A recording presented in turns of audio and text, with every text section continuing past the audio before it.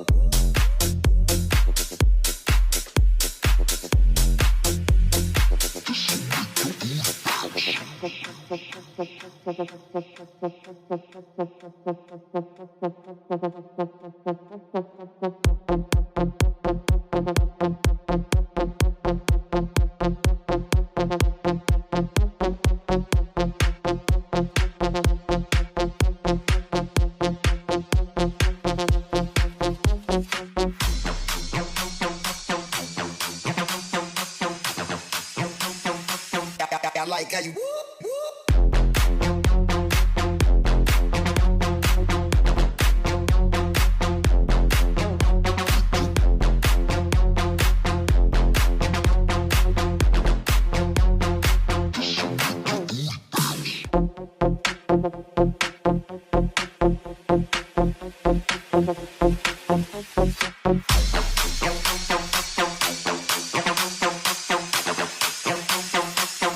I like how you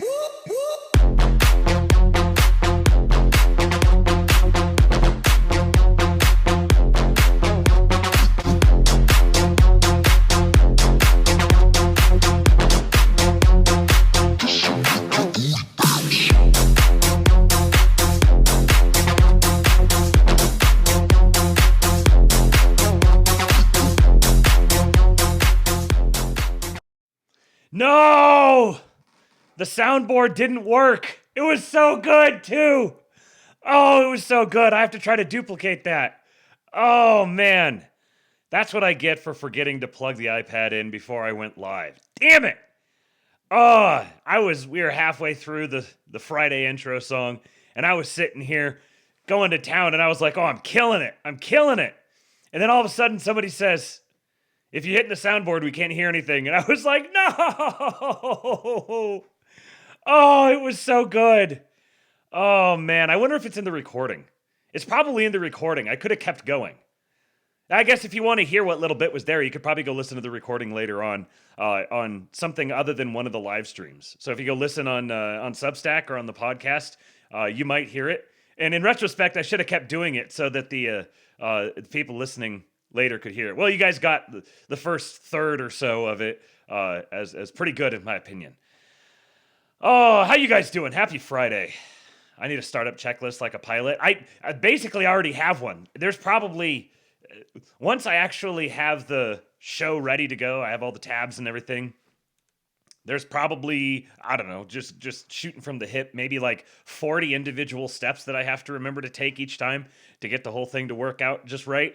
I've got it down to a science here, but the one thing I forgot was the iPad because I actually had taken it down because, well, actually there's a story here. So just before the intro went live, Screwed Up Nevsky in the chat says, I dropped my phone in the toilet while I was peeing today and had to finish peeing on top of it. Now it won't charge.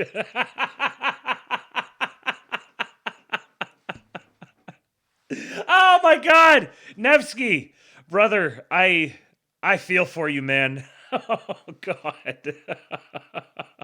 I can't even imagine the horror of that. Because I know exactly what you mean. You're sitting there with your phone and you drop it. You're already peeing. You can't stop. I don't know if this is different with women. I don't know if maybe women just have an easy on or off switch there. But with men, nope. Once the switch goes on, it is on until the job is finished. So literally a nuclear blast could be going off around us and we're just going to finish. Yeah, I've tried midstream. It hurts. It does hurt. Yes. It does hurt. It's very uncomfortable. Oh, man, I'm going to make myself have to pee. Oh, Nevsky, I feel for you, buddy. Hopefully, I don't know. I don't know what to say for you, man. But Superior P replied to him, keep that to yourself, nigga. And that made me laugh even harder. You guys are incredible. If you guys are not experiencing the Astrolabe live chat, you are missing out bigly. My wife says it's easier, but it hurts. You have weak penis muscles. I guess every single man I've ever met then has weak penis muscles. Because I've never met a man who is like, oh yeah, like I can just pinch it off midstream.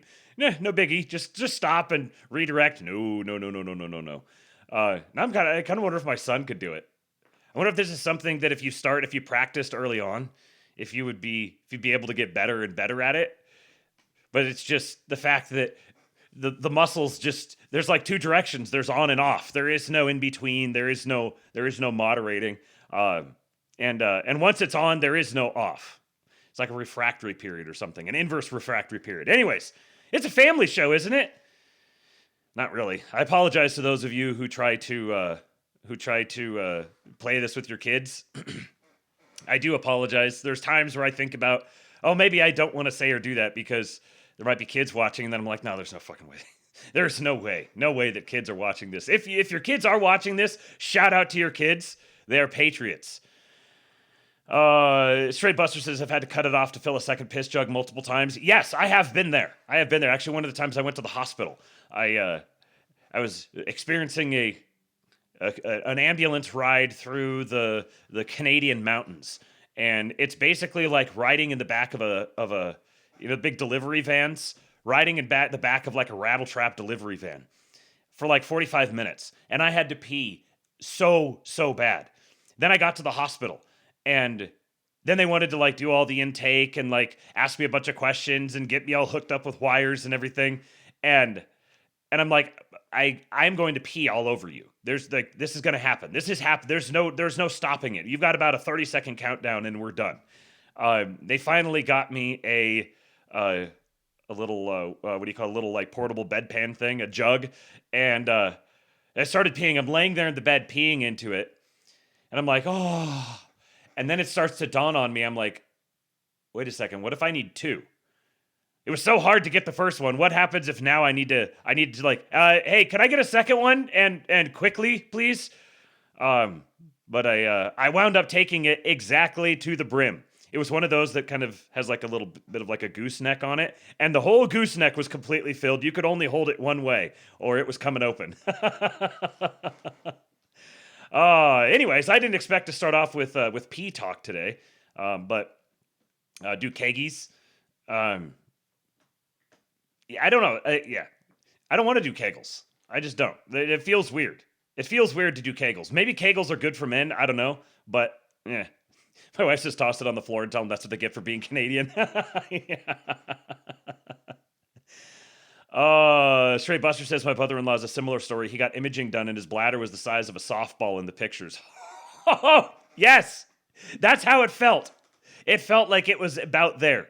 I peed for like 90 seconds or however long it takes to fill one of those things up. That stream was going, man. All right. Well, speaking of liquids, very important update for you guys. As always, the tip link is in the chat. Please do support your streamer and contribute to the well-being of the Erickson family, the Epstein family. Oh, speaking of. Oh, damn it! I forgot well, now it's playing. Hold on. Okay, so I realized the audio people later on are going to be still hearing the soundboard going, so I had to let it play. I'm going to see if I can fix this relatively simply, because I think there might be a simple fix for it. But, well, it just did that. Do you have something now? No, it's not coming through. So let's try this. And it did something on its own. It did not do the thing that I was planning to do with it. So let me just... Would you chill the fuck out, man? Come on. Duet. Let me open the app and kill the app. Where is it? Well, that's odd. Okay. Kill the app and then try reconnecting this again. All right, now...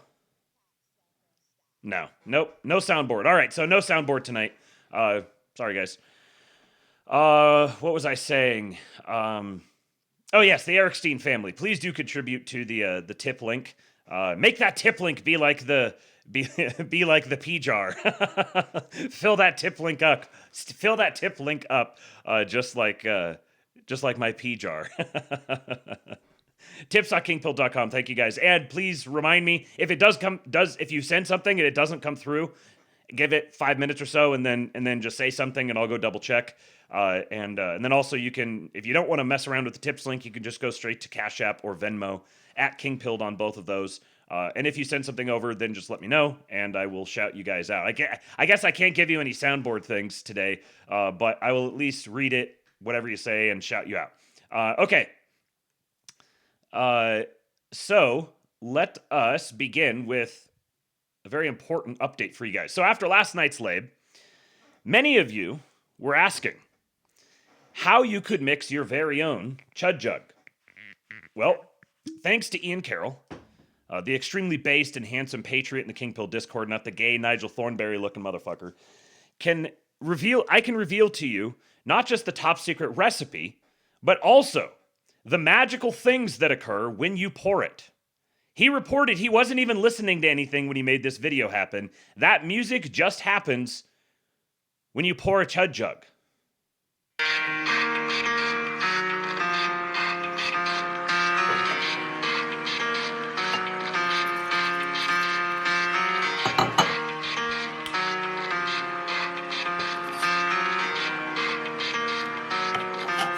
It starts with I don't know why. It doesn't even matter how hard you try. Keep that in mind. I designed this rhyme to explain in due time.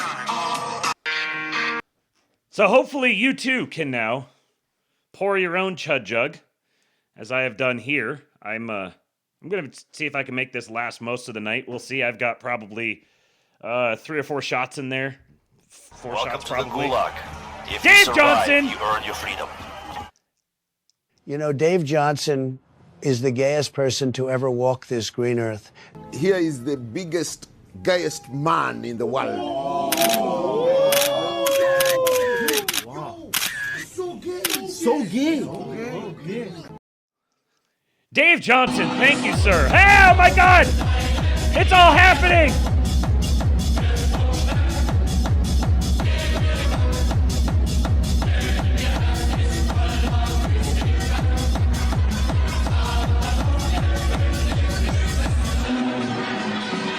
Checking in from the replay gang.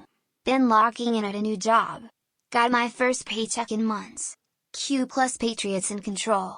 WWG1 while MAGA. So Welcome true, to the Gulag. Tikon! If you survive, you earn your freedom. Nevsky! Nevsky has gifted subs. Oh my God, you guys. Holy crap! There's more coming. I think there is. Yes, Nevsky with kicks. And there's more coming. Hold on. Wait for it. Patriots are truly in control. Come on, alert system. Welcome to There the it is. Gulag. If you survive, you earn your freedom. Georgie Castriati has resubscribed. Thank you, all of you guys. Holy crap. Holy crap on a cracker. Tikon, thank you, man. Got your first paycheck in months. That is good to hear. Congratulations, sir. And best wishes on the new gig. Thank you to Dave for all these gifted subs. And in the midst of all of that, all of these things are happening. Cooper Brooks is in the chat. Cooper got called out. He got nailed. Where is he? The gifted sub alerted us to his presence. SideQuest Kyle, Lord Breezy, Willing Always, and then several others that I don't recognize. Doge Hodler might be a real one. But thank you to all of you guys. Congratulations on the subs. I wish I could give you a soundboard thing. In the middle of all of that happening, the soundboard was like connecting and reconnecting and connecting and reconnecting. So my windows are all flashing all over in the midst of all of it. I'm trying to get it to just stop. Cease and desist. Ah! Howie!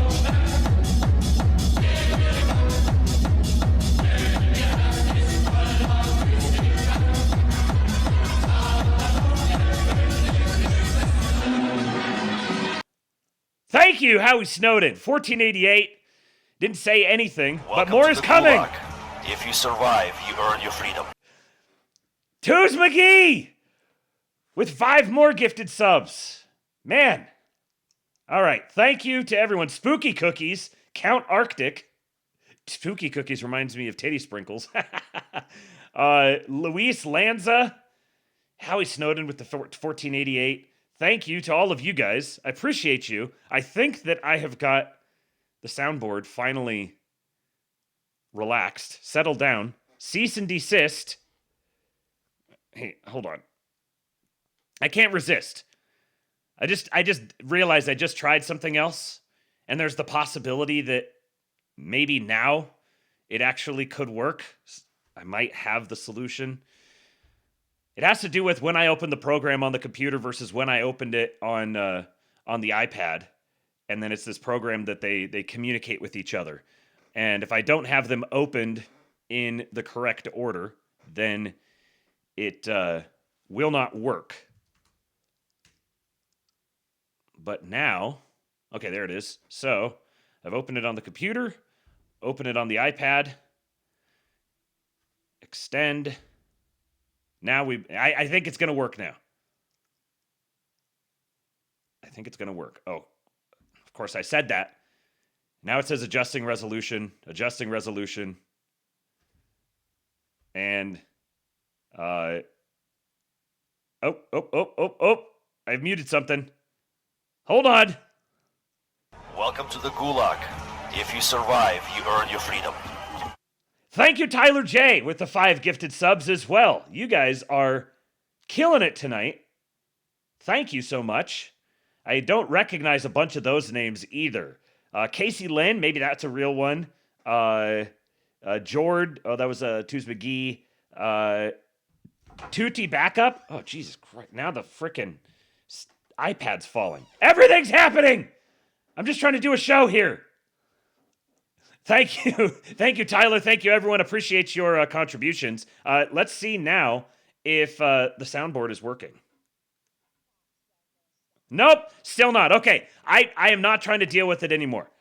We are not going to use the soundboard tonight. We're turning off the iPad. We're completely removing the iPad from the vicinity, closing and force quitting the soundboard app. And so now it should chill out and quit popping up and down on my screen. Okay. All right. So, do you guys have yourselves a CHUD jug? Well, I do. And I am going to enjoy it.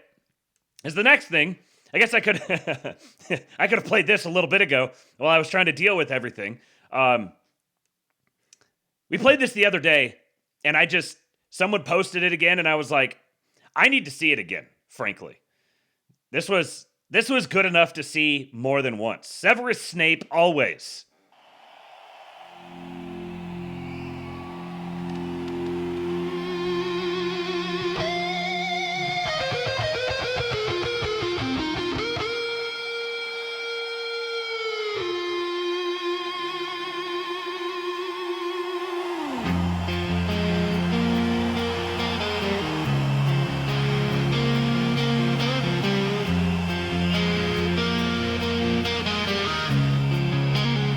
She should have been my wife.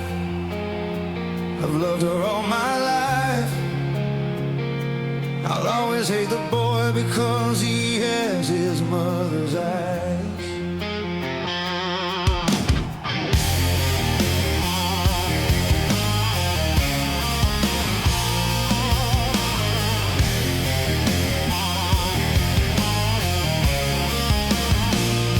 We played in the grass, the hours they passed. I walked in the night, you stood in the light. A prince in the dark, I carry the mark. I wanted to rise in everyone's eyes.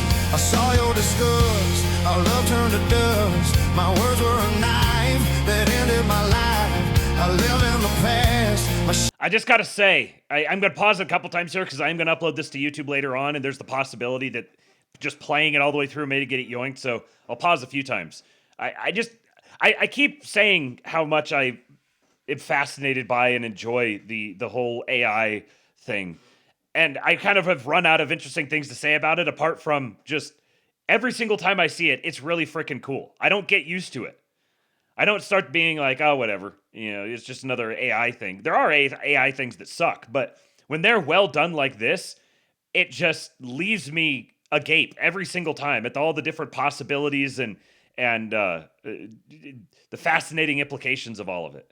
Shadow is vast, now I am a ghost who misses you most.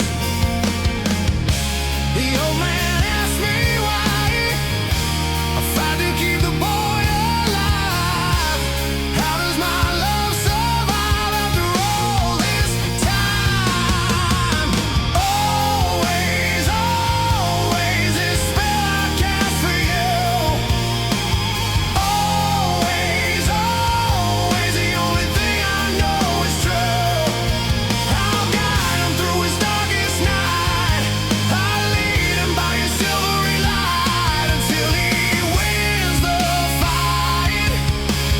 Always, always.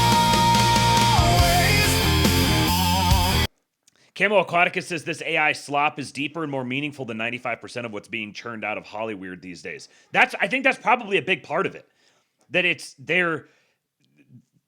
meaningful. It's like telling a story, or it's just the mere, like, taking Snape and his aesthetic and all the different characters of the show and everything that each one of them kind of stands for or represents, and then mashing it up with these different distinct generational cultural tropes. That is in itself telling a story. It's provoking associations and nostalgia, and it's creative.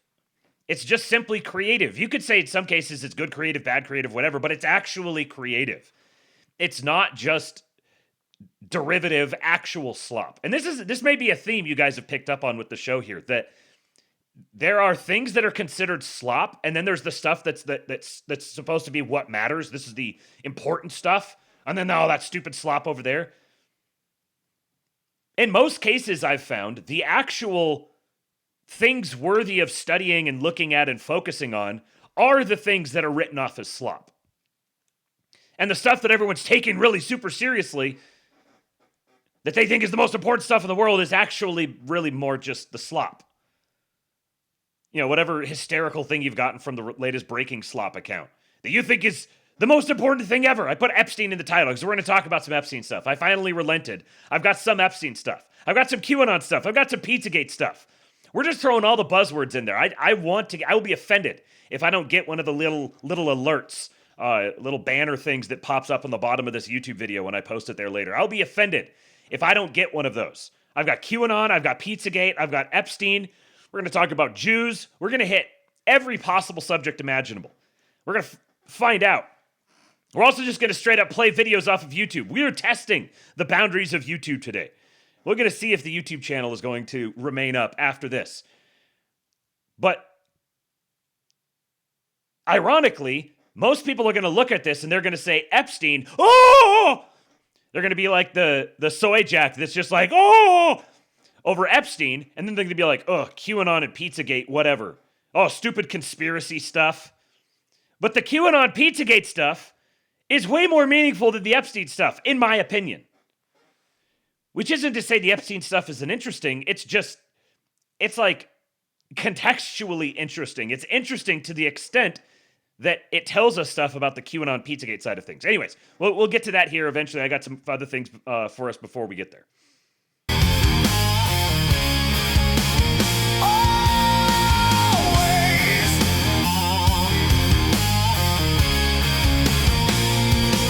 Look at his face and see that disgrace. The son of a swine, he crosses the line. He's lazy and proud, he plays to the crowd. I hung from a tree, they all laughed at me. The sins of the dead are filling my head. I hated the man since it all began. But under the skin, his magic within. I hold back my hand and stick to the plan. The old man asked me why I fight to keep the boy alive. How does my love survive after all this time?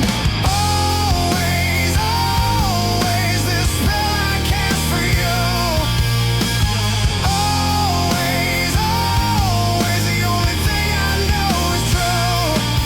I'll guide him through his darkest night. I'll lead him by your silvery light until he wins the fight. Always, always.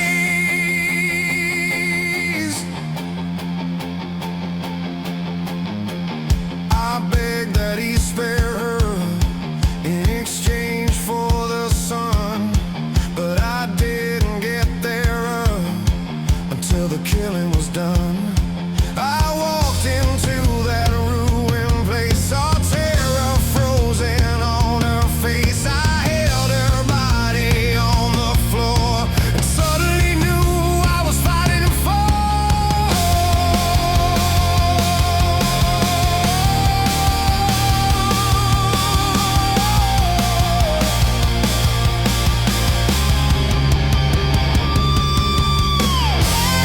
Blauwell came in and said that his millennial soul is being raped by AI.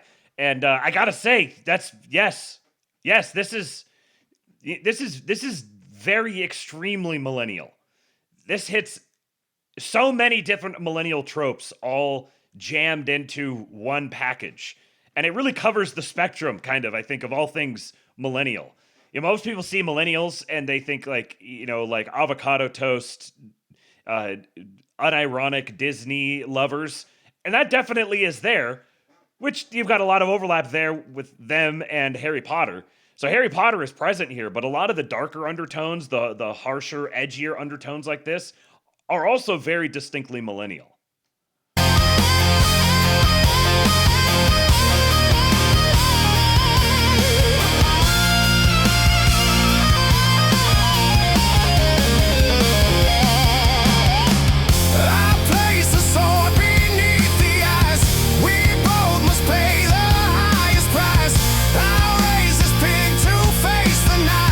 I'll trade his soul for it.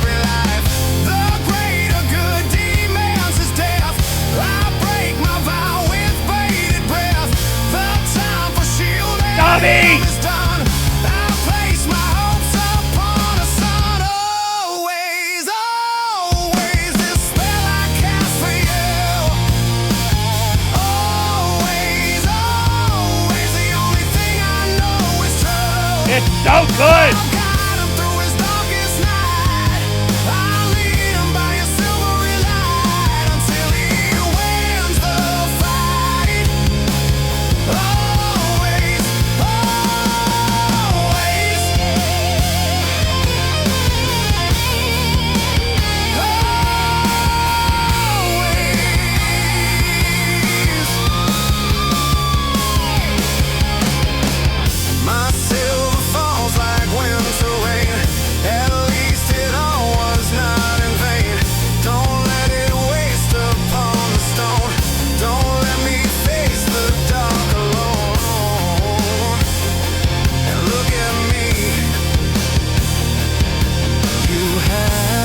Weird that something so flat can be so emotionally evocative, because it does have the thing with a lot of AI stuff is it can feel very kind of wooden or impersonal, and this does have that. It's there, but all of the different the combination of all the different tropes and the aesthetics, the dive bar aesthetic, the way they're portraying each of the characters, they're able to convey a significant amount of, I don't know, emotional data, despite the representation itself having the normal AI flatness. Your mother's eyes.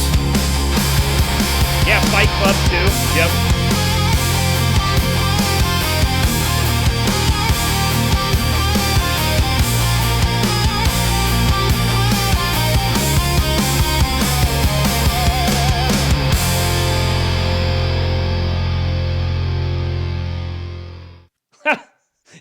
The last shot there.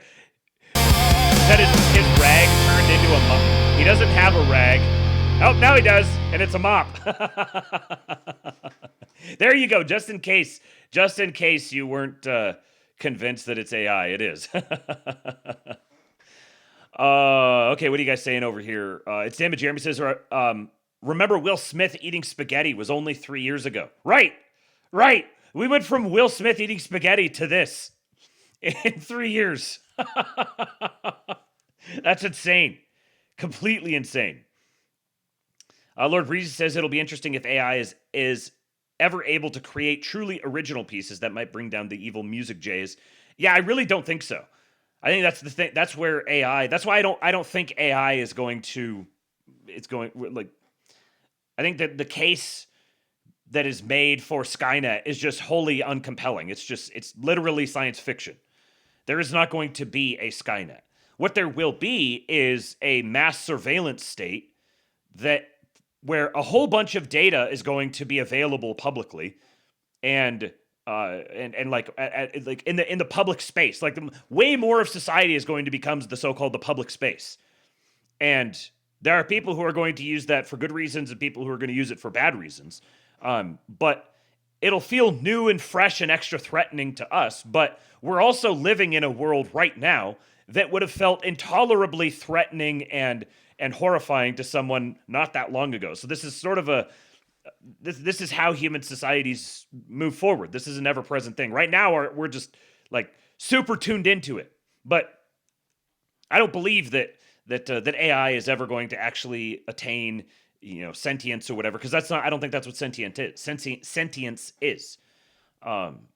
So I think that they're going to be really, really powerful tools that will be used by people, and many of the negative things that happen will be a product of people trying to use tools that are too big for them.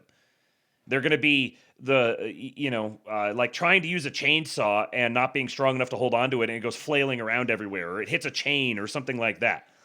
It's going to come down to the actual individual users.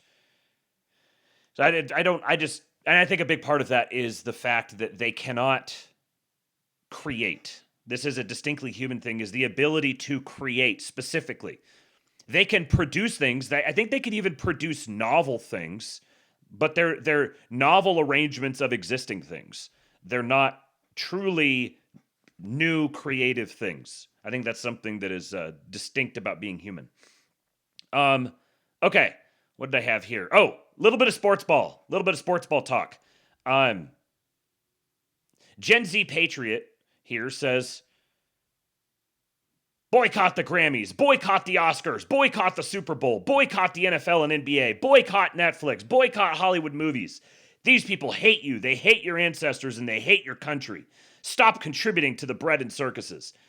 Fantastic slop. Thank you, Gen Z Patriot. Thank you for the fantastic slop. What an edgy person you are.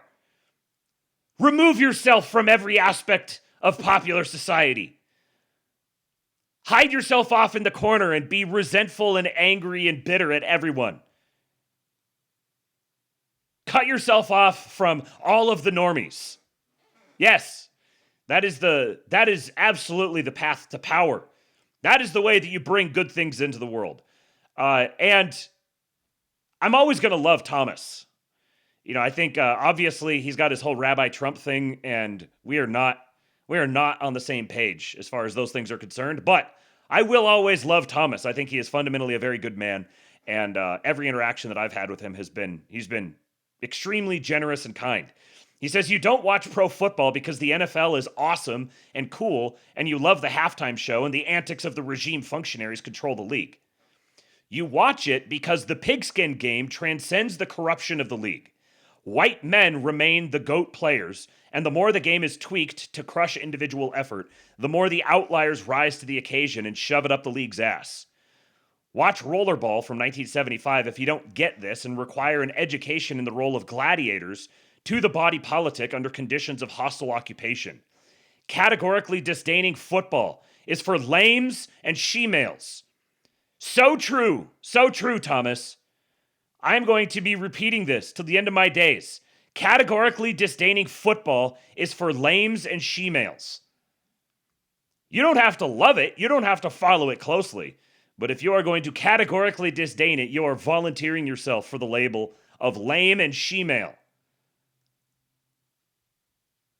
Now, I will also say that there are always very good white men, but there are plenty of black players as well who are who I would consider GOATs. And that's just how it is. Speaking, though, of a great white GOAT here, Seahawks offensive coordinator Clint Kubiak of the great Kubiak-Shanahan tree coaching lineage.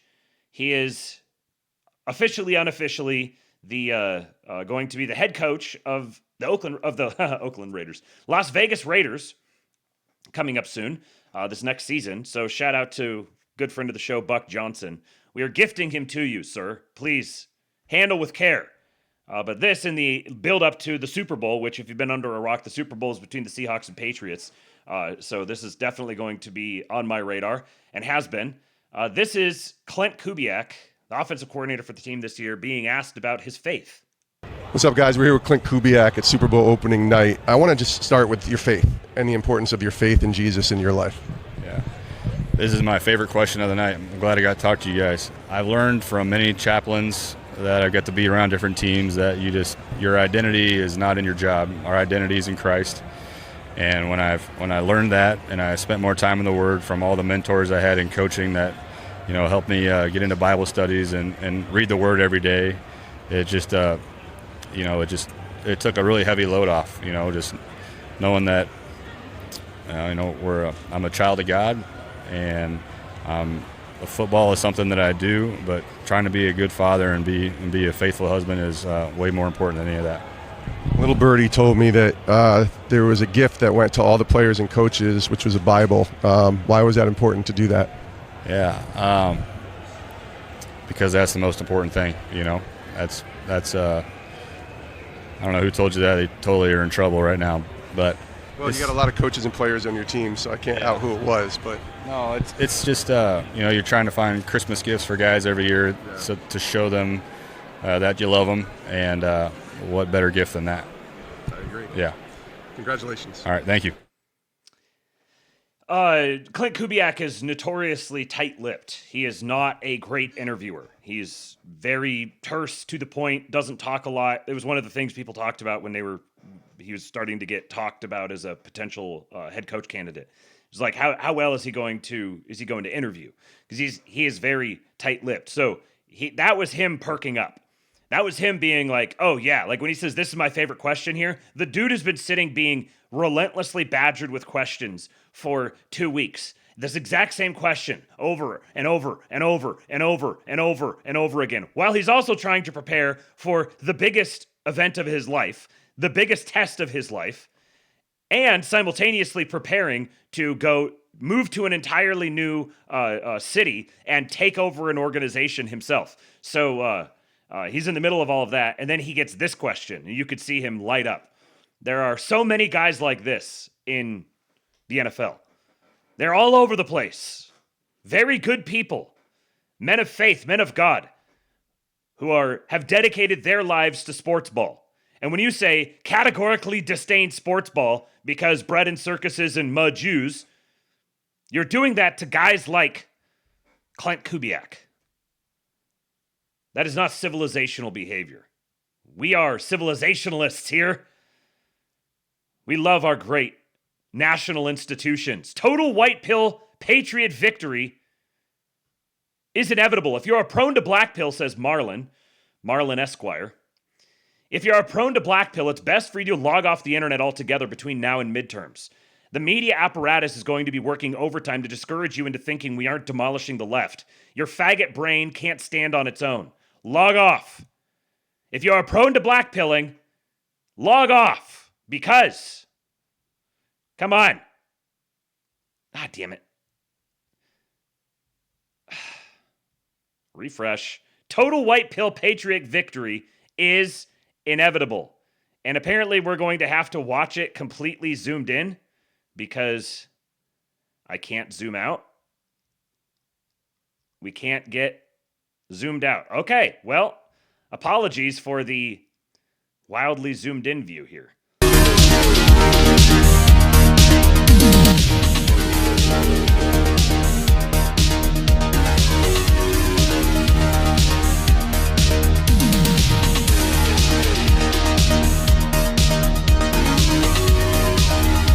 Trump, top patriot!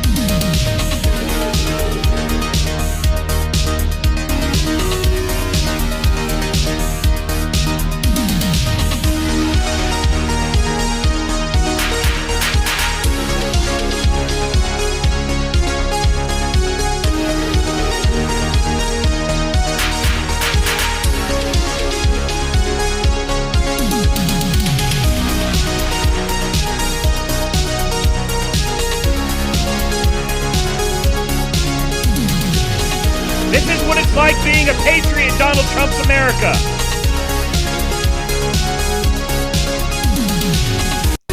Patriots totally in control. We're going to eradicate the left and increase mass deportations. From Homan's top guy, passcode Ronald. Close listeners to EWBSX may recognize this one. Activation word, Ronald McDonald. Put on notice, if you fuck around with us, if you do something bad to us, we are going to do all Patriots go. Things to you that have never been done before. Go get those lights on! The call for the squad. Where we go one, we go all. Go!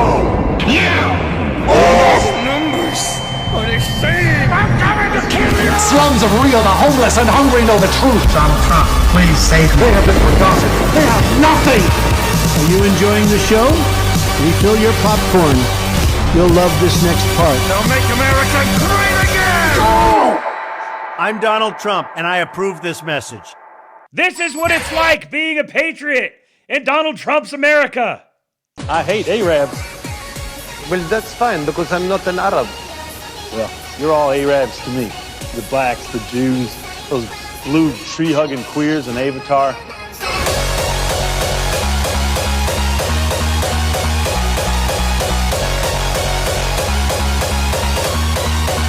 I hate Avatar! The blue-haired, tree-hugging queers in Avatar. Look at this absolute patriot spotted in the wild. Bro, why would you wear a shirt like that in public? That's insane. There's like kids around, there's people around, we're just trying to do some holiday shopping and you really decide to wear that shirt? Alright, Karen. That is stupid. Mind your own business. No, that is dumb. You're audacity. Please leave it. Hey, you have a good day. Donald Trump is your president! I need this shirt. I need it. I need it yesterday. Here's the link to it. Here's a link to the t-shirt at least. Where's the hoodie? Do they have the hoodie? Give me the hoodie. Is this it? Yes! Okay. I will make sure this is linked in here. I absolutely plan to wear this one in public. Look at that. Imagine sending that to someone. Or imagine wearing that and someone scanning it. You hear that? You hear the music kick on and you look over at them. They're looking at their phone. It says Donald Trump is your president. A QR code. Yes, so true. So true. This is a Patriots QR code. Here you go. Here's the link. The QAnon code. You do the Biden grin at them? Yeah. Oh, that's beautiful. Amazing things are happening. Look at this. Big balls. Big balls in the president. Trump RX. We're going to talk about Trump RX here in just a minute. But look at Edward Korestein. Patriots have never been more in control than they are right now. Anyone on the right wanting to go against Trump, Vance, and MAGA will be running into an absolute buzzsaw. How about a little Harry Enton? So how much power, and we're talking about influence here, do they have on the GOP, especially over the long run? Yeah, over the long run. That's what I think is so important here. And it's not just about Donald Trump. It's about the Make America movement. Again, that's what we're talking about. Make America Great Again movement. And it is as powerful as it has ever been. Tell us I want about you it, to take Harry. a look here. GOP who view MAGA favorably. 2 years ago when Donald Trump was running for term number 2, it was 74%. Today, look at this. It's 78% of Republicans who view the Make America Great Again movement favorably. So we're talking about something that, in my opinion, will very much be able to outlast Donald Trump. Trump is in term number 2. He can't run for a term number 3. But the bottom line is this. What he brought into the GOP looks like it's going to last long beyond him. It's a very populist movement. I am curious because J.D. Vance would then be the next standard bearer of this movement. Where is the GOP on how they feel about him? Yeah, okay. So, obviously J.D. Vance, the Vice President of the United States, at this point looks like a favorite for the Republican nomination come 2028. And one of the reasons why he looks like a favorite is because the Republican base loves J.D. Vance. That's what right, are we we talking do. about here? Someone who really represents Just the Dance Make America Vance. Great Again movement. This is somebody a year ago, his favorable rating among Republicans, 81%. Latest Marquette University Law School poll, look at this. 84%. 84%. So if anything, his favorable rating is somewhat up from where it was a year ago after a year of Trump. And of course, that matches what we see when it comes to MAGA, right? It matches what we see. So true, MAGA, Harry. whereby it was 74 and now it's 78%. If anything, MAGA's grip on the GOP, and it seems like the next in line to be the next standard bearer of MAGA, both of them, their favorable ratings are actually up after a year of Donald Trump's second term. J.D. Vance, a.k.a. Trump the Third. Meanwhile, here's what the libs are up to. This is a woman in Minnesota very upset about ICE. You're black! What? Nigga, you're next! You're next, nigga! Chill! What's your fucking mouth? I don't want shit! Fuck you! It's a shit! Fuck! Show me, bitch! Fuck! You fucking serious? Fuck you! Fuck you! You're black! What? Nigga, you're next! You're next, nigga! Soundboard! What? Nigga, you're next! You're next, nigga! Libs are dropping hard R's in the streets, and you're blackpilling? Daddy, my prayers turned off. Your prayers turned off? Oh no, bud. Mama didn't do it. Yeah. I didn't do it. Someone just got out of bed because his prayers turned off. And he needs his prayers turned back on again because mommy is apparently gone picking up Auntie from work. So, it's not important at all. It's not important at all? Mm-hmm. Oh, okay. Well, give me just a second, guys. I'm going to give you a little bit of EWBSX, E, and I'm going to run down and help the little man, and then I'll be back.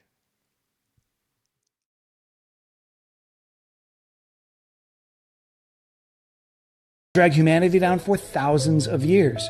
The other's just a horse tranquilizer. And what do we know about horses? They're the healthiest animal. And the wisest. So, I've been taking a little bit of ketamine every day to help my mental health. That builds up tolerance, and if you can tolerate enough ketamine, they let you run in the Kentucky Derby. Because legally speaking, from a legal standpoint, you're a horse. You win that thing, that's a bigger payout. Yes, yes, yes. Then, I supplement that ketamine with mushrooms, LSD, MDMA, ayahuasca. And that's safe. Well, the science is still out. So yes. That's good to hear. And did you know cigarettes are back in? Cigarettes are safe. Nicotine smooths your blood out, helps it flow better. Bobby St. Clair ran a double blind, and it turns out cigarettes make you cooler. Being cool makes you confident. That's your mental health. Plus, every time you bum a cigarette, that's a negotiation. That's you in the marketplace. That's your financial health. Which is so important. You know what I've been doing? What have you been doing? I've been having just a little bit of alcohol. Oh, interesting. What's that do? That makes me drunk. That makes my blood smooth. That shit's flying through my veins. Then you're sitting first row at the Kentucky Derby. Alcohol is back in. Alcohol is safe. Sobriety rips.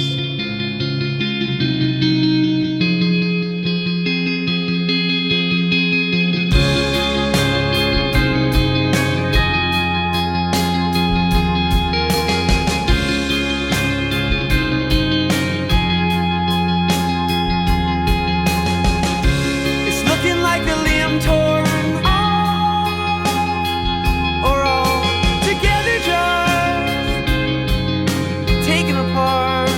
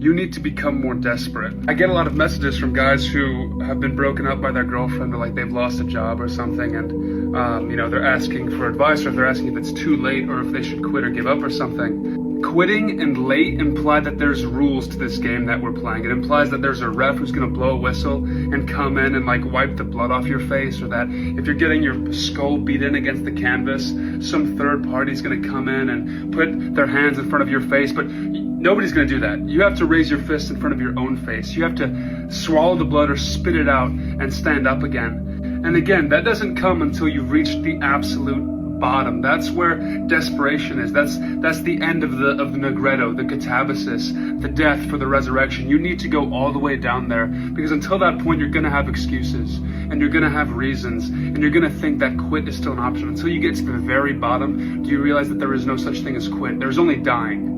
And if you're not gonna die, you know, shit or get off the pot. If you're gonna die, die. But if you're gonna keep living, you might as well get up and start going right now. Over the door at the monastery in Mount Athos, there's an inscription that says, if you die before you die, then you won't die when you do die. Do you get me? This is the dying right now. This is the immortality right now. D.H. Lawrence, I never saw a wild thing sorry for itself. A small bird will drop frozen dead from a bough without ever having felt sorry for itself. From Hagukure, that's talking about the way of the samurai. Lord Naoshige said, the way of the samurai is in desperateness. 10 men or more cannot kill such a man. Common sense will not accomplish great things. Simply become insane and desperate. Stop making so much sense. I said that in another video. Here's some more poems. Casabianca, about a boy who stands on a burning deck and his father, the captain, has already died, but he doesn't leave the wheel because he doesn't receive an order to. Do not go gentle into that good night.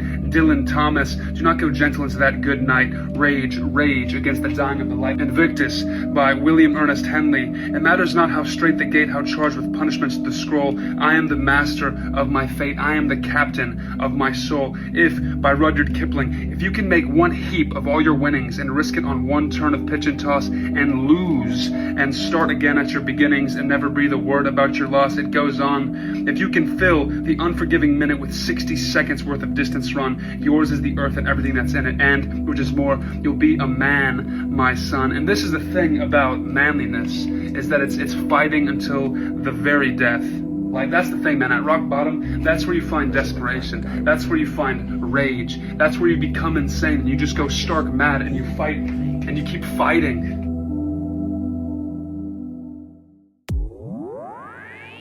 EWBSX, the cyber bully. You're not scared of anything, are you? I just got 3 things to say. God bless our troops. God bless America. And gentlemen, start your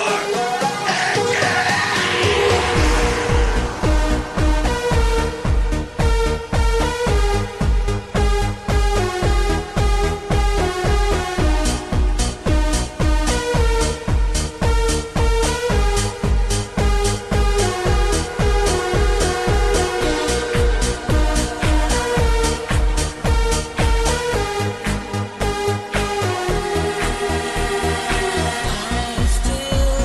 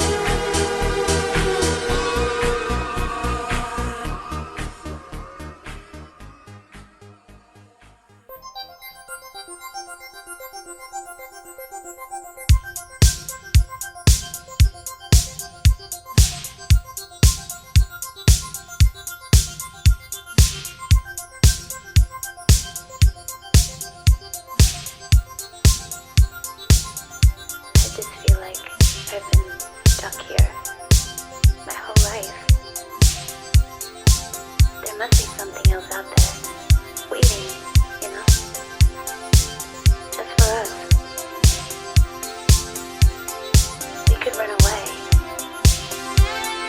just leave, never look back.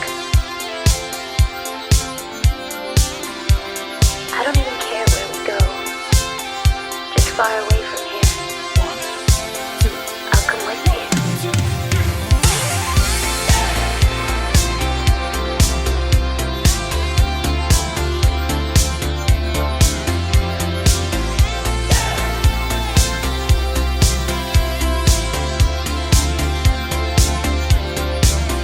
Faked our deaths, lit a match, closed the door, waited for the flash. Greyhound station, paid in cash. It's Lazarus, we're coming back. They say it's darkest before the dawn.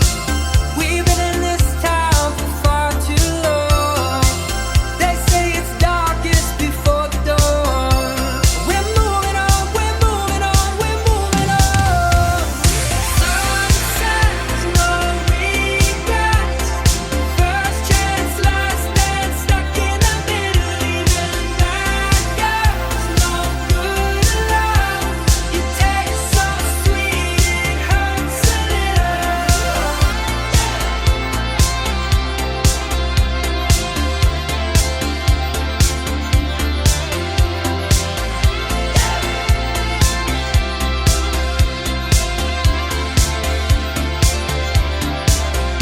Make our home where we stand.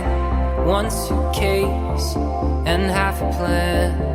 Follow the wolves and sing along. Past the voices to the song. They say it's darkest before the dawn. We've been in this town for far too long. They say it's darkest before the dawn. We're moving on, we're moving on, we're moving on. Sunsets, no regrets. First chance, last dance, stuck in the middle. Even bad girls, no good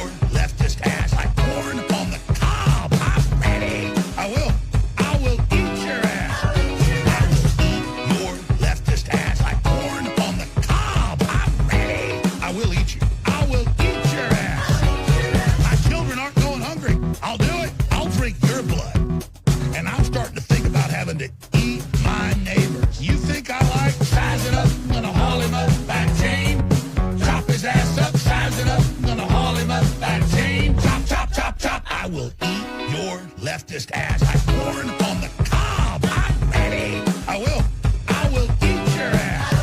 I will eat your leftist ass like corn on the cob. I'm ready. I will eat you. I will eat your ass. I'll barbecue your ass flat. I will cook your ass up so fast, and I'll tell them, "Oh, I killed a cow out back, baby." You think Christ would eat somebody? He would never do that. I will. I'm ready to hang them up, gut them and skin them and chop them up. You know what? I'm ready.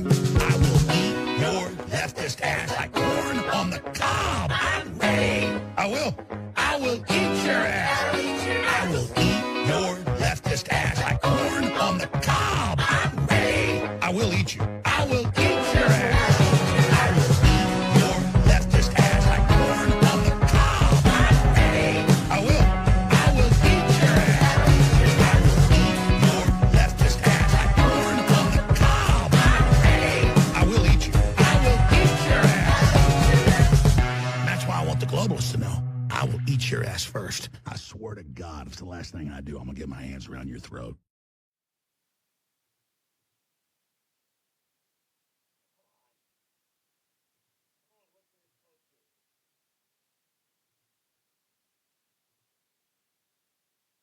Here comes the money. Here we go. Money talk. Here comes the money. Alpha male alert! Dollar, dollar. Dollar, dollar. Ching, ching, bling, bling. Cut the chatter. You ain't talking money, then you're talking no matter. More Ericksons. So that one was not actually from Howie. I had to use the old alert because real Stephen Miller sent in an alert. No idea why it didn't play. This is getting out of hand. I'm going to have to dedicate a bunch of time to figuring this out now. But it says, go buy the Queer Code hoodie. Thank you, sir, for the $100 tip. Also, we got a couple of 1488s. So here you go for those.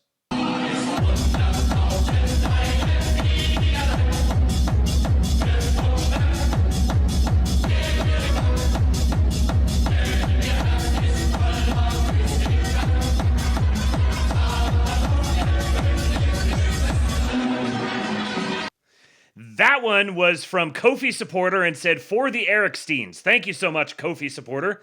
And then one more from LFG says, Donald Trump is your president.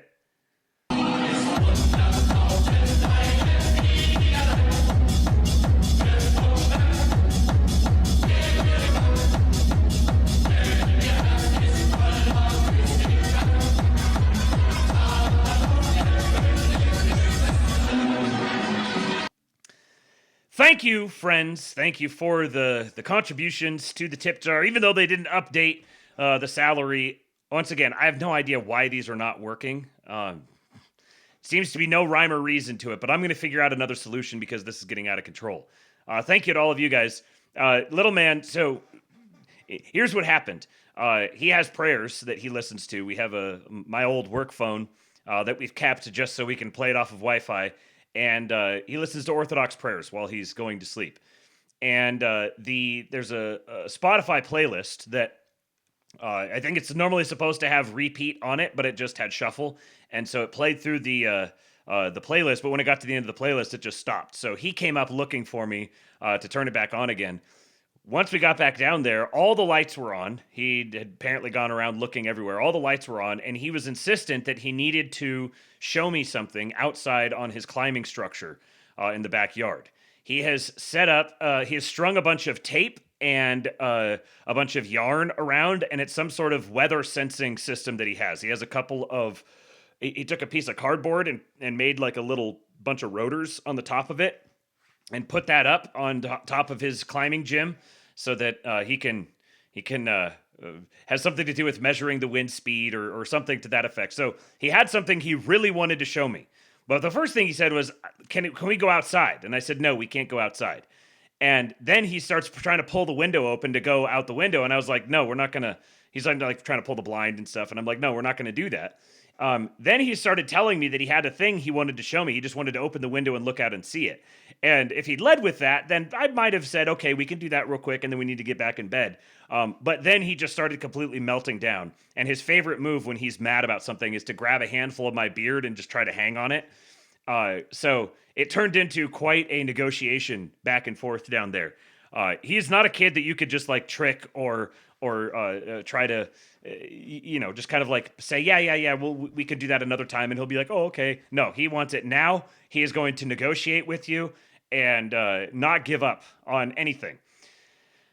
So what was it? He has this little puppy Mando, which is a little police, like German Shepherd police dog stuffed animal that was sleeping with him. So I was actually able to convince him that Mando wanted to go to sleep. But first of all, Mando wanted him to tell me what he'd wanted to show me, and we had to make a plan for going out tomorrow and seeing his whole setup. He wants to explain it to me. He wanted me to write down what he wants to show me. And he also said I need to make sure that I write down what time my alarm is going to go off in the morning, so that if my phone dies like it did this morning, I still wake up so that we can go out and see it. Yeah, he has a little stuffed German Shepherd that he sleeps with now. And he also had, as we were headed down the stairs, he wanted me to carry him. He's doing his little soft, like, Daddy, please carry me. So I carry him downstairs, and then he sees the stuffed Hedwig on the steps, and he says, oh, bring Hedwig. She wants to be with us. And I said, okay. So we grabbed Hedwig, and so I got him all tucked in, and I had to promise him that as soon as Mommy gets home, she's going to go in and see him. And once I made that promise, then he was like, okay. But then he needed me to explain why the playlist stopped playing. And I realized, I've learned this with him, that when he asks for the mechanical thing to be explained, if you just explain it to him, then he'll be like, oh, okay. Like, thank you for explaining that to me. As long as he understands the mechanics of it, then he'll be satisfied. So I just had to stop, and I had to explain to him how the playlist works and how the thing goes through and all of that. And then he was satisfied, and he said, remind Mommy, make sure that you tell Mommy to come see me when she gets home. So Mommy, if you're still listening, you got to make sure you go see him when you get home. Hopefully he's already asleep. But I told him I needed to come back up here to do the show and show, continue doing it and talking to you guys. And he said, well, you gave them music to listen to. He goes, won't they just give you money if you just give them music to listen to? And I was like, well, sort of, but that's not entirely the deal. That's part of the deal, but that's not entirely the deal. So yes, we are raising the man who is going to take over the world. Back to what we were on before the interruption. It was made a father's heart very happy in spite of the beard tugging and all of that. It was a very sweet little moment. All right, so Minneapolis police have begun arresting anti-ICE protesters for violating noise ordinances. They have declared this an unlawful assembly. Look at this. The libs. You listen to the Panicans online and the Black Pillars, they would tell you that that nothing is happening, that Trump backed down, that we're losing. But look at this.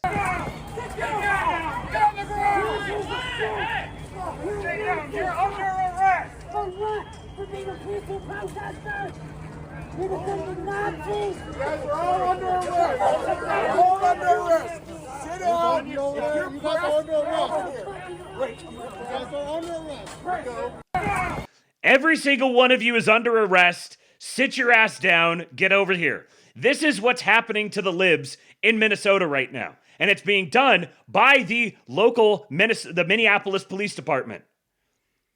We don't need federal agents to do it. The Minneapolis Police Department is taking care of it now. I mentioned this yesterday. A left-wing extremist was arrested after allegedly attempting to murder a senior Trump administration official. Colin DeMarco, 26, of Maryland, is facing attempted murder charges after showing up at the Arlington, Virginia home of Russell Vogt, President Trump's OMB director, wearing gloves, sunglasses, a surgical mask, and a backpack. Listen up, libtards. You better stay away from Russ Vogt.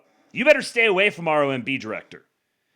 You go after our OMB director, and you're going to get a world of hate rained down on your head.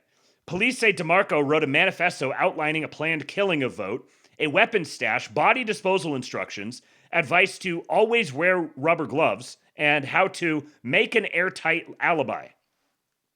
Apparently, he failed at those things. Ring doorbell footage from August 10 shows DeMarco at Vogt's front door. Investigators say he also searched Vogt's mailbox and approached a neighbor to ask if anyone was home. Not exactly a master criminal here. So he Googles how to make an airtight alibi, and made sure he had advice, including always wear rubber gloves. Then he went to the neighbor and asked if anybody was home before he went in there. The neighbor reported DeMarco appeared to have a gun tucked under his shirt. DeMarco told agents the November 2024 election was the lowest point in his life and said he feared, quote, impending war and a fascist takeover following Donald Trump's re-election. He was arrested on January 22 by Arlington County Police on multiple criminal charges. Authorities say DeMarco expressed admiration for Luigi Mangione, who is charged with murdering former United Health CEO Brian Thompson, and exchanged Discord messages in which he allegedly discussed his desire to kill President Trump. In his Discord messages, he also apparently talked about Vote, saying, I found this guy's address. Are you willing to put your livelihood on the line and seek out the guy's home to Luigi him? The absolute state of the libtards right now. They are in dire straits. I know we beat up a lot on the Eurofags and the Brits here, but I just want to take a moment to give a shout out to this limey patriot. Max says, despite all the nationalist infighting that goes on at times online, I am personally convinced there are nothing but patriots across the pond. Have you heard of Renee Good, who was shot by ICE this week in America? Yeah. How would it feel if the UK got to that sort of similar situation with high tensions? Well, we're pretty much at that state now. The only difference is our police support the Antifa and stand against the patriots, whereas in America, ICE are as patriotic as the rest of the Americans. It's only the idiot libtards that seem to think that it is perfectly okay to sit in your car and drive at a federal agent when you're in a 2-ton machine that can kill someone. An officer that was also run down in the line of duty by a car months earlier. If you survive, you earn your freedom. I'm not being funny, if I was him, I'd have done the same thing. And I certainly wouldn't lose any sleep over it. Have you heard of... We do have limey patriots in the world, folks. And we need to, fuck those idiot libtards. Stupid libtards! All my homies hate the libtards. Thank you, Living Dead, for resubscribing over on Kick. These are the English. He's not British. This man is English. This man needs to be liberated from his British overlords. Meanwhile, back here on the home front, check out this. Remember the Obamacare website? Remember what a train wreck it was when they released the Obamacare website? They spent I don't remember, hundreds of millions of dollars or some absurd amount of money on that website, and then it crashed immediately. Well, this is what our government websites look like now. So this was for the Trump RX website launching. This is the countdown page. Little interactive little game on it. And then here is, once it's actually been launched, this is a government site for purchasing super cheap prescription drugs.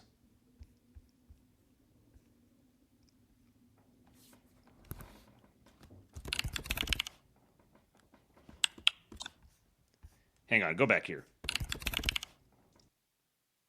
Starting at $181.59, $181.59, starting Insulin Lispro starting at $25, Ozempic pen starting at $199. Now I'm gonna say I definitely think that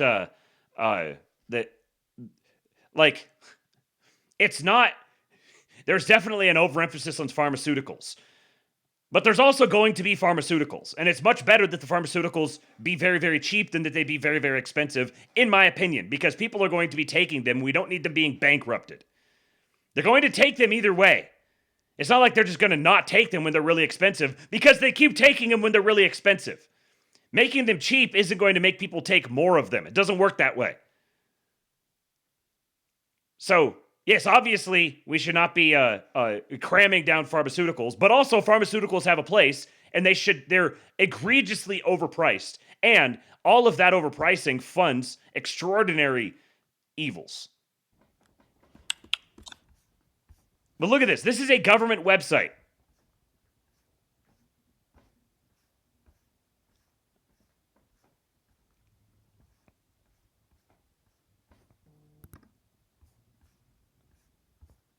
I just like seeing competence coming out of our institutions. Inhalers. Whoa. Was that what I think it was? Cytomel? $6? $6 for Cytomel? My president is thyroid pilled, and he wants you to be thyroid pilled as well. Get your Cytomel, boys. $6. I'm sure you probably have to get a prescription anyways, but Cytomel is thyroid. There was so this is the guy here, Kalen 47, official White House account, deputy assistant to the president and White House deputy communications director. This is one of the patriots managing the website building process. And then there is where's the account here?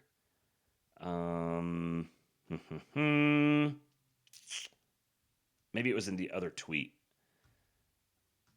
I remember we talked about this before, but yeah, it was down here. Right. Oh, did it go away? Well, anyways, there is a national design studio now. And the one of the guys with the national design studio had replied to one of these tweets. But I just wanted to remind everybody that there is a federal national design studio. Now, we are getting aesthetic, boys.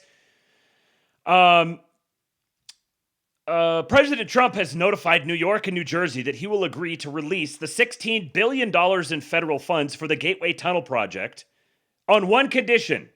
So there's $16 billion in federal funds currently being withheld from New York and New Jersey that is designated for the Gateway Tunnel project. He says he will release it on one condition: that Penn Station shall be renamed Trump Station. Work on a new rail tunnel connecting New Jersey and New York could come to a stop today if the federal government doesn't unfreeze funding for it. But President Trump says if Penn Station is renamed after him, he'll release the funds. Eyewitness News reporter Phil Tate is at Penn Station with more on this. Hey there, Phil. Hey, Stephanie, Pedro, good morning. And that conversation happened just last month. President Trump telling Senate Minority Leader Chuck Schumer that he was prepared to drop the freeze of these federal funds, but under one condition, and that was to rename Penn Station after him. But Chuck Schumer nor Congress have the power to do so. But now the Trump administration has frozen $16 billion in federal funds as construction could come to a halt today. Now, New York and New Jersey are battling the Trump administration as they'll go before a federal judge demanding billions of dollars be restored that were already passed by Congress for the Gateway project, which would double the number of rail lines between New York and New Jersey. This has been years in the making. Digging was to begin in just weeks. The two states looking for a judge to declare the funding suspension was unlawful and an order to resume payments immediately so construction can continue without any interruption. If not, everything stops. Now, New Jersey Governor Sherrill has says that President Trump can make this all go away by just a simple phone call. The Gateway project estimates around $15 billion with a work already performed around $1 billion. New Jersey and New York were expected to foot the rest of the bill, which was around $3 billion. Today, over in New Jersey, lawmakers are expected to speak out at 11 a.m. and court is scheduled today for 1 this afternoon. We are live outside of Penn Station this morning. I'm Phil Tate, Channel 7 Eyewitness News. You hear that, libtards? It's time to get on the Trump train. The libs are groveling at my president's feet, demanding money from him. And he's like, no. The only way you can get money from me is by literally naming Penn Station after me. Ah! What a madman. Sources told ABC that New York Senator Chuck Schumer rejected Trump's offer, citing that he doesn't have the authority to do so, which is a lie.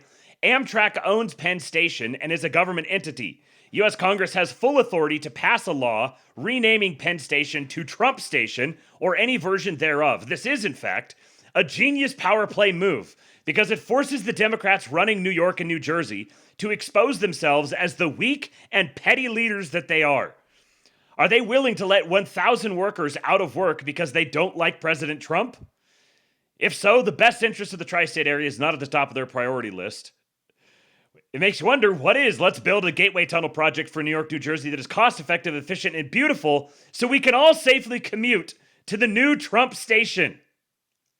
Give me the Trump Station, libtards.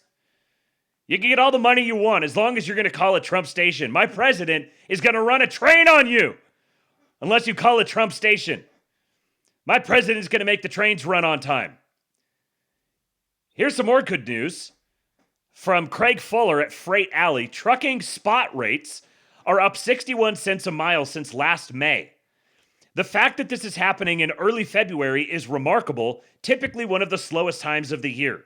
Spring shipping starts next month and could bring one of the best markets that truckers have ever experienced. Gee, I wonder why that is. Why do you think that truckers may be about to experience one of the best markets they've ever experienced? This guy says, do you think it's primarily supply driven, meaning lower supply of drivers? Or do you think this is primarily demand driven? And he said, both. In other words, a bunch of drivers have been deported, or they're no longer allowed to drive. The trucking industry is being purged of Jeets. And at the same time, demand is skyrocketing. Retail demand. Retail volumes are surging. Manufacturing and housing are picking up. Capacity has been stripped from the market for the past 18 months. It's a Goldilocks environment. This guy asked, do you think the terrible winter weather has consistently created bad travel conditions across much of the country? Do you think that's played a part, or is it purely systemic? And he said weather has been a factor, perhaps a catalyst for higher highs, but the market was already rallying before that. And if you guys are in the King Peel Discord, you'll see all of the links that our great ketchup-flavored Patriot Heinz posts for us on a regular basis. I don't include a lot of them in the show here just because it would be really dry. It's just it's just link after link after link after link of new development project, new X billion-dollar factory being constructed, new expanded waterway, new ships being built. This stuff is all over the place. It would be really dry, and your eyes would start rolling back in your head, which is a good thing. Check this out. You guys familiar with McMaster & Carr? They're one of their a private company from, I think they were started in 1901, one of the OG big manufacturing industrial companies for the United States. There is a magic sauce, and part of it is paying your warehouse workers $100,000. What's that? A warehouse job where you can make $100,000? Yes, Cleveland, Ohio, distribution operations. McMaster Carr is a leading e-commerce company that industrial customers have trusted for over 120 years. It's mostly B2B, business to business. Our products help manufacturing lines get back up quickly, keep operations running smoothly, and prototype the next generation of innovative solutions. Working in distribution isn't just a job, it's a career. As a distribution and operations specialist, you'll have responsibilities across multiple areas of our world-class facility. More on that facility in a moment. Performing essential work to ensure our customers receive the parts they need accurately and on time. So for this job, you'll begin by learning and mastering one core role within our facility. Once you've built proficiency in that role, you'll expand your skill set through experiences such as fulfilling orders accurately, preparing outgoing packages and conducting quality checks to ensure presentation and accuracy, and handling oversized or heavy inventory using powerful industrial vehicles with training provided. Hands-on role in a fast-paced environment. For physical work, results-oriented self-starters. Warehouse is clean, temperature-controlled, and equipped with technology to help you do your best work. Now, it says a bachelor's degree is preferred for this role. However, total cash compensation ranges from $95,500 to $108,500 annually, which includes annual cash profit sharing based on company profitability. So you could be a warehouse grunt making six figures, including cash profit sharing with the company. On top of that, they also offer comprehensive benefits, including 100% tuition reimbursement, medical, dental, pharmacy, and vision plans with no monthly premiums, and industry-leading company-funded retirement accounts. So full health care with no monthly premiums, tuition reimbursement, company-funded retirement, and six figures to work as a warehouse grunt. This guy says, I've been to one of the McMaster Carr warehouses for a pickup order and tried to see what crazy stuff they use to fulfill orders so quickly. There's no magic sauce, it's just competence. This guy said McMaster Carr is an absolute force of nature. The efficiency, automation, speed, and scale is remarkable. Reminder of the infrastructure required to make one-day turn prototyping possible in the US. Look at this warehouse. I don't know how well you guys are going to be able to see it on the screen there, but you can come look at the link later on the Substack. The freaking floors are shining. Look at all of this. I can't zoom in further. This is a masterpiece company. Truly white excellence. So true. An absolute sterling example of what Americans can do. And J5 Killer here said, a well-run and useful privately owned American company that pays its American workers well and prospers because of it? A crazy idea that might just work. Imagine that. Imagine that. Someone in the replies said that, hold on. We need to get the VC guys on this. We need to get them, in here to ruin this. Let's see here. Josh Ham says, my factory has doubled in size over the last year. We're doubling again this year. It's insane. Our owner has expanded one building every 8 months or so, and we can't keep up with demand. From $39 million in 2024 to $60 million last year, this year will be close to $100 million gross, growing like gangbusters. This is Donald Trump's America. Meanwhile, one of the greatest lol cows on the internet, Mark Mitchell. Somehow Rasmussen has good numbers, generally speaking, but Mark Mitchell is an absolute lol cow.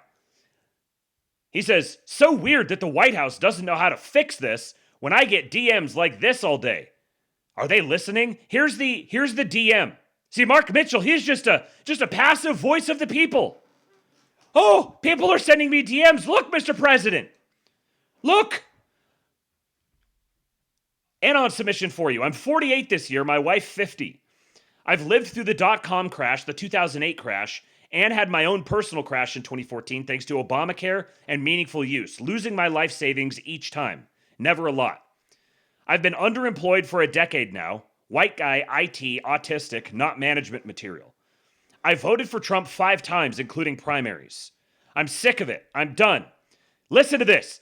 By the time the midterms hit, if there haven't been at least 20 million deported, and if housing prices aren't at least 50% lower, and if 90% of all foreign visas haven't been terminated, I'm voting for whomever promises to impeach and convict that asshole.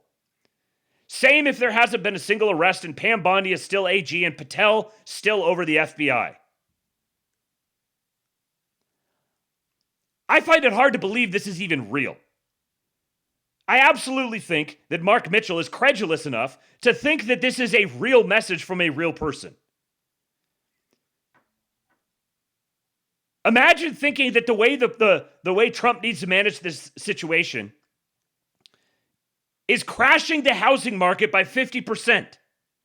Do you realize the epic shit show that would follow if Trump crashed the housing market by 50%?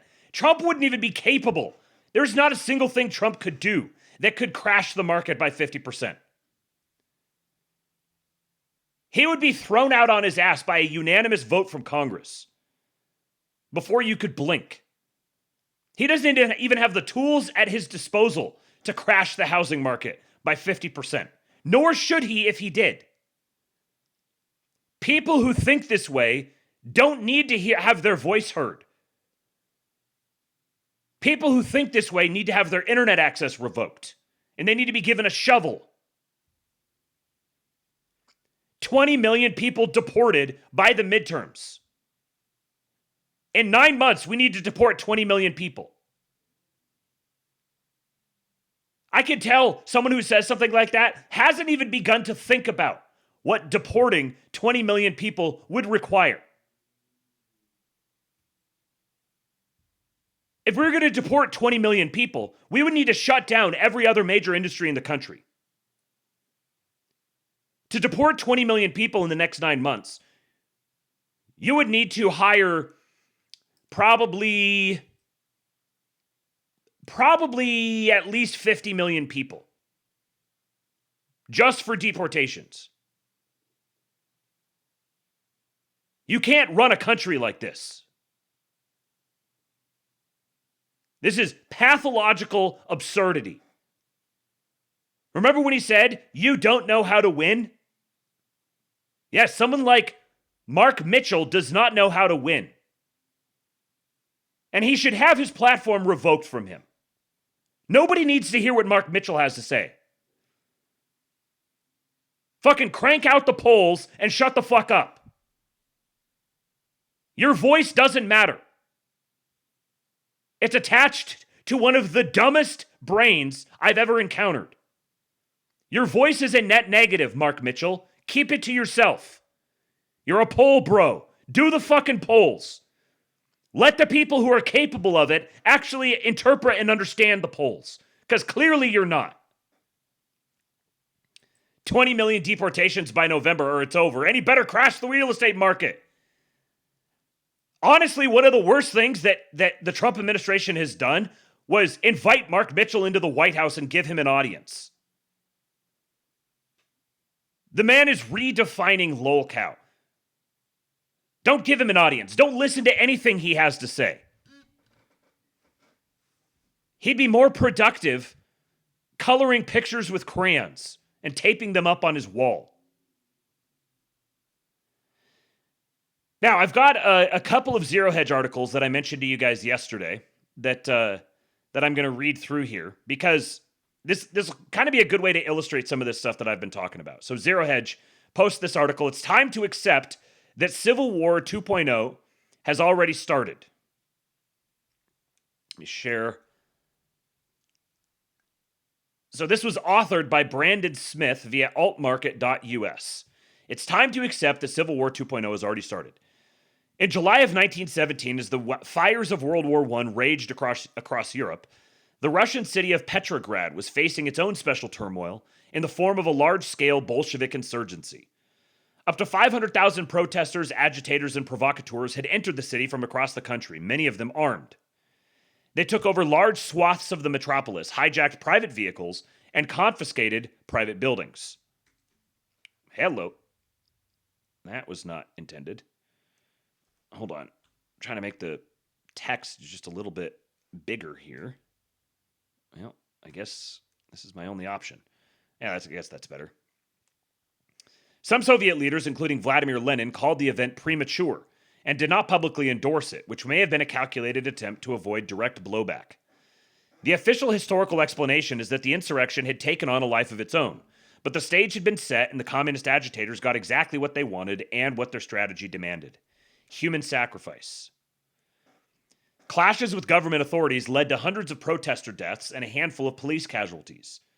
The Russian government surged military forces into the region to arrest Bolshevik captains, and the movement had to pull back. In the end, though, the primary goal of the insurgents had been achieved. Whether spontaneous or planned, the point of the communist methodology is always to trigger government violence, which can then be used to create public sympathy and bolster the revolution. What an interesting observation. The point of the communist methodology is always to trigger government violence, which can then be used to create public sympathy and bolster the revolution. So if their goal is to trigger government violence, what's the natural corollary to that? If the communist methodology is to trigger government violence, then giving them government violence is giving them exactly what they want. Yes, Lord Breezy, that's a good summary of this in a sentence. We are in civil war, but please read my article. The majority of normies don't need to join the revolution, they just have to be convinced to stay out of the way. And that's largely what happened a few months later, in October of 1917, when the Red Terror began. What followed was 5 years of civil war. The communists, who had long claimed to be innocent victims of the Tsarist imperialism, went on a murder spree as soon as they solidified their political power. Their ideological opponents were systematically rounded up and eliminated. There are no exact numbers on how many killings occurred because records were destroyed, but estimates suggest the revolutionaries and secret police arrested and executed around 1 million political dissidents in the first few years of communist rule. This genocide, though, would pale in comparison to the 10 million deaths caused by the Russian Civil War. Not to mention the imprisonment and mass murder of millions of Christians by the atheist regime over the course of the next couple decades. History rarely repeats, but our modern political dynamic rings rather familiar. Many of the tactics used by the leftists in Russia in the early 20th century are being used today in the US. In fact, I would argue they are almost exactly the same, that a Bolshevik-style revolution is happening right now. Interestingly, the Bolsheviks were a tiny minority within the Russian population. At their peak in 1917, they had only 400,000 official members. They were supported politically by an estimated 23% of the population, but that is still a small movement compared to the 150 million Russian citizens trying to live their lives from day to day. Had Russian conservatives, nationalists, Christians, and defenders of private property rights, Russian conservatives, automatically now it's been great, it's been fine, all good, thank you for the history lesson, up until here. But saying Russian conservatives and then saying nationalists, Christians, and defenders of private property rights, now you're trying to take a political framework and force it onto people who do not have the same political framework. If they stood up and acted en masse to stop the Bolsheviks early in 1917, their society could have avoided the full-scale murder that would befall them from 1918 onward. They might not have aligned perfectly with their existing government, but the communist alternative was so much worse. Instead, the conservatives waited until agents of the Cheka were at their doorstep, and by that time it was too late to effectively fight back. As Alexander Solzhenitsyn depressingly noted in his book, The Gulag Archipelago mentioned, the majority of Russians stood against Soviet rule, but they did not have the courage to take up arms when it mattered most. And so a minority of militant communists were able to dominate a nation of hundreds of millions. As Solzhenitsyn warned, quote, we didn't love freedom enough. And even more, we had no awareness of the real situation. We purely and simply deserved everything that happened afterward. The communists, of course, did not achieve such success alone. As scholar Anthony Sutton outlined with ample evidence in his book Wall Street and the Bolshevik Revolution, they enjoyed the financial and logistical backing of various global elites, from the Rockefellers to the Morgans to the Harrimans, through the course of the revolution and after the rise of power. The purpose? To create the model for an atheist and relativistic authoritarian state, a system that the globalists intend to one day use to take over the entire world. Their plan relies heavily on a lack of action by patriots. It could be a weakness, but the leftists have good reason to feel emboldened lately. Civil War 2.0 has, in fact, already kicked off in the form of a well-funded far-left insurrection, much like what happened in 1917 Russia. Okay, so, again, nice, excellent history lesson. Yes, you've convinced me that you have at least read some Wikipedia pages or something, and you've kind of listened to some podcasts, and you've got a decent understanding of those events. Now you say their plan relies heavily on lack of action by patriots. So I'm just going to assume this means we're going to get a good game plan here for what actions that patriots should take. So let's keep reading. The lack of conservative organization in response has been less than impressive, and I'm here to give a warning. We are approaching the point of no return. Oh man, okay, we really need a good breakdown of what to do here. Activists are funded by a massive shell game of NGOs hidden behind other NGOs. They are coordinated by hidden online Discord servers. They receive their orders and share information in the field through encrypted signal chats. They are trained in agitation and disruption by anonymous online meetups run by covert activist coordinators. Yes, right, okay. This guy has followed Data Republican. This guy has listened to Mike Benz. Very, very good, okay. They have engaged in violent attacks on ICE agents on hundreds, if not thousands of occasions, and few of them are ever prosecuted. This is not the behavior of a grassroots protest movement. This is the behavior of an army of covert operatives with special protections. It's important to understand that the protests are actually a highly coordinated guerrilla campaign.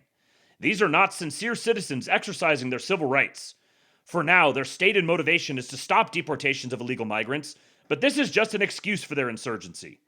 If ICE stopped operations tomorrow, the paid activists would simply fabricate another rationale for tearing the country apart. Placating them will accomplish nothing. Okay, so what are we doing instead? We need conservative organization. We can't placate them. All right, what's the plan of action here for patriots? They are hostile combatants trying to assert dominance and grow their numbers through posturing. Their goal is the destruction of the Western world. This cannot be allowed. The clear solution would be for the government to shut down hostile NGOs. However, these institutions are protected by corporate personhood and have the same constitutional rights as individual citizens. The process of investigating them and prosecuting them takes time. Time we don't have. Okay, so the clear solution would be something that is not a solution. Thank you for that. Thank you for telling us that the clear solution is actually not the clear solution. This is like a level above, perhaps, the type of rhetoric that we usually get. Even if Trump utilized the Insurrection Act and deployed the military, there are not enough troops to lock down more than a handful of U.S. cities. So true. Those people hoping that martial law will resolve the issue are kidding themselves. By extension, leftists stand to gain greater support.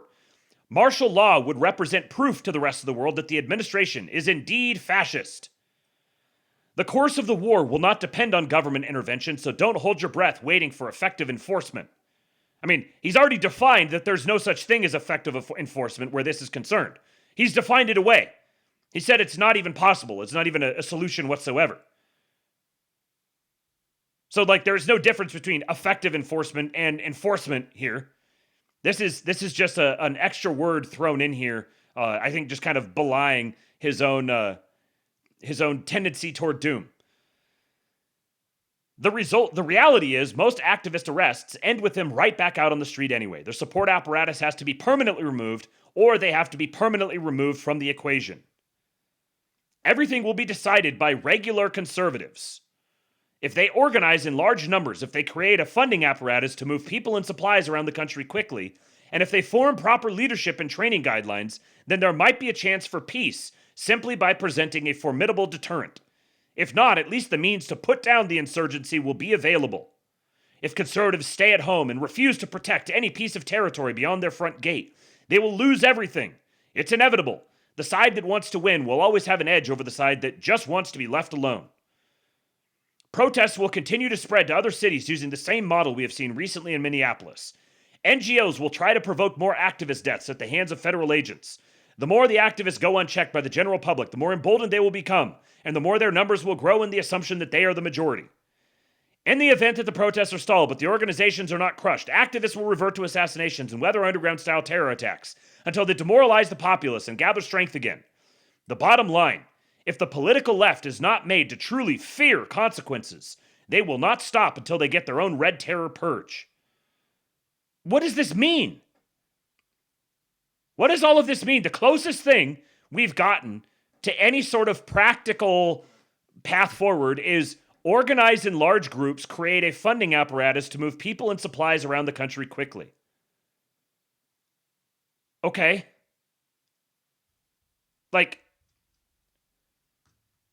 That sounds like a tweet. We're just going on and on and on and on here. The end result is not going to be balkanization. True. That idea might have worked during the pandemic. No, it wouldn't have. But at this stage, it's far too late for a national divorce. True. The leftists will never allow conservatives to live in peace in red states. Letting blue cities rule over entire states of mostly red counties would only legitimize progressive extremists and hurt the conservative cause. This fight is for the entire country, not pieces of it. Yes, very good paragraph. Very much agree with all of that. It's also not going to be a war of factions. This is prepper shit hit the fan theory nonsense. Yes, the lines could not be more defined. The false left-right paradigm is a dead remnant of the Ron Paul era. It no longer exists, at least not where the bottom of the pyramid is concerned. The vast majority of progressives and Democrats are on board with woke extremism. They're on board with the purge. They are loyal soldiers of globalism. Unity with them means enslavement. Oh, okay, I guess so maybe tuning out and voting for Democrats is not a solution. Leftists, globalists, and their allies are not going to discern between MAGA, libertarians, and centrists. They will ultimately treat everyone as an enemy worthy of elimination. They're also not going to divide and infight the way some conservatives predict, at least not until they've gotten rid of us first. In the end, the fate of the U.S. and Western civilization stands on the precarious shoulders of a conservative movement that has the means to fight, but not necessarily the will. I do agree with that. They are forever waiting for the perfect Hollywood scenario in which they can defend themselves in good conscience in a fair fight where they are the clear and undeniable good guy. They are forever waiting for the perfect moment to rise up, a moment that will never come. Patriots have also planned and trained for decades under the pretenses that conservatives would be the insurgents, not the counterinsurgency. Counterinsurgency is much more difficult and requires far more resources. But guess what? You don't always get to choose the wars you fight. Sometimes the war chooses you and you have to adapt. There are certainly individuals who will do what they can. I will be among them, as will many of the people I know. Okay, so conservatives, the only hope is that conservatives will, what did he say here? Organize in large numbers and create a funding apparatus to move people and supplies around the country quickly, and form proper leadership and training guidelines to present a formidable deterrent. Okay, that's the only chance of hope. But here, I will be among the individuals who will do what I can. What happened to like conservatives organizing and form big funding apparatuses and all this? Well, I'm an individual. I'm going to do what I can. But the great question, the great unknown, the unpredictable factor is whether or not average Americans will step off their porches in large numbers and send a clear message that they will no longer tolerate the chaos. Great, yes. Give me Americans who will send a clear message that they'll no longer tolerate the chaos. But what does this mean? You said all these words, all of these things, gave us a nice history lesson. But what am I supposed to do with this? Why is Zero Hedge publishing this for me? What, like, is this just entertainment? This guy's convinced me that, yeah, he's pretty tapped in. He seems to understand the stakes to a certain degree, but he's also like, we're already in the middle of the Civil War insurgency, and the best thing to do here is write an essay delineating the historical precedent and leaving off with step off your porch in large numbers and send a clear message you will no longer tolerate the chaos. What am I supposed to do with that? Am I sending a tweet? Am I like door knocking? Telling all my neighbors, I will no longer tolerate the chaos. Go stand out on the street corner with like an A-frame sign. I will no longer tolerate the chaos. Not a single mention of Donald Trump or J.D. Vance in this whole thing. The one man through whom we've achieved any political victories that we've achieved in my lifetime. And he doesn't get a single mention. This is like talking about war plans without talking about the general of the war. His personality, his characteristics, his tactics, his strategy, his history, anything like that. How do you write about how we're in a civil war now? It's time to accept that Civil War 2.0 has already started. And you don't even mention the name of the fucking general. Somehow I feel like you don't actually think that we're in civil war already. But it's nice to have like a nice catchy headline that gets everyone really emotional and agitated and then leaves them with nothing.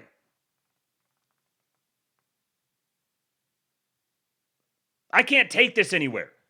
Maybe I could like set this to some music, some inspiring music, and play it as a video essay or something. Have like some flashing pictures and that sort of thing. And just put it out into the sea of content. This is activity masquerading as action. And I literally come out here and I do a show and I talk. Like I'm just putting words out into the universe myself. So I'm not saying you shouldn't be doing that, but I'm not under the impression that I'm like fighting in the Civil War and the insurgency is underway. And I think that's like fever dream stuff. Like, yeah, it's a serious situation. There's some serious stakes going on. But if you really think things are that drastic, then you would be focused on ensuring that Donald Trump and his people are, well, I was going to say Donald Trump is reelected, that Donald Trump's agenda wins out in the midterms. Because there are going to be midterms.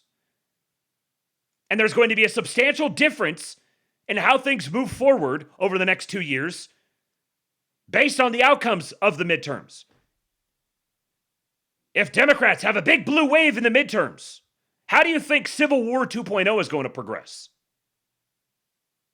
Compare that to if Democrats get curb stomped in the midterms, then how do you think Civil War 2.0 is going to progress? you'll get a lot of people like, oh, it's slop. Oh, you silly Americans caring about your midterms. Oh, stupid MAGA fell for it again. You guys care about the midterms. You don't care about Epstein. Yes, I care about the midterms. I care about the elections where political power is apportioned. Yes, I do care about those things because I'm an American. And elections have consequences. How do you live through the last 10 years and not know that elections have consequences?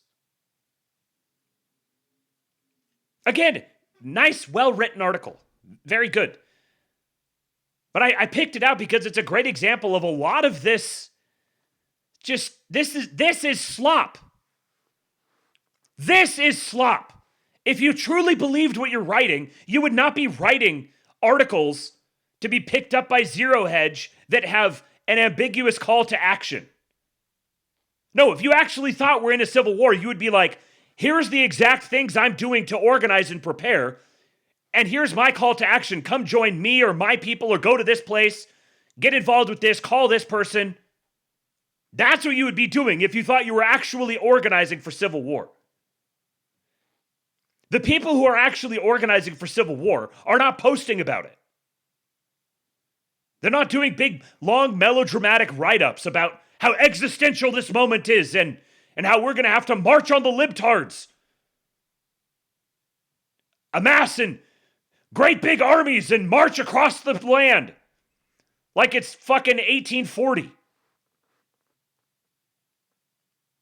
This was 100 years ago, 100 plus. Wars are not fought that way anymore. So yes, we are already in Civil War 2.0. This is what it looks like.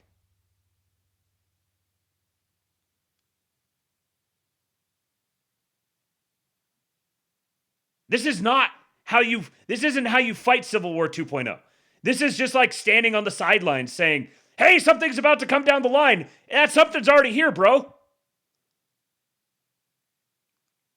But war is not going to be fought the way that it was fought 100 years ago. We're not going to have like large armies amassing in a plain and standing off against each other and firing shots again. You're going to get little skirmishes here or there. But the way to preempt those is not just like totally boog out and go get all of your bros together and form an army and hop in your trucks and start steaming across the land, going somewhere, wherever. No, now you're just adding to the problem.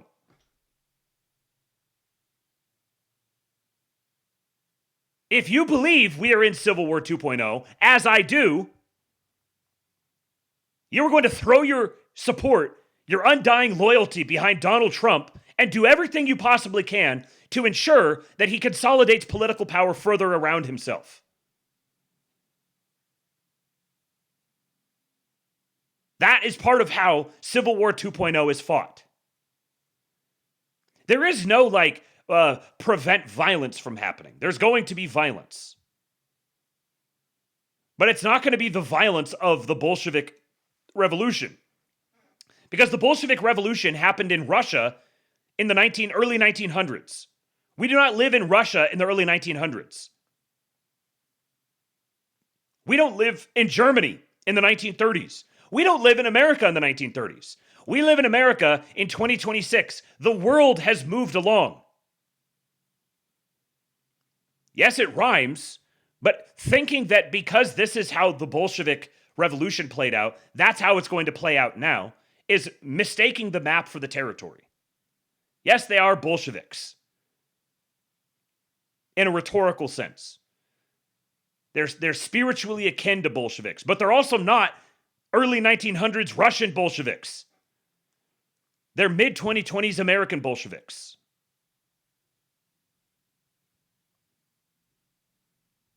Okay, let's talk a little Epstein. I've got another article here. It's a little shorter. I'm going to read through. And there's kind of a similar takeaway. I've given away the game with the first one. It's going to be kind of similar with the second one. But before that, shout out to Ryan Long. Billionaires emailing Epstein. This is it, basically.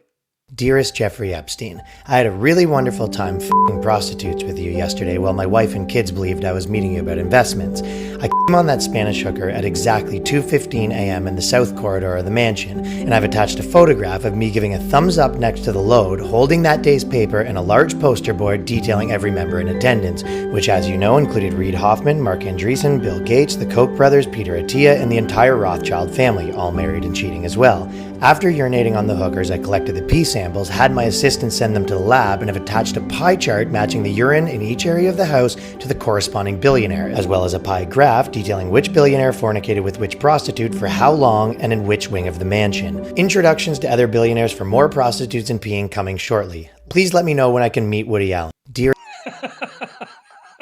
Please let me know when I can meet Woody Allen was just the chef's kiss at the end of a great bit. So here's the other one from Zero Hedge here. Zero Cole Hedge, I saw, as Slutty Milk says. Epstein, Western decline, and the moral collapse of the elites. This one is from Lucas Leyrotz. January 2026 marks a rupture. It is no longer possible to treat the Epstein case as a sexual scandal involving powerful individuals. What has now come to light, documents, images, records, explicit connections, has pushed the debate to another level. This is no longer about abuses, excesses, or individual crimes. What has been exposed points to systematic, organized, ritualized practices. And that changes everything. For years, the public was conditioned to accept a narrative of ambiguity. There were always doubts, always a lack of definitive proof, always a call for caution. That time is over. The material release leaves no room for ingenuousness. The material release leaves no room for ingenuousness. When evidence emerges of extreme violence against children, of practices that go beyond any conventional criminal category, the discussion ceases to be legal and becomes civilizational. What's at stake is no longer who visited the island or who caught a ride on Epstein's plane. What is at stake is the fact that networks of this kind only exist when they are backed by deep institutional protection. There is no ritual pedophilia, no human trafficking on a transnational scale, no systematic production of extreme material without political, police, judicial, and media cover. This is not conspiracy. It is the logic of power. From this point on, the West can no longer hide behind the idea of gradual decline. It is not merely cultural degeneration or a loss of values. It is something darker. An elite that operates outside any recognizable moral limits and yet continues to govern. People directly or indirectly involved with this world continue to decide elections, wars, economic policies, and the fate of entire societies. Another decisive element is that we still do not know who is behind the leak. This uncertainty is central. I can tell you that what happened is Thomas Massie and Ro Khanna put a bill together that was passed by Congress and then signed by Donald Trump, and then the Department of Justice posted them all on a website. That was how it was leaked. People went and downloaded it from the website after it was posted there by the U.S. government, after it was passed by Congress and signed off on by Donald Trump personally. Yeah, then that's how it was leaked out. Maybe it kind of slipped past someone here. It may be a move by Donald Trump or by sectors aligned with him, attempting to definitively destroy their internal enemies and reorganize power in the United States in a minimally positive direction. It may be the opposite, a controlled release of material intended to pressure Trump into serving the interests of the Democrats and the deep state.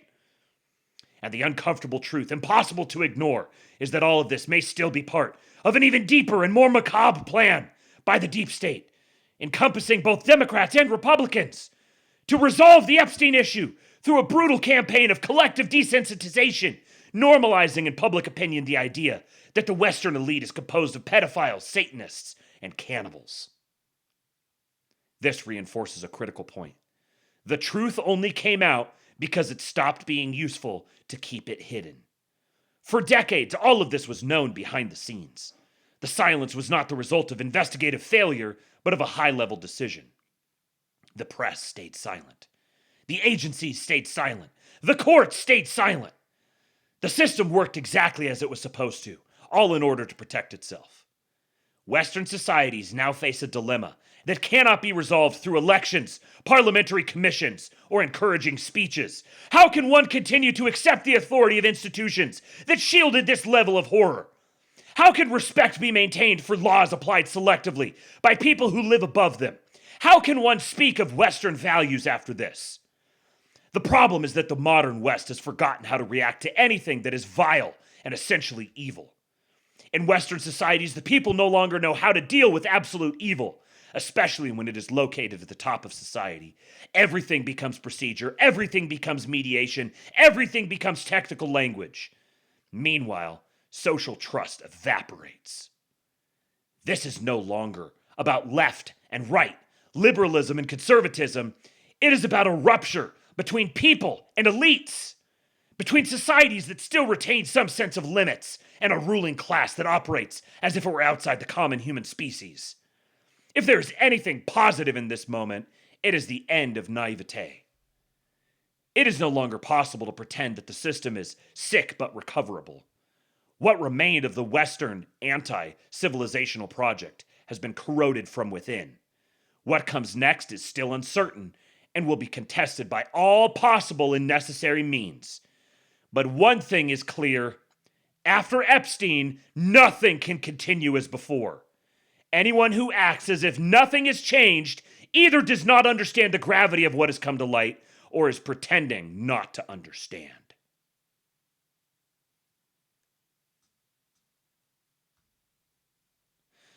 Sir, this is a Wendy's. Now here's the reason why I wanted to read this. It's not wrong per se. I think that there's a little bit of anti-Western sentiment. I kind of wonder at times if Brown Fingers wrote this. Lucas Leyrotes, I don't know exactly what this guy's deal is. If the link will work here.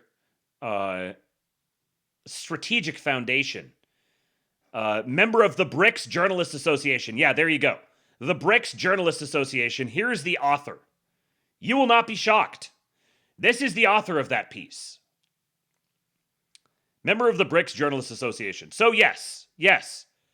This is just a fundamentally just anti-American, anti-Western perspective. However, this is what I've been reading all over my timeline. This is why I didn't want to talk about Epstein. Because this is all I'm seeing. What am I supposed to do with this? Nothing will be the same as it was before. Okay. All right. So what do I do now? It's about a rupture between people and elites. Wow. Okay, so then what am I supposed to do with myself now? Like, am I allowed to go to the bathroom? Am I allowed to use Twitter? Like, look at funny videos? What am I supposed to do with this? You gave me this big, long diatribe. What's operational about this? Nothing will ever be the same. There was one part in here where he said, where was it? Basically something, it was the equivalent of you're not going to vote your way out of this. Or something to that effect. This has been what all of this fucking Epstein rhetoric has been. Just like, it's like pointing agape. People are just soy jacking out about this. It's pure soy jack. And, like, I don't necessarily disagree with the sentiments that are being expressed, but okay, sure. Now what? Yes, we've had it confirmed. For those who needed it confirmed, I suppose, we've had it confirmed.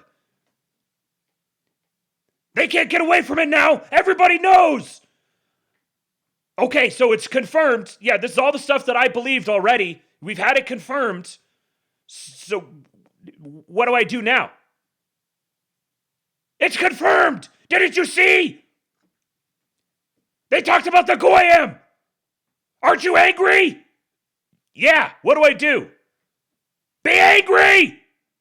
Okay, I'm real angry. What do I do? What next? What's operational in this for me? We've learned, surprise, surprise, there are perverted people conspiring to do god-awful things and to tilt the field of power toward them, working behind the scenes. Yes, this has always been the case. What does this change now? We take all of this in, and now let's look at the state of play that we were just looking at a minute ago before we went and took all of this in. What changes? Am I supposed to move out into the woods? Am I supposed to get a bunch of guys together and go boog at my state capitol or something? What do I do here? Why is this the most important thing and everyone needs to talk about it? What sort of political capital are we generating from this now? We're running around, yelling, screaming, ripping our hair out. Are we just going to write off the West? Are we writing off America? Well, I'm planning on living in America, so I'd prefer we not write it off. This is the place I'm planning to keep all my stuff, because I'm an American. We writing off the federal government? How's that going to work? Oh, we found out that there's been a bunch of pedophiles in control all the time, so, just let them keep being in control? But I thought you were really upset about the fact that they're in control. We're supposed to just let them keep being in control? Or we determine our politics by, first of all, we need to investigate your life and find out if you ever emailed Jeffrey Epstein or something? Well, these are the same people who are also telling me they're very, very concerned about some sort of AI Skynet that destroys all of your privacy and follows you around everywhere. We need to do an Epstein history check for someone before we vote for them. What's operational about this to me? What do I do with this?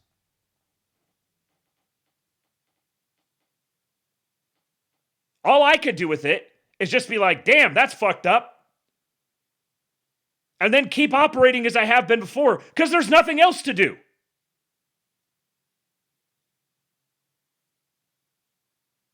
We're going to talk about the QAnon thing in a minute, but the other thing I wanted to say about that is I read probably hundreds, if not thousands of essays just like this about, 6, 8, 10 years ago. Because I was following and listening to all the QAnon and Pizzagate people. I was listening to all of them, and this is the sort of stuff they were talking about back then. While they were being mocked and treated as slop consumers and slop merchants and just stupid people and whatever, don't pay any attention to them, stupid conspiracy tards. This is the way they've been looking at the world for the last 10 years. Everyone who's coming out and posting this now, the people who fancy themselves as being at the cutting edge, we're the ones who say the things you're not allowed to say. Dude, you're a decade behind the QAnon people. The QAnon people had this whole thing clocked a decade ago. In fact, the only reason that you are into it the way you are now, the only reason it ever rose to this level of awareness in the public consciousness is because of them. And yet everyone still just wants to write them off. They still want to write off the entire Q notion. Now, I'm going to have some stuff about Q in a moment, but I wanted to, after treating you guys to that, I wanted to give you some productive analysis of the Jeffrey Epstein thing. And there's a little more Jeffrey Epstein stuff down the line that's actually interesting. That actually seems worth talking about beyond just hysterically moral fagging about evil things that people have done. Yes, people have done really evil things. They're real yucky. I don't think there's a single person that I was surprised to learn about. There was a whole bunch of people who have had their lives ruined because they're being associated with this, even though they had no culpability in it whatsoever. They just happened at one point in time rub elbows with a guy who made it his life's business to go rub elbows with as many people as possible. So really sucks for those people. But otherwise, not a single name was surprising, shocking, just like radically world-altering. Motherfuckers, I've lived in this world for a decade. You guys only started caring about it because all of your influencers told you over and over and over and over and over again over the past like 2 or 3 years when suddenly they could rip some like political capital out of it for themselves. And it's not even political capital. It's like influencer capital. Yeah, Superior B, we've been in the game. We've walked these streets for years. These streets know our names. But here is some actual productive insight and analysis on the Jeffrey Epstein phenomenon from our great MAGA grandma. Thanks to the latest Epstein dump, we now know who the banker's inside man in Britain was during and after the 2008 financial crash. Here's the most important snippet from the latest document dump. It's about Lord Peter Mandelson, and here's how Jeffrey Epstein describes him. Well, for all intents and purposes, PD is now acting deputy prime minister. What was Jeffrey Epstein, who was in jail when that was written, and Lord Peter Mandelson doing in the aftermath of the 2008 financial crash? Remember, these discussions are going on while the bankers are being bailed out and the global financier elite are being saved. But instead of that story, here's what you're being inundated with. Now, if you read the TDS-infected press like The Guardian, you'll see headlines like, Trump news at a glance, Epstein files release shows emails with Trump officials, past and present. Or on the other side of the political spectrum, Fox News focuses on new Epstein documents include photos of Bill Clinton, shirtless in hot tub, socializing with Michael Jackson. Or if you want to go hardcore British psyops, The Telegraph says Epstein's links to Putin and Kremlin spies raise fears he was a Russian agent. Now here's what they don't want you to think about. The 2008 financial crisis was never really solved. The banks got bailed out at the expense of the American taxpayers and the economy. And now Donald Trump is finally taking down that criminal free trade system of the global bankers. On the very same day these new Mandelson revelations came out, Donald Trump was busy dismantling what is left of that old world order with dramatic new economic moves, including the creation of a strategic critical minerals reserve. Now, if you think this is a coincidence, you haven't been paying attention. And most important, it's not about sex and blackmail. I'm Susan Kokinda, and for months, I've been telling you that the big reveal in the Epstein files was about Peter Mandelson and how it had more to do with the 2008 financial collapse and the banker's empire than it did plane trips to an island. So if you want to get above the noise and get the deeper story, hit the like, share, and subscribe buttons so we can stay in touch and we can reach more people. Okay, now I just realized that apparently the whole tip automation alert thing is completely broken because now nothing's coming through. $50 from, let me make sure, from Lionel Johnson. Lionel Johnson, $50, and he said, nigger! Thank you to Lionel Johnson. And then Young Goy Vey said, Screech is talking with $5. Thank you to you guys. I wish I had a soundboard that I could play something for you guys from. And I wish the thing was working. I'm going to have to put some time, real time into, I'll probably have to just go reconnect everything and then test it and all that. So apologies to you guys. Please do make sure if you send something through, it is actually getting to me. Please do send money to get to me because I need money to pay my bills. But just let me know. Let me know that you have sent something, and I'll try to check it periodically. One thing I want to add real quick before we continue with this is, yes, there are people who are in Trump's orbit who have worked with Trump, who Trump has relied on, who may even have leadership positions in the Trump administration now, who have had connections with Epstein or with Epstein networks or have done pervy things with younger people. Yes, those phenomena exist. Sure, absolutely. And to the extent that they do, to the extent that they've done something criminal, yeah, they absolutely should be prosecuted for it. I'm totally not going to say they shouldn't be prosecuted for it. But at the same time, your mind cannot be so broken that you say, because there is Epstein stuff somewhere adjacently affiliated somewhere with the president, therefore, we need to let revolutionary communists who want to cut everyone's dicks off and trans everyone's kids, we need to let them take power. You can't say, I'm super upset about Jeffrey Epstein, so I hope Trump fails and MAGA falls on its face and the Democrats take power again. I shouldn't have to spell this out, but this should be really fucking obvious. So again, this shouldn't, it's possible for it to be like a really big deal. Like, yeah, this is god awful. It's terrible. It's horrifying. It reveals a bunch of stuff we already knew. Some normies are going to figure it out now. People like Lord Peter Mandelson are going to be sidelined because of it. So there's definitely political capital we can gain from it. But ultimately, it shouldn't change much for you. Nematode, it worked! I'm Jewish Matt Eriksonberg. I'm paid by Mossad and I hate Donald Trump. Matt Eriksonberg now. I'm Matt Jew Erikstein. I'm Matt, what was the other one? Matt Jeet Singh. Matt Eriksonberg. I'm accumulating all sorts of names. Yes, Kingless Kingdom. Don't Eptroon out. Eptrooning doesn't help anybody. Lord Breezy said somehow this news is earth-shattering, but also a distraction from Israel and Iran, right? Yeah, Lord Breezy, Machiavelli would say this is merely an opportunity, right? Like, ultimately, end of the day, I want Republicans to win in the midterms, and I want Donald Trump's agenda to be further implemented, and I don't want Democrats to take power again. So if the Jeffrey Epstein release convinces you that you need to let Democrats take power again, then perhaps you should troon out, because you seem to be well on the way already.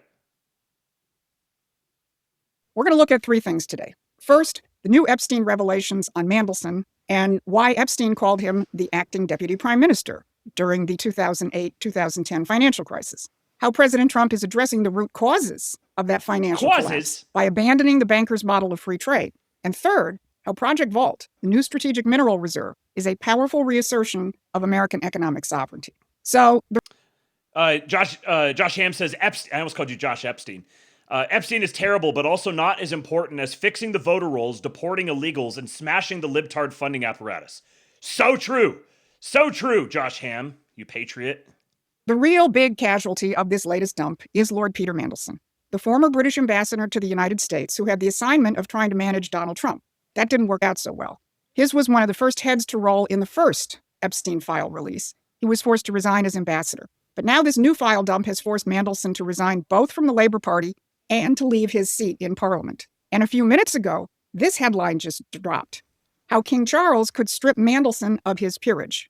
Now, to the extent the American press has even mentioned Mandelson's resignations, they portray it as another disgusting episode in the world of jet-setting perverts. But that's only the subplot. They don't want you to look at the main storyline. Mandelson wasn't just social... The world of jet-setting perverts. I love Susan Kokenda so much, man. She is one of our greatest MAGA grandmas. We've got so many great MAGA grandmas. She's one of the greatest. ...socializing with Epstein. He was a top-level policy operative embedded in the British government. Shout out to and Gaga. The new files show devastating evidence that in 2009 and 2010, right in the middle of the financial crisis, Mandelson was leaking highly sensitive government information to Jeffrey Epstein. We're talking about advanced knowledge on bailouts and asset sales. Epstein was providing his clients with more than sexual services. Epstein was the fixer, Mandelson was the inside man. Remember, here's what Epstein told Ghislaine Maxwell in June 2009. That little Petey, which was... Hey, his actual nickname for Mandelson, was for all intents and purposes practically the deputy prime minister. The real story is about policy. Perversions are the tool of the trade. So here's a few of the highlights of what little Petey did for Epstein. In June of 2009, he sent him a Downing Street memo on a £20 billion asset sale and said, interesting note, that's just going to the prime minister.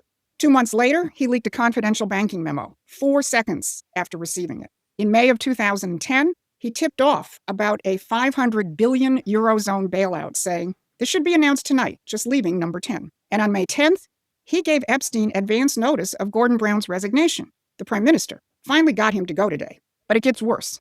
Mandelson wasn't just leaking, he was fixing.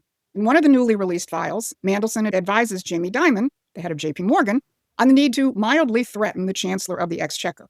This is how the post-2008 system... Hold on. So here, should Jamie call Darling one more time?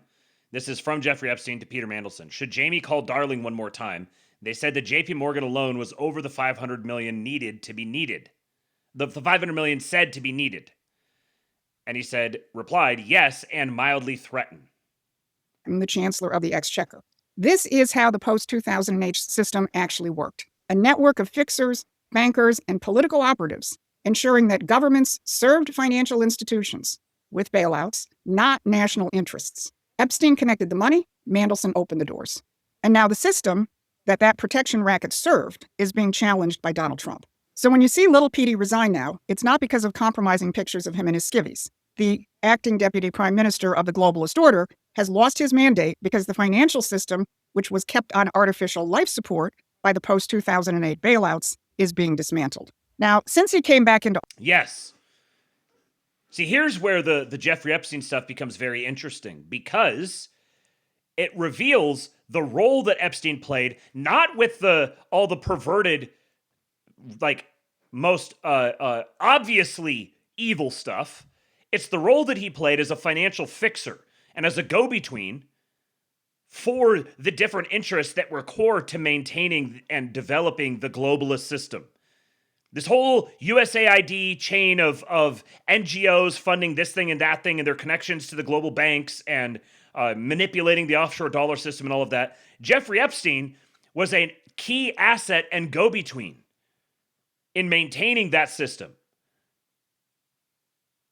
So by coming in, bull in the china shop, taking a blowtorch to that system, Donald Trump has been acting against Jeffrey Epstein and his interests since he entered the public spotlight as a political figure. And those things are not disconnected from one another. Remember, Donald Trump is the reason why Jeffrey Epstein became a public persona non grata in the first place. Donald Trump is the one who is responsible for the world turning against Jeffrey Epstein to begin with. Office, Donald Trump has been taking a jackhammer to the globalist system. His new Fed chair appointee has gone on record saying that the perpetual bailout policy of the Fed... My president has a jackhammer, and he's taking it to the libtards. Night, Josh Ham. Appointee has gone on record saying that the perpetual bailout policy of the Fed post-2008 was a disaster, and he's going to end it. Treasury Secretary Scott Bessent has said the mission of the government should be to support the real economy and household incomes, not the financial system. And now President Trump is cementing new trade deals, which throw free trade in the crapper. Now, the mainstream media wants to present Trump's policies as chaotic and disruptive, and it argues that it's the Europeans and people like Canada's Mark Carney who are the adults in the room. But let's look at who is failing their populations and who's actually protecting them. Now remember, just less than 2 weeks ago in Davos, Canada's Mark Carney and the EU's Ursula von der Leyen defiantly told the world that Europe, Canada, and the middle powers would forge their own way without Donald Trump's United States, and they would continue to carry the banner of free trade and windmills. Von der Leyen stood up on stage and boasted that the mother of all trade deals between the EU and India was coming, and it was signed on January 27th. Von der Leyen! As promised, that deal was based on the twin pillars of free trade and the fraud of climate change and green energy. But less than a week later, President Trump closed an American deal with Prime Minister Modi's India. In addition to reducing tariffs on both sides, which will go down to zero for U.S. exports to India, the deal announced a huge purchase of American goods by India. President Trump announced it in a Truth Social post. He said, the Prime Minister also committed to buy American at a much higher level in addition to over $500 billion of U.S. energy, technology, agriculture, coal, and other products. $500 billion in purchases from key sectors of the American physical economy. Now circle back to the European deal. They got no specific purchase commitments, hoping that the magic of the marketplace will, I guess, do its magic. And it's not just India where the globalists aren't faring so well with their trade deals. The EU trade deal with South American nations in Mercosur has sent Europe on fire. Tens, if not hundreds of thousands of farmers are demonstrating in Brussels, Paris, Ireland, and elsewhere because that deal will bring cheap South American products into Europe and wipe out what is left of their farmers. And let's not forget ex-central banker and now Canadian Prime Minister Mark Carney, who went to China last month and came back with a trade agreement that will open the Canadian market to Chinese EVs and finish off what's left of the Canadian auto industry. So much for the Europeans being the responsible adults defending the rules-based order from Donald Trump, the disruptor. Now, if you're beginning to realize that you're not hearing this from the mainstream press or your favorite influencers, you need to head over to Promethean Action and get our free newsletter. President Trump doesn't need a bunch of Monday morning quarterbacks second-guessing his every move. Yes! He needs people who are on the battlefield with him, and that's where we will put you. Yes! Because the need to get up above the noise and see the real fight can't be made any clearer than what we've already shown you. Now, it gets... Okay, regarding the conversation you guys are having here, Zoomer Dylan mentioned that Trump talked about Epstein and his creepy island. in 2015. That was at CPAC. In a conservative conference speech, he said, it was February 27, 2015. He said, Bill Clinton was a nice guy, but had, quote, a lot of problems coming up related to, quote, the famous island with Jeffrey Epstein. In a separate Bloomberg Politics interview that same day at CPAC, he called Epstein's island, quote, really a cesspool and an absolute cesspool, even suggesting people ask Prince Andrew about it. In 2015, Donald Trump was at CPAC talking about Bill Clinton's problems with Epstein's island and suggesting that people talk to Prince Andrew about this. And somehow, there are some very smart boys out there who think they're the smart ones and Trump is the idiot boomer who's just behind the curve. Couldn't be me. It's even more interesting. Yesterday, President Trump was asked about Mandelson's resignation. And after saying that he hadn't heard about it, he took the opportunity to point out this. I really don't know too much about it. I know who he is. It's too bad. Speaking of Epstein, I will say this. A reporter named Wolf and Epstein conspired. This just came out yesterday in the millions of pages of documents, how crazy this is. Conspired against me in order to fight like hell to make sure I lose the election. That's the only thing that was mentioned about me. Now, about Democrats, some really bad stuff. But about me, that Wolf, whoever Wolf is, he wrote a book, a couple of books, and Epstein conspired against me. But then the president... Isn't it just delicious? Just such delicious... It's not even irony. It's just, I mean, frankly, it's just hypocrisy. But all these people who are so wrapped around the axle about Epstein, and not like you shouldn't be wrapped around the axle about Epstein, but the people who are wrapped around the axle about Epstein, very suspicious of anybody who isn't currently lighting their hair on fire about him, and also think Trump is some sort of Zionist stooge. Like, how do you look at the Epstein documents that have been released and not conclude, if you think Jeffrey Epstein is like the source of all the greatest evils in the world, and you read about how he was constantly working to try to attack or undermine or take down Trump and hated Trump, how does it not naturally follow from you that maybe, I don't know, supporting and promoting the agenda of the president is the best possible way that you, lowly peon of the internet, can actually fight back against Jeffrey Epstein and everything he stood for? The president said something even more important. You know, when Epstein was alive, nobody cared about him. When he's dead, they care about him. But it's really a Democrat problem. It's not a Republican, it's a Democrat problem. The only problem Republicans have is that we have to get back to, number one, running our country, and then number two, very importantly, letting the public know what a great job we're doing. We have the greatest economy in the history of the world. We have $18 trillion being spent. The record was $3 trillion many years ago, not by us, by another country. I won't say the country. Now, let's talk about how President Trump is building. Not going to name his enemies. They don't even merit a mention.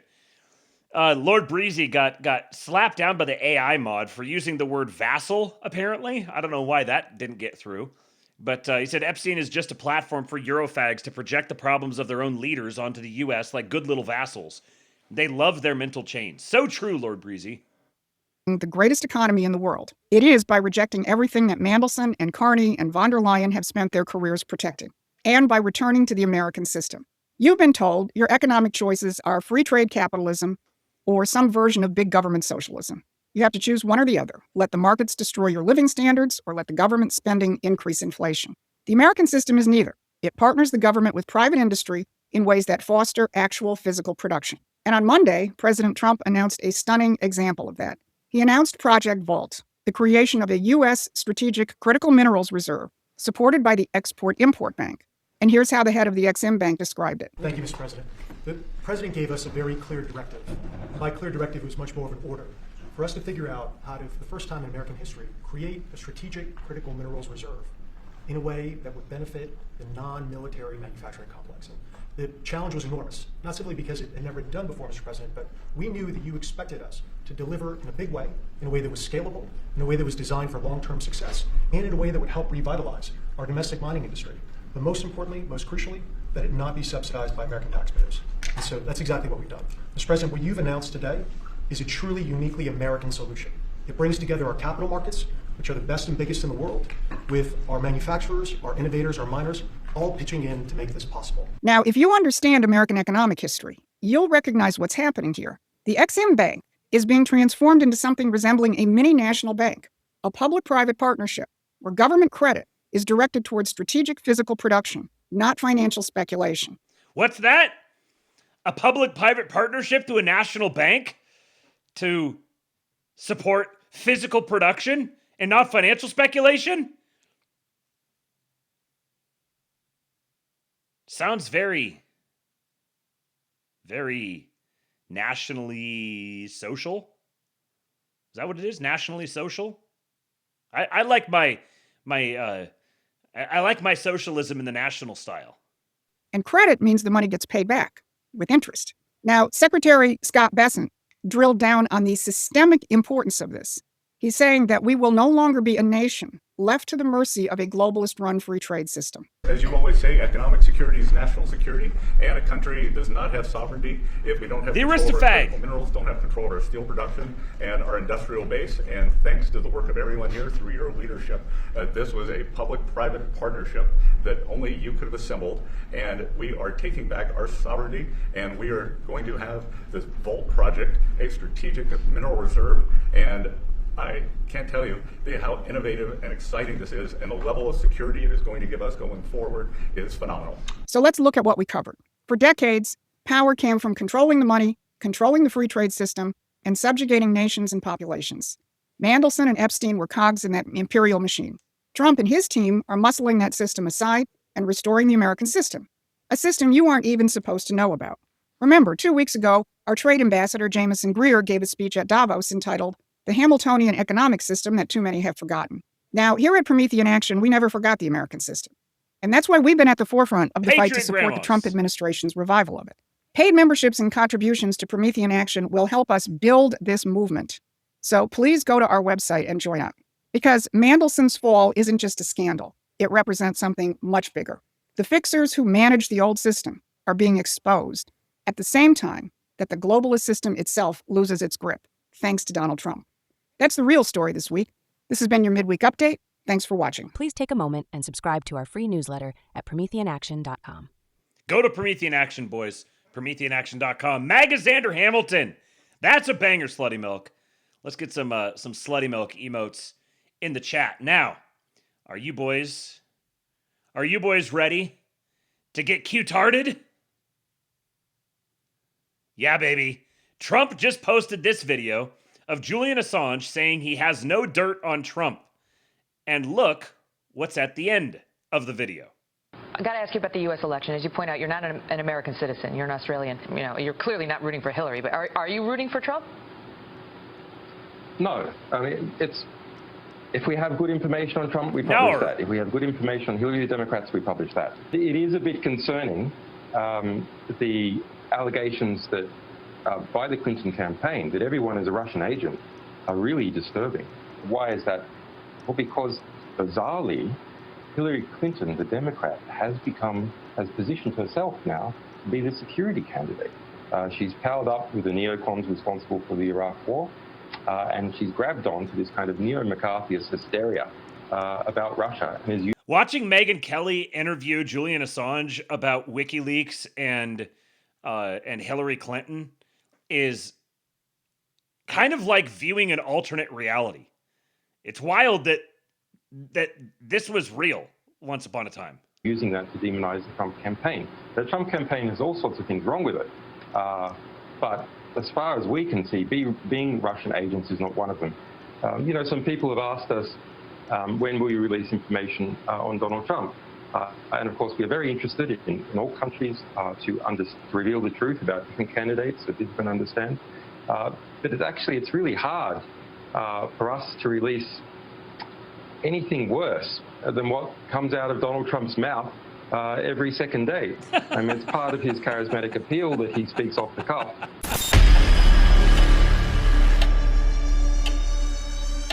Time to champ! People should not be afraid of their governments. Governments should be afraid of their people. The American populace is facing an unconventional warfare scenario. This is information warfare. Anonymous!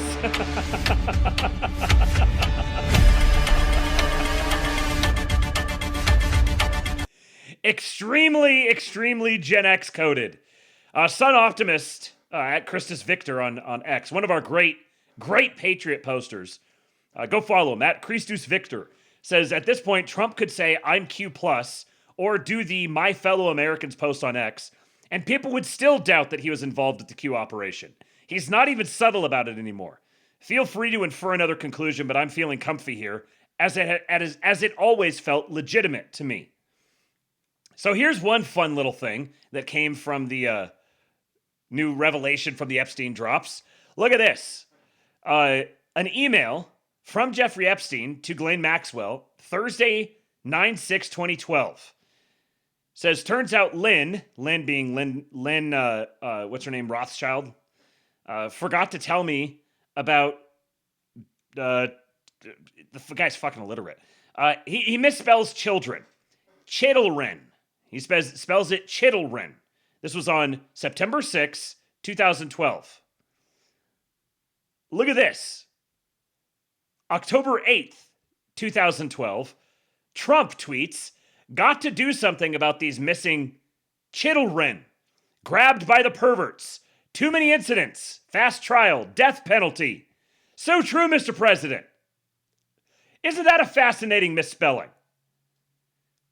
Just so happens, 1 month later, he posts Chittleren. Right after Jeffrey Epstein sends an email that says Chittleren. I don't know what to do with that, but it does seem clear that Epstein was obsessively afraid of Trump. So here, you guys remember Ben Swann? I totally forgot Ben Swann existed. I used to listen to Ben Swann all the time. And I remember when Ben Swann was on CBS, and he posted, he did his episode about Pizzagate, and then just completely disappeared off the internet. Well, he's reappeared again, and he's looking really good.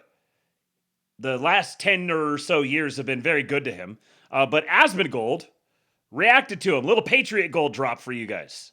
The reporter was fired after airing this segment exposing Pizzagate.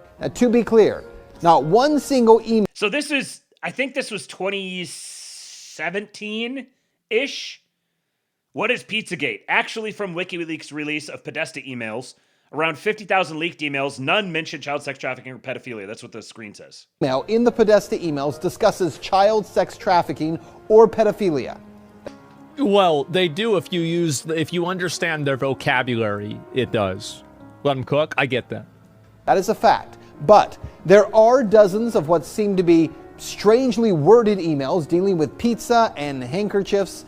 Self-described online investigators say that those words in the emails about pizza and the talk of handkerchiefs is code language used by pedophiles. Well, if you check out the YouTube videos by these bands, Heavy Breathing has songs that do joke about pedophilia. And I didn't know this part. He went to jail for 15 months for being a serial child molester? I feel like you should be in jail for longer than that. The segment effectively ended on the station in early 2000. To be clear, obviously it was not Ben Swann who went to jail for 15 months because Ben Swann was not a serial child molester. 2017.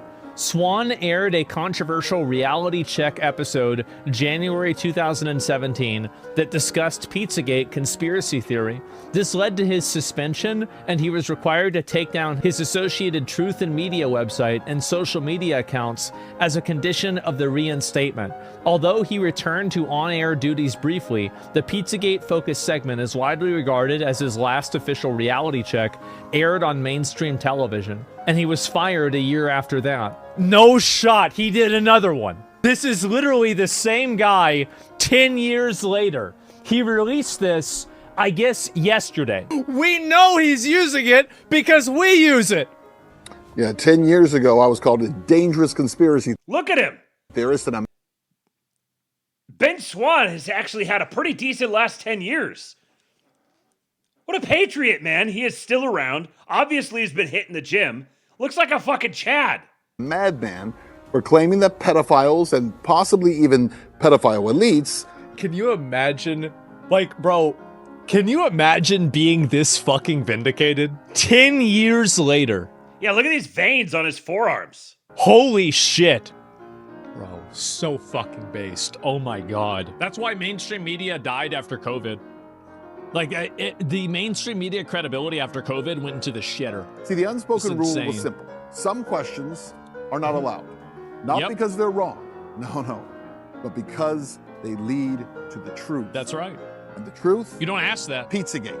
At least in the form of a cabal of elites and powerful people who delight in the physical and sexual abuse of children, is real. Remember how we started. Epstein is Pizzagate. But the other reality it's time to accept, Pizzagate is much more and much bigger than just Jeffrey Epstein. Professional career destroyed, called a conspiracy theorist, totally fucking defamed, and everything, all for 10 years later that he comes back and everything that he originally said was actually true. Still became a Giga Chad. Too fucking true, man. Too fucking true. Ben Swollen. He just needs to up his Twitter game here. Get rid of the hashtags, Ben. You don't need the hashtags. They're bad. They look bad. They kill your reach. Just get rid of the hashtags. He reposted this, our favorite reactions from Asmongold watching our most recent video. Go follow Ben The Swann reporter on was X. fired. At Ben Swann with 2 N's _. What a patriot. It's wild. Like, I've had people taking shots talking about, if you're not melting down, ripping your hair out about the Epstein revelations, then you're covering for pedophiles or something. And most of these people, I guarantee you, were not paying attention to Pizzagate and Ben Swann fucking 10 years ago. Like I said, I have been in these streets. I've had this worldview for a decade. I understand some of you guys are just coming to grips with it. You're just encountering this for the first time. You're just taking on this load. Fortunately for you, the QAnon people are light years ahead of you. They have trod these paths. They will teach you. They will teach you how to win. They will teach you how to hold these thoughts in your head and not totally tune out. How to transmit Jeffrey Epstein and Pizzagate knowledge into trusting. Nobody better than the QAnon folks. And even, get this, even Bill Maher now, even Bill Maher is starting to recognize that maybe the QAnon people deserve a little bit of credit. I can't believe I'm saying this, but where does QAnon go for the apology? QAnon, which believed in lots of really ridiculous things, like, Democrats eat babies. Yeah. But they were kind of harping a lot on the idea that the elites are running this pedophile ring. And I made jokes about them. I also made jokes after the Epstein thing happened originally that were on the idea of, obviously there was some smoke there. Well, now with all that's come out in the last couple of weeks, there's a little more than smoke. It does look like anybody who was at all able to get in touch with Jeffrey Epstein, he was the man. We're doing it. They just, yeah. And then they all lied about it. Everybody has, and the arrogance also of thinking they could just use their real name in an email, which they did, and didn't try to couch it in, when I used to get pot before it was legal, it was like. He really had me going there for a second when he was like, when I used to, I was like, when you used to what, Bill? Couch it in, when I used to get pot before it was legal, it was like, I'd like 2 shirts, please, and no seeds in the shirts this time. You had to sort of codify it. No, they're just openly talking in emails about this sort of, sexual perversion, and that they were all doing, and lots of people who you didn't think, or I never imagined were doing it. I see these names come up. QAnon, yes, a lot of crazy there, but you know what? You weren't totally wrong about that, guys. You do have to give it to the QAnon folks. Look at my African American there, Stephen A. Smith. How about Stephen A. Smith run in the primary against Kamala? I want to live in that world. Walter Kern says, I wrote this in spring of 2018. I believe I was the first national journalist to take the Q drops seriously and not mock or dismiss them. So here, in light of the Epstein revelations, you are. 8 years later, more to come. The Wizard of Q by Walter Kern. In 2006, when the internet was younger and seemed to hold untapped artistic possibilities, I was asked to write a serial novel for Slate. The subject of the book was up to me, so I chose themes that seemed appropriate to the new medium. High-tech surveillance, cultural fragmentation, selfhood eroded by scrutiny. I imagined people reading my dark tale surreptitiously at their office computers and feeling almost as hunted as the characters, who were a mix of anarchists and federal agents, omniscient spies, and hapless nobodies. I titled the novel The Unbinding and filled it with experimental devices, specifically scores of hyperlinks meant to hasten a great leap forward for fiction. One of the hyperlinks took you to a video of a metal band from Scandinavia playing a sped-up, scary-sounding cover of Neil Diamond's Solitary Man. How I thought it might help the story, I no longer recall. I may have stuck it in just because I could. I want to just grab this real quick and make sure I look this up later. I forgot to copy and paste this earlier. I want to find out see if I can find that video. The Unbinding was, needless to say, a flop. Few people ever found it on the web, and fewer still bought the printed version that followed, in which the hyperlinks appeared in bold but were functionally moot. Not surprising, it was borderline incoherent. When I started the book, I had a notion that I would use the current events to shape the plot. It was a clever idea, but not a good one. Fashioning a tale without an ending, a tale that swerved as the headlines changed, yet retained its inner logic, was a stunt I simply couldn't manage. I wrote it in installments, week by week, laying down a railroad track to nowhere. I should have called the project The Unhinging, since writing it nearly sent me around the bend. To console myself for my failure, I concluded that the internet and the novel were natural enemies. Choose-your-own-adventure stories were not the future of literature. The author should be a dictator, a tyrant who treated the reader as his willing slave, not as a co-creator. And high-tech flourishes should be avoided. Novels weren't meant to link to Neil Diamond songs or, say, refer to real plane crashes on the day they happen. Novels were closed structures, their boundaries fixed, not data-driven dynamic feedback loops. Until quite recently, these were my beliefs, and no new works emerged to challenge my thinking. Then, late last year, while knocking around on the internet one night, I came across a long series of posts originally published on 4chan, an anonymous message board. They described a sinister global power struggle only dimly visible to ordinary citizens. On one side of the fight, the post explained, was a depraved elite, bound by unholy oaths and rituals, secretly sowing chaos and strife to create a pretext for their rule. On the other side was the public, we the people, brave and decent, but easily deceived, not least because the news was largely scripted by the power brokers and their collaborators in the press. And yet, there was hope, I read, because the Shadow Directorate had blundered. Aligned during the election with Hillary Clinton and unable to believe that she could lose, least of all to an outsider, it had underestimated Donald Trump, as well as the patriotism of the U.S. military, which had recruited him for a last-ditch battle against the psychopathic deep state spooks.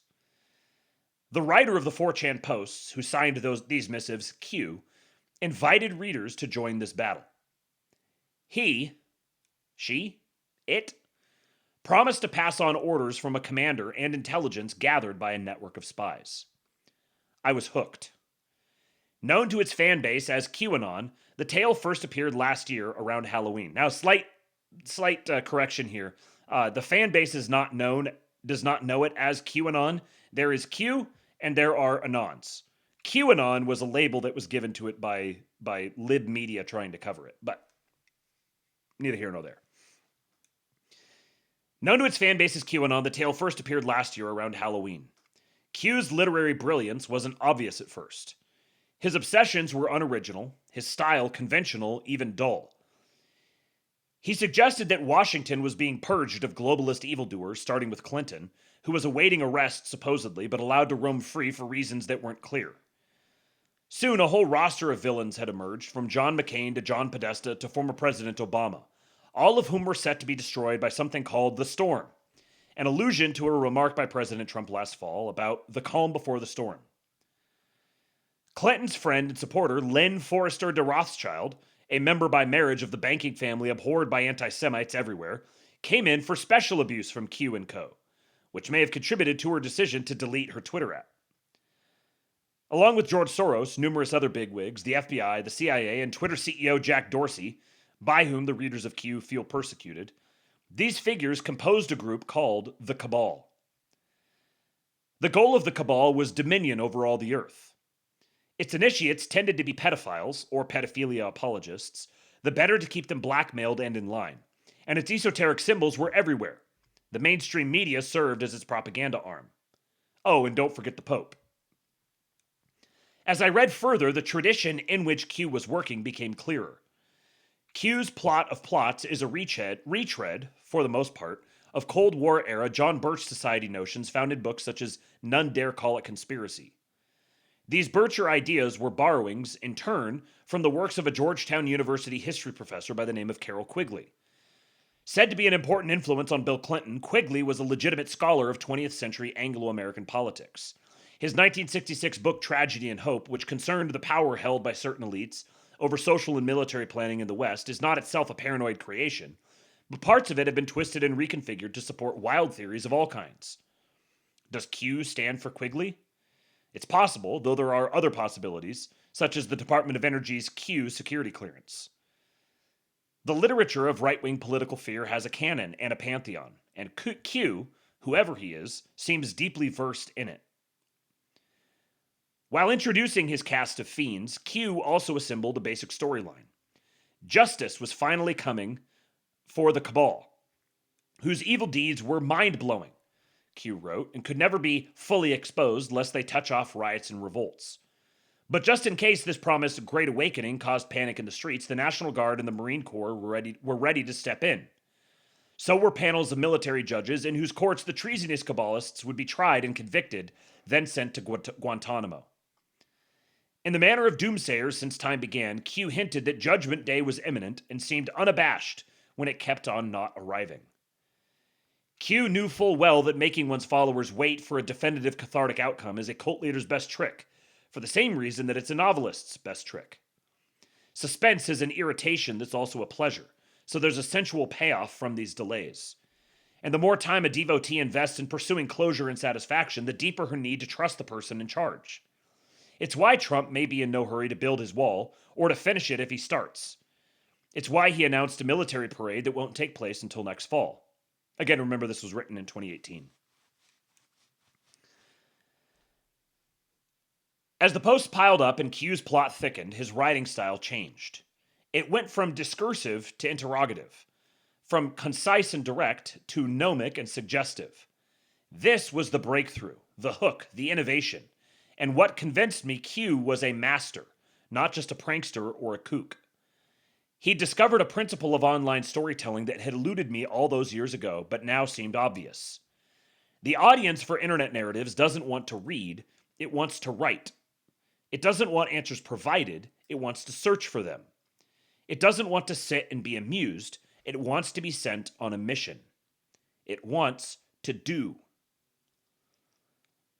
From November on, as his following on 4chan, Reddit, Twitter, and other platforms grew, Q turned his readers into spies and soldiers by issuing coded orders and predictions that required great effort to interpret and tended to remain ambiguous even after lengthy contemplation.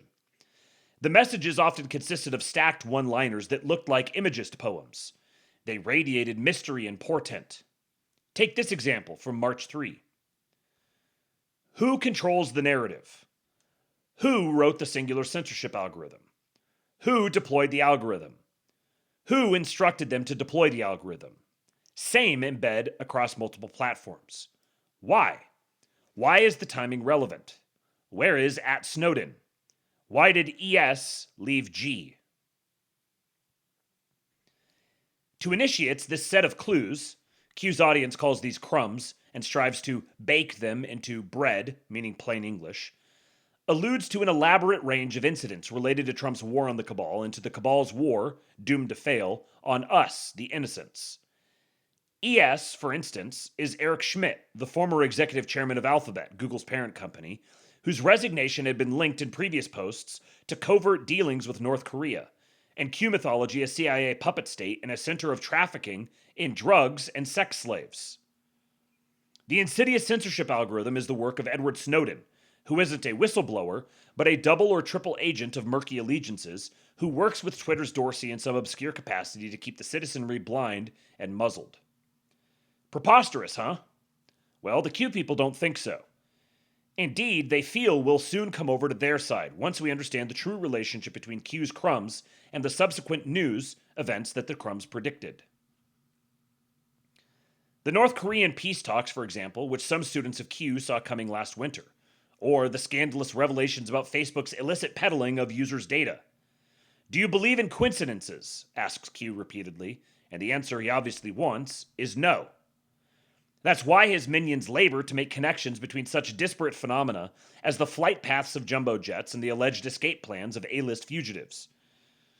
Expand your thinking, Q exhorts his legions, particularly when they falter in their cryptography or lag in their online detective work. He's the author as case officer, tasking slow-witted readers with enigmas whose solutions he already knows, but insists that they discover on their own. I also just noticed this just now. Why did ES leave G, which is supposed to be like Eric Schmidt, leave Google? There's also ESG here. Why did ES leave G? Which, when it comes to Q things, I've never really left anything completely out of the realm of possibility. ESG did not exist in 2018, which is why I think Walter Kern didn't reference it here at this point. But ESG stands for, I think it's environmentalism. What was it? What is ESG? Sustainability and governance? Environment and sustainability and governance, is that what it is? Yeah, environmental, social, and governmental. That's what it was. So, why did environmental and social leave government? I don't know if that would necessarily really make sense here, but that just jumped out to me just now. And his posts aren't all nonsense. Some are quite uncanny in the way they anticipate the headlines.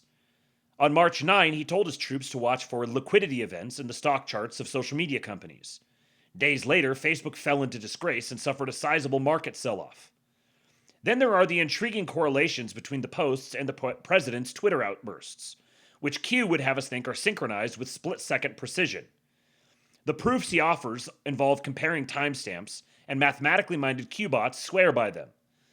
That they're willing to fuss with such puzzles is a testament to the compulsive power of Q's methods.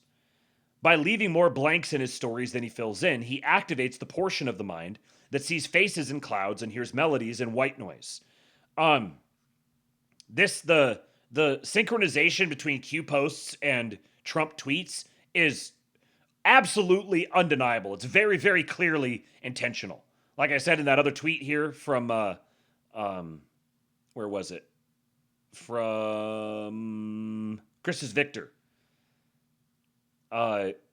People still doubt that he's involved with the Q operation. He's not even subtle about it anymore. Please feel free to infer another conclusion, but I'm feeling comfy here, as it always felt legitimate to me. There's no question whatsoever to me. Whatever Q is, Trump was absolutely involved with it to some degree. If you doubt that, just go back and listen to the episode that I did several months ago talking about Q. I think it said something about, the title was something about like the rabbit hole, down the rabbit hole or something like that. Every single person that I've ever showed that documentary to has been like skeptical at first, and then they finish and they're like, okay, holy shit, there is obviously something going on here. I don't know what it is, but there's obviously something going on here, which is basically where I've been the whole time. Could Q have actual foreknowledge? Was he somehow the oracle he purported to be? Having followed the posts for months now, I wish I could summarily dismiss them.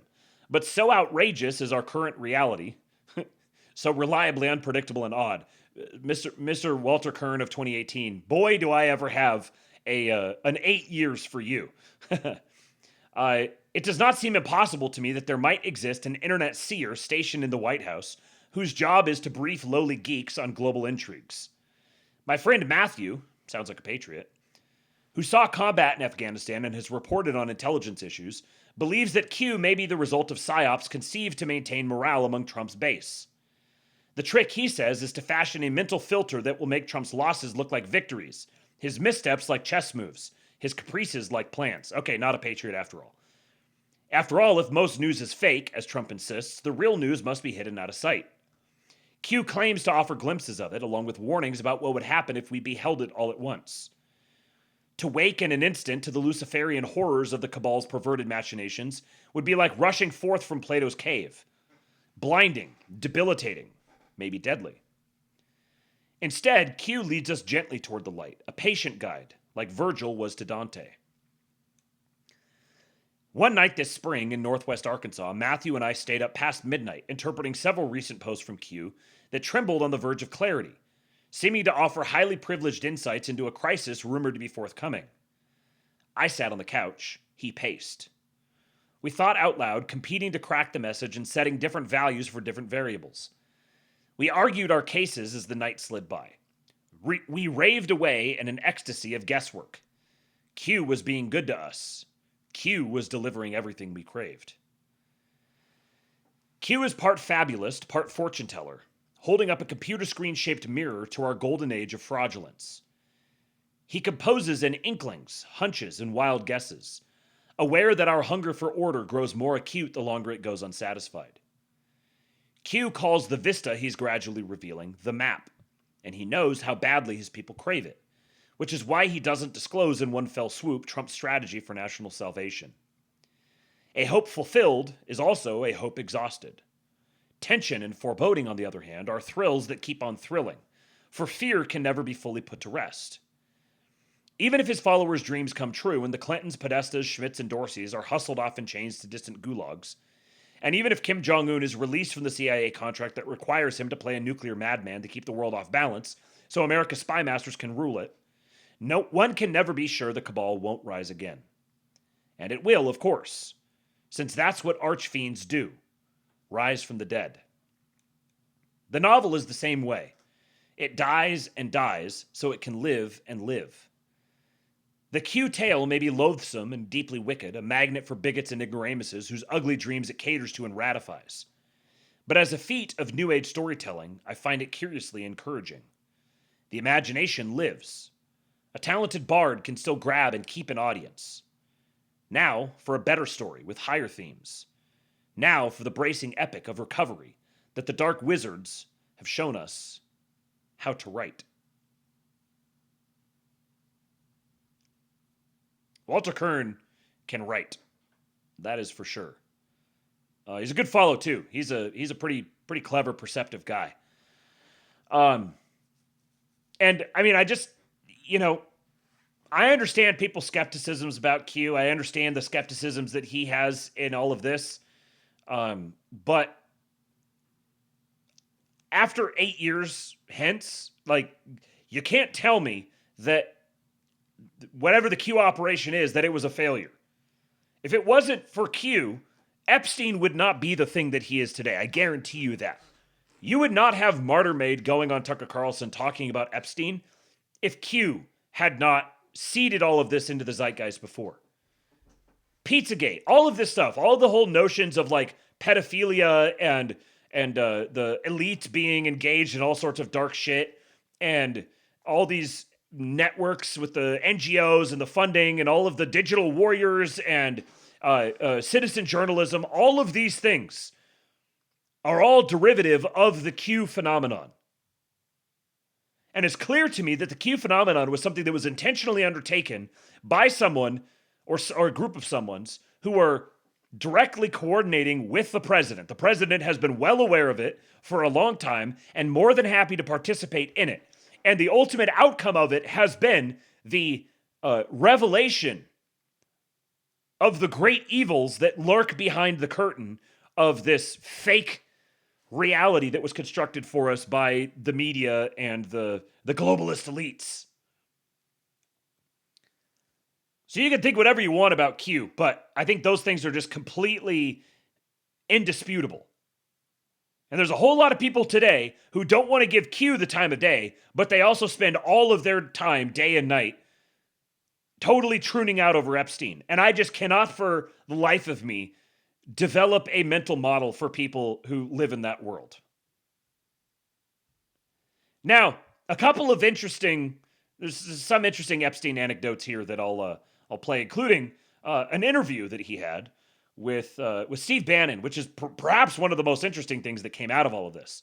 But I'm going to try to get through these as quickly as possible because I've still got a number of things. Hopefully you guys are down for a nice late Friday night show. Please do hit the tips link, tips.kingpill.com. Let me double check and see if anything new has come in. No.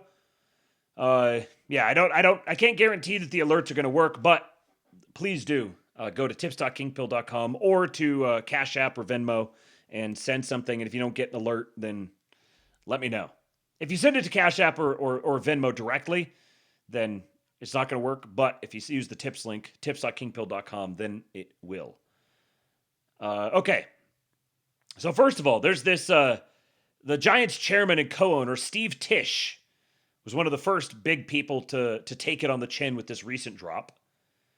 Convicted sex offender Jeffrey Epstein connected New York Giants chairman and co-owner Steve Tisch with multiple women, according to newly released emails, and Tisch received scouting reports on women from Epstein, and the two men discussed whether women were pro or civilian or a working girl. That's quite the run-on sentence there from The Athletic. The emails sent in 2013 were among more than 3 million Epstein-related documents that the DOJ released Friday. There are also emails between Epstein and women who wrote about their encounters with Tisch. A prominent film producer, Tisch, 76, assumed his role with the Giants in 2005. His father purchased 50% of the team in 1991. The email address Tisch used in his communications with Epstein, Gump Tower, may be a reference to the 1994 film Forrest Gump that he produced. Risky Business, The Pursuit of Happiness, and the Equalizer franchise are among his other credits. He's a producer and partner with California-based Escape Artists Entertainment. He did not respond. State manager said could not reach him. Spokesperson, yada, yada, yada. Okay, so then, in May of 2013, Epstein emailed Tisch, and he responded, still in NFL meeting. Their exchange continued that afternoon. I can invite the Russian to meet you if you like, Epstein responded. Is she fun? Tisch emailed a minute later. In June of 2013, Tisch asked Epstein about a specific woman. Epstein responded, Tahitian, speaks mostly French, exotic. Working girl? Tisch wrote back. Never, Epstein emailed. That same month, Tisch emailed Epstein, apparently referencing a different woman they had discussed earlier. Is my present in New York City? Epstein replied, yes. Tisch followed up early the next morning. Can I get my surprise to take me to lunch tomorrow? In another exchange, Epstein wrote to Tisch, did you contact the great-ass fake tit name redacted? She's a character, short-term, has an older boyfriend going to acting school, a 10-ass. Tisch emailed back, thanks, Jeffrey. Curious to know about name redacted. I will contact name redacted, pro or civilian. Epstein responded, in part, civilian but Russian, and rarely tells the full truth, but fun. In a different email, Epstein followed up with Tisch after he'd connected with one of the women. Quote, report just in, you did very well. She wants to go to the play. She is a little freaked by the age difference, but go slow. I will try to convince her not to return to Ukraine. Having her crying worked. Tisch responded, nice report, funny comment on crying. There are also emails between Epstein and women in which they discuss meeting with Tisch. Some reference the possibility that Tisch could help them with their acting careers. Gonna meet Steve Tisch next week for a dinner, the woman wrote. He said that he gonna work on 3 movies starting June. So I'll ask if I can read scripts and maybe audition for some part. That last part there was one of the reasons I wanted to include this story, because it does highlight what is a very real aspect of this, which was women volunteering for this. Women who were willing to participate in this whole charade voluntarily so that it would advance their career. This is like the Harvey Weinstein effect. Is that gross? Yes. Is it deeply immoral and anti-civilizational? Yes. Is it criminal? Maybe, technically, perhaps. In certain cases, depends, has to be investigated, depends on the woman's willingness to participate, to be named. There's a whole bunch of different things that are all implicated in this. But a substantial number of these stories do look exactly like this. So when you're trying to assess what the Jeffrey Epstein phenomenon is, if you're doing this honestly, you have to identify and recognize and accept that some of them are just this. Women who are willing to give away sexual favors to rich men because they think that they'll get something in return for it. And they're engaged in it fully voluntarily. In fact, in many cases, many of these so-called victims were actually employed to recruit other women for these purposes exactly. And they were paid for it. And now they want to say, oh, I was a victim and I was victimized. And in a certain sense, yes, you were victimized. In another sense, no, you weren't. You participated in this voluntarily, knowing full well what you were doing, but it was worth it to you.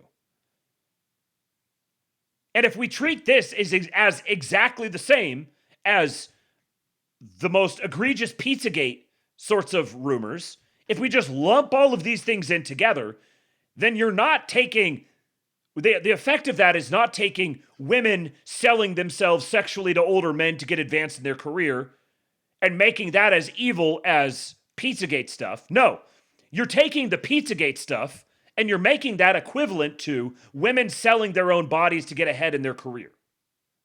That's the actual effect of it. Yeah, billionaires wanted to get some strange. And this is not new. This is not like, oh, society has degraded so far that now this is happening. This has been a permanent feature of every human society for all of humankind. This has always been the case. Women who are willing to sleep with wealthy, powerful men to get advanced in their lifestyle. It's a very real thing. It's not going away. If anything, the mass release of the Epstein stuff is just going to put it on the radar of people who may or may not have been thinking that way already. This sort of relationship is not going anywhere. If you think that you're just going to make all of civilization grind to a halt until we solve the problem of women selling their bodies to wealthy men to get ahead in their careers, you got another thing coming, man. It's not going to happen. And part of the problem with just the mass release of everything totally indiscriminately like that is that it jumbles all of this stuff up. Frankly, one of the most malignant influences on the world today now, because of the actual actions he's taken, is Thomas Massie. I don't care what his motivations were. I don't care what good stuff can ultimately be extracted from this total clusterfuck. The fact that it was conducted this way is something that he is going to have to answer to in eternity. Totally unhelpful, subversive, chaos-inducing, totally muddying the waters. You cannot convince me that a noble man of good character decided that what we need to do is just mass spam the world with every single document related to Jeffrey Epstein that the government has ever obtained. Because, yeah, it's going to cause lots of bad stuff, but ultimately the good stuff that it brings about will be great. You're not going to convince me that that's the actions of a noble man of good character. Those are the actions of a nihilist chaos agent.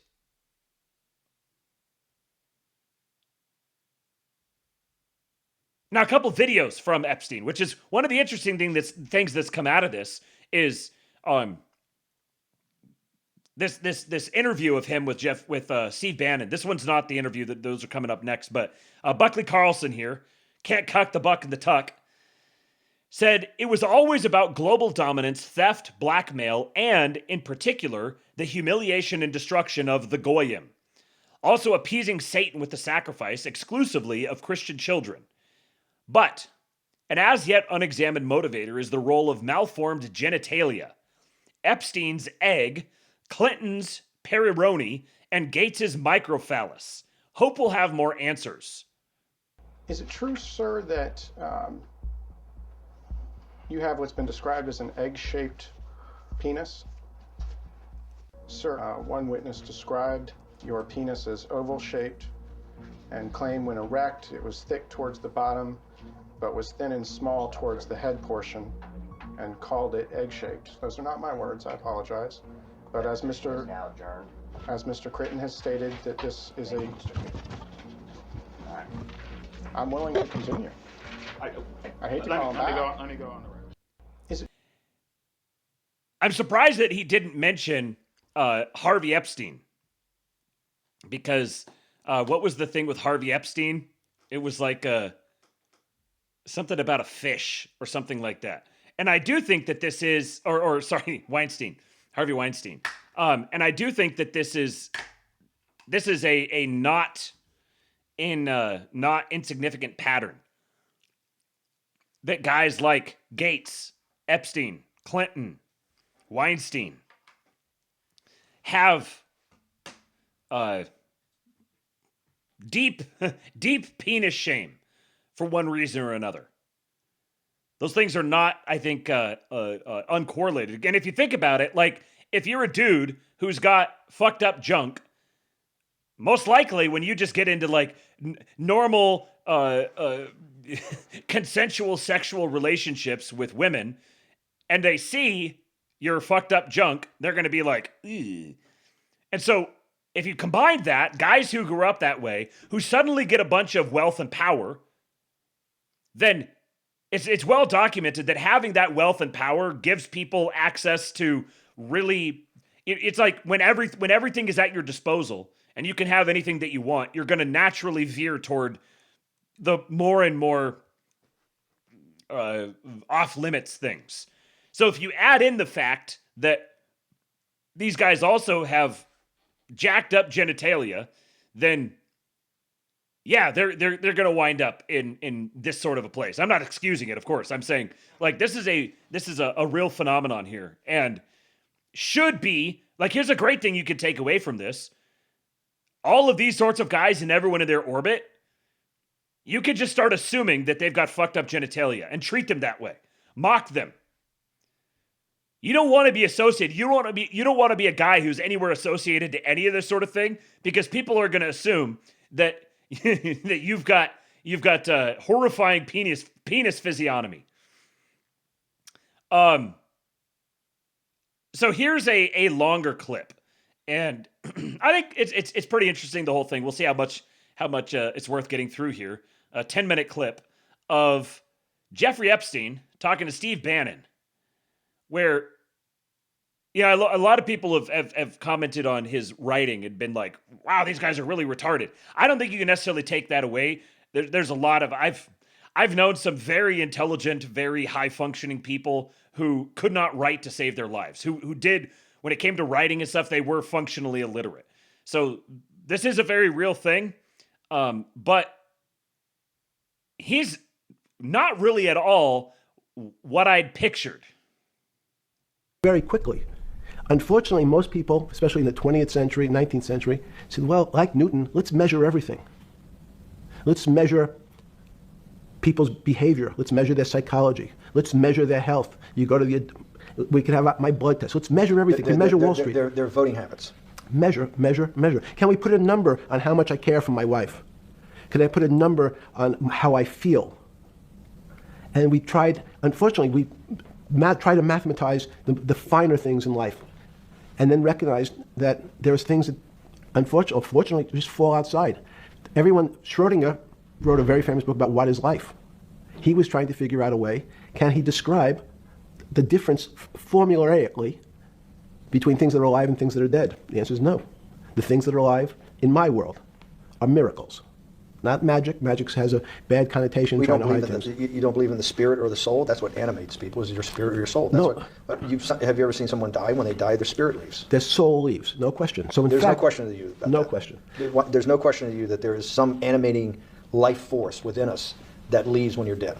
Yes, in fact, I refer to the soul. There's obviously a certain the questions in the past, even because people would normally think you were soulless. So thank you. Have you talk about you actually believe in it and have done some thinking about it is pretty shocking in its own right, isn't it? Well, again, mathematics. Leibniz and Leibniz thought. So Newton was at Cambridge, and he was the head of the math department, right? He's a professor, essentially. Yes. But Leibniz, was Leibniz a German professor? Yes, but what Leibniz said is the soul is so strange because God took chemicals, which is simply the material, like tables, and he somehow made this material able to have a thought. How strange is that? Not only does it have a soul, but this some way it was put together that this material substance is able to think. So when you say to me, it's obvious to everyone that there's such a thing as a soul. Now, if you're part of the Charlatanville, you'll try to explain it to people. The soul I describe as the dark matter of the brain. Why is it dark matter? Because in high energy physics nowadays, you hear terms of dark matter, dark energy. Again, terminology. It's a complicated term. Why is it dark matter? Because we can't see it. That's all. What do you mean you can't see it? Well, somehow we see something moving towards this area of darkness. Something, I can see this thing. This appears to me to be empty. It's just black. But I see it being drawn this way. So I say, well, I know if this were matter, that would follow that equation. If this was solid, it would explain the way this particle moves. But I can't see anything here. So I'll just call it dark matter. And I'll say, I don't know what it is, but it behaves as if there was something there. The soul is obvious to everyone that there's something different between things that are alive and things that are not alive. But we have no idea what it is. It's currently unexplainable. I believe we need an entirely different system of analysis to try to figure out. But no, with Newton, with all his chemical studies and things he worked on the spiritual side, Leibniz had just talked about the soul, Schroeder talked about what it's like. If a modern scientist or someone that you funded at MIT or at Harvard or one of these things talked in those types of terms, they would be considered to be a wingnut today, wouldn't they? They would not be on the path for tenure, right? Unless they were in the philosophy department. This is exactly my point. We're talking about three of the greatest mathematicians in mankind's history that have really changed mankind. Talking like this, what happened? How do we get to a situation where they could not be in the high physics, they could not be in the mathematics department or working in high energy physics? Good, it's an easy answer. Newton was a combination of mathematician or geometer then and philosopher. And as time went on, those disciplines seemed to move apart. We had philosophy. Some of the philosophers can't do math, and some of the mathematicians. And again, mathematicians often break into two categories. People that solve problems. Those are more like geometers in the old days, just problem solvers. And then there's thinkers, theoreticians. They're more like the old movement towards philosophy. But neither one of those two groups have been able to figure out why something is alive as opposed to something that's not alive. No one's been able to describe what the soul is, but we all know it exists. And I think what we need is science is a bad word. I think science only describes the things we already know about the physical world. In fact, there's an argument that the physical world that we see has been created out of our systems of mathematics. Mathematics, everyone knows mathematics describes the physical world much greater than it should, unless my view, the physical world really comes out of conscious beings that have mathematics. So they create it. This table appears to you and I to be solid. To a bat, because we have light that's bouncing off the table into our eyes, it appears solid. If instead of eyes that responded to wavelengths of visual light, our eyes responded to radio waves, the radio frequencies, it's not different, it's the same type of frequency as light with different speeds, the table's invisible. We know that our phone works in this room. So the waves are coming through the windows, the waves are coming through the walls. So the walls are invisible to that type of radiation, that type of energy. The walls I can see them because my eyes, a physical system, determines that the walls are there. You, with Murray Delman, you founded, or were the original donor, and had the idea of Santa Fe Institute. 10 or 15 years later, that effort to study the complexity of systems mathematically. Yes. It's a total failure. Yes. Total failure. Total failure. Why is that? It's the failure of science because, in fact, if to some extent, science doesn't describe romance. I don't know why I'm attracted to somebody. I don't know. People are attracted to each other, and everyone has the same feeling. They've seen someone walk in the room, and they say, oh, that person gives me a creepy feeling. Science has tried to describe. Science doesn't describe what creepy feelings means. They just know it's a creepy feeling. I think women, as I said the last time, have an intuitive sense. What is intuitive? They have intuition, they have feelings, and they're able to deal in the realm of things that men, especially men like myself, find unexplainable. Women have intuition, men see things a bit differently. Men want to measure everything, women are not really that interested in measuring. In what you're saying in macro terms, you actually think science, mathematics, maybe ultimately technology is moving to that more intuitive? I think science and math are old-fashioned. And unfortunately, people are still taught that they have to learn algebra in school and certain things in school, as opposed to learning to have an emotion. Is this what Larry Summers was trying to get at? Maybe he didn't say it perfectly enough, but what he was trying to get to in that system, the systems we study today, the way mathematics is either taught or understood, that women just haven't gotten up to the highest realms of engineering or physics or mathematics because of that. And you're actually implying that there's a either new branch of science, or we've hit an inflection point like in Newton that's going to go in a Newton took mankind in a different direction because he was able to measure. Then you had subatomic, non-Newtonian physics later. Are you saying that you think there's another developing field that's coming up that may take us, I don't know how many decades to get our hands around, but that's what's evolving out of this? Yes. Yeah. In fact, I think that mathematics, it's not the end of science. Every year someone says it's the end of, we can't discover everything. There's lots to discover with relationship to the physical world, but we know a lot already. In respect to the unexplainable world, we almost know nothing. Women... Lomez said, such an insufferable midwit. Zero depth to anything he says, complete dilettante. If we were bats, the table wouldn't be solid, durr. Deepak Chopra tier physics woo. To be honest, even dumber than that. We deserve better villains. The reason I wanted to play that is because I think there's something about seeing how ordinary these people are. I mean, it's moderately interesting. It sounds like something that you might hear from like a Joe Rogan guest on an episode that you're just sort of listening to in the background. And it's kind of interesting. He's like, yeah, there's really issues with like spiritual things and like women's intuition. And there's all this like unexplainable stuff that you can't just reduce down to material phenomenon. So he's straight up like rejecting materialism, just basically out of hand. And there's clearly a difference between men and women. That men, men are more tactile. Men want to like measure things and put constraints around the world and everything, whereas women are just kind of more experiencing the world. Men build the world, women experience it. But he's just kind of like an ordinary like philosophy bro, sort of. What I do think is perhaps the person, apart from maybe Lord Peter Mandelson, perhaps the person who has the most to lose from this most recent drop, which is very interesting to think about in the context of our president, is the man who is interviewing him. Mr. Steve Bannon is one of the guys who has been revealed as having much closer connections to Bannon or to Epstein than people knew. Like the people knew that there was kind of some connections there, but there's like emails of them going back and forth. Bannon's really trying to get him into Trump's orbit as late as like I think like 2018. They were in communications very directly.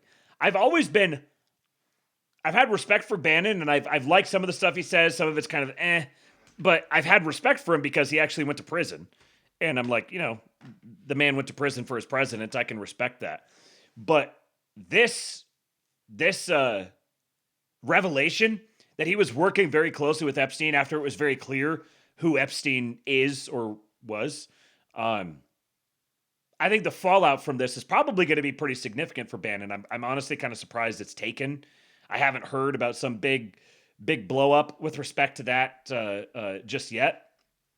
But there was one other thing Bannon and Epstein related that I was going to say.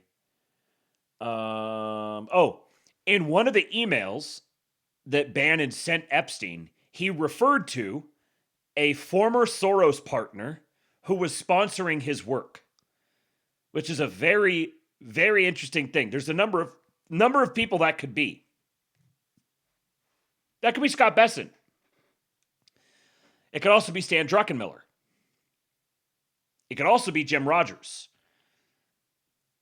I'm kind of thinking Rogers, but I'd be interested to see someone tug on that thread a little bit more to see what was the there's some sort of Soros connection here to Bannon. Bannon's obviously constant. He's got his whole song about the taking the fight to the CCP or whatever. He's been very China, driving on that all the time. He's got his connections with the Falun Gong and the guys behind the Epic Times. And there's all the little factional infighting and stuff within China. So I'm interested to see someone who knows this stuff better than I do go drill down into this even more. Life Support Blogger says Bannon got stoned with Epstein and conducted a Joe Rogan bro physics interview with him. Yeah, basically. This is what Jeffrey Epstein was.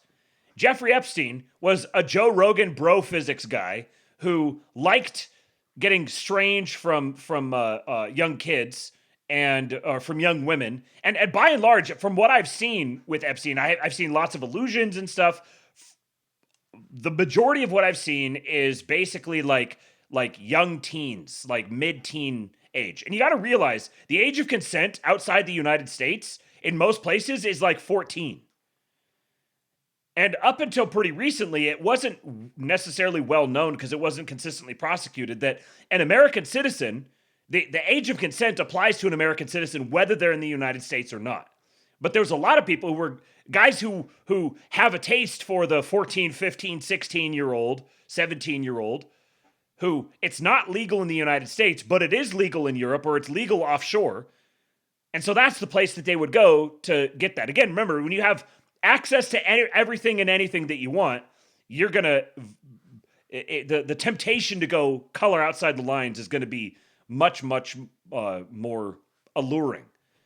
So a lot of these guys, again, another thing that you have to parse out with this, and a lot of people want to say, oh, if you're trying to parse this stuff, then you're trying to cover for pedophilia.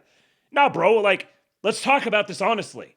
There's a big difference between some guy in his 50s who wants to bang a 17 or a 16-year-old and it's legal in Europe, but it's not legal in the United States, and so he wants to go do that.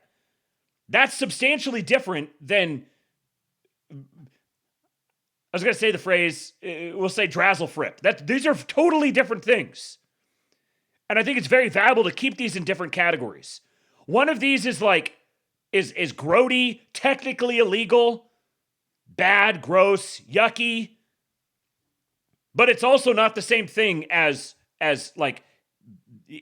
doing unseemly things to the body parts of 5-year-olds. These are separate categories, and I don't think that it's prudent at all to just mash these up into all just the same thing. It's all exactly the same. Overwhelmingly, from what I've seen thus far, and I know there's more documents to come and we'll probably see them, and I'm fully aware that there are people, the whole drazzle frip thing, I'm spoonerizing it, so flip it around. That's one of those words that, we're talking like Anthony Weiner, Hillary Clinton, you had the NYPD officers who saw this thing and on these files on this computer, and then they were puking, and they're all dead now. That's when you're getting into the really, really dark underbelly of stuff. Just unspoonerized drazzle frip. I don't know if spoonerizing it is enough to protect against the algorithm, but just unspoonerized that. I wouldn't go Googling it. You just need to know it's the sort of thing that you don't want to know about. That is different from going on a boat into international waters and cavorting with a bunch of 16-year-old prostitutes. Neither one of them is good or okay. How many things you have to say here? Neither one of these things is good, but they're also substantially different. One of them cannot be tolerated. One of them is going to be inevitable. Unless you're now saying that we need to have some sort of global age of consent that's enforced in every territory, and we're going to there's certain lines to this stuff that you just can't get beyond. Don't go Google it. Yeah. This is stuff that you don't need to know about if you don't know about it already.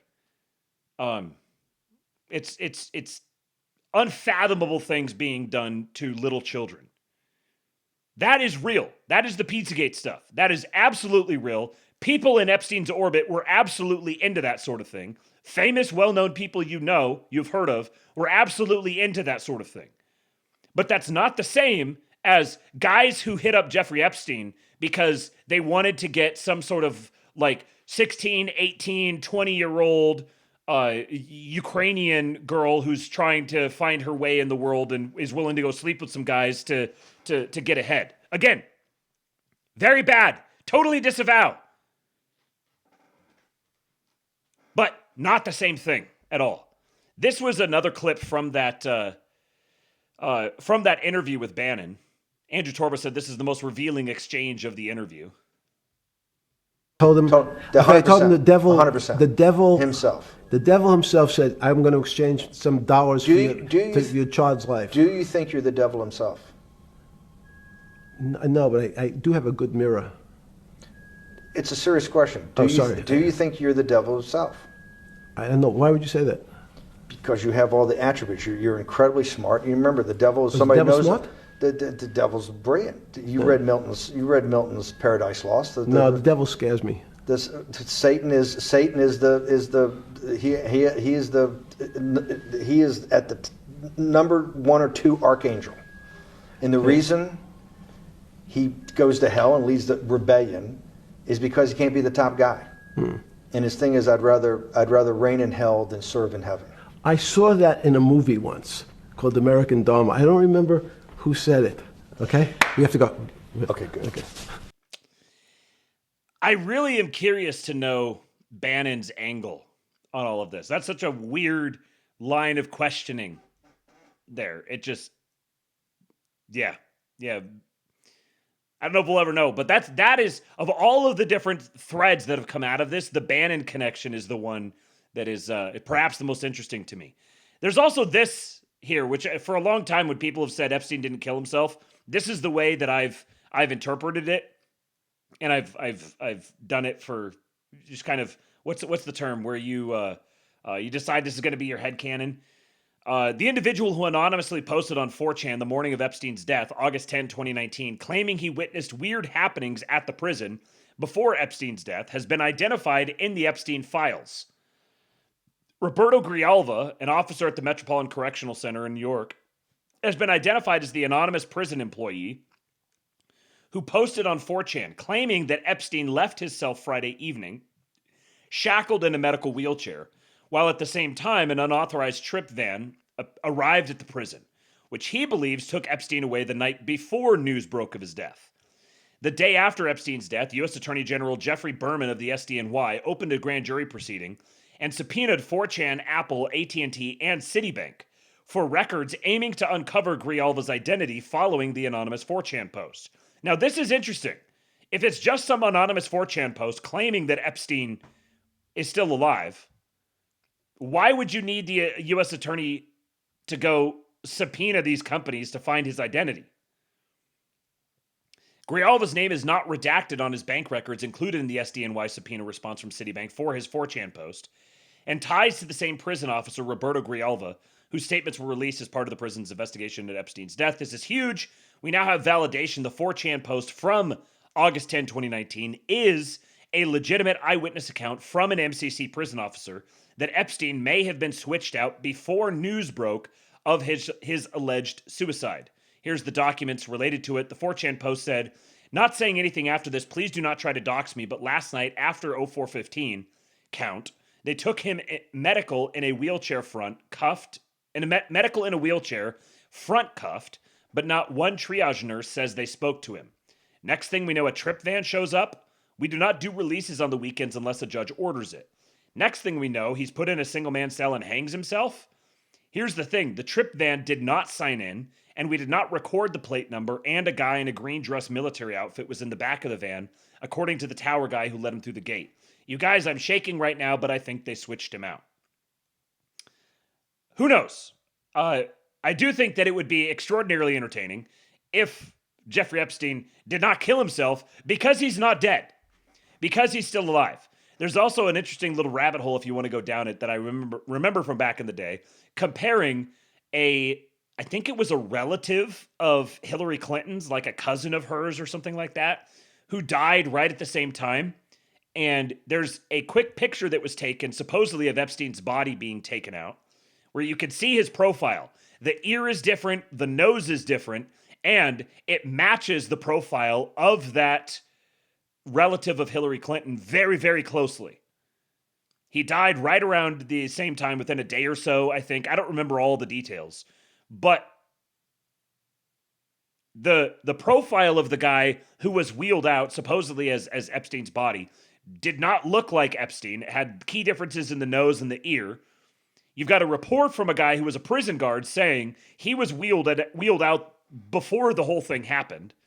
And then you've got Epstein's cellmate, who was this guy, some like mob, like police officer or something that had been tormenting some radio host or everything. There's so many fascinating little rabbit holes you can run down with all of this. But if you really put a gun to my head, I would say the odds are probably, I'd say like 70% that Epstein is still alive somewhere.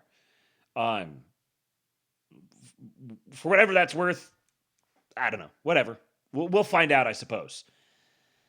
Then there's his Fortnite account. Supposedly his Fortnite account was active until just recently when it went viral that his Fortnite account was active, and then it got shut down. I don't know. Wouldn't that be interesting if they faked his death? Watching the video of him, I find it much more plausible that he's a guy who would have just killed himself rather than go to federal prison. I think seeing these videos of him is sort of, I don't know, like almost, he's not this like big, like monstrous boogeyman. He looks like he's kind of a dork. He's here. Mom's Bury Man. I don't entirely agree with this presentation, but I also don't think it's completely wrong. He says there wasn't any spy shit. He was just a humble outer borough NYC Jew with a groundskeeper dad who scammed his way into money and lived large with it. He had a taste for teenage girls and indulged in that, but he wasn't a literal pedophile raping children. The teen girls were certainly exploited, but they were trampy Florida sluts, and I'm sure most liked the attention and perks while it lasted. I think from what I've seen, for a lot of the women that are working with Thomas Massie on this very much seems to fit. That doesn't excuse him, but girls can be sordid creatures, and he took advantage of that. He wasn't running an influence operation on behalf of anyone but himself.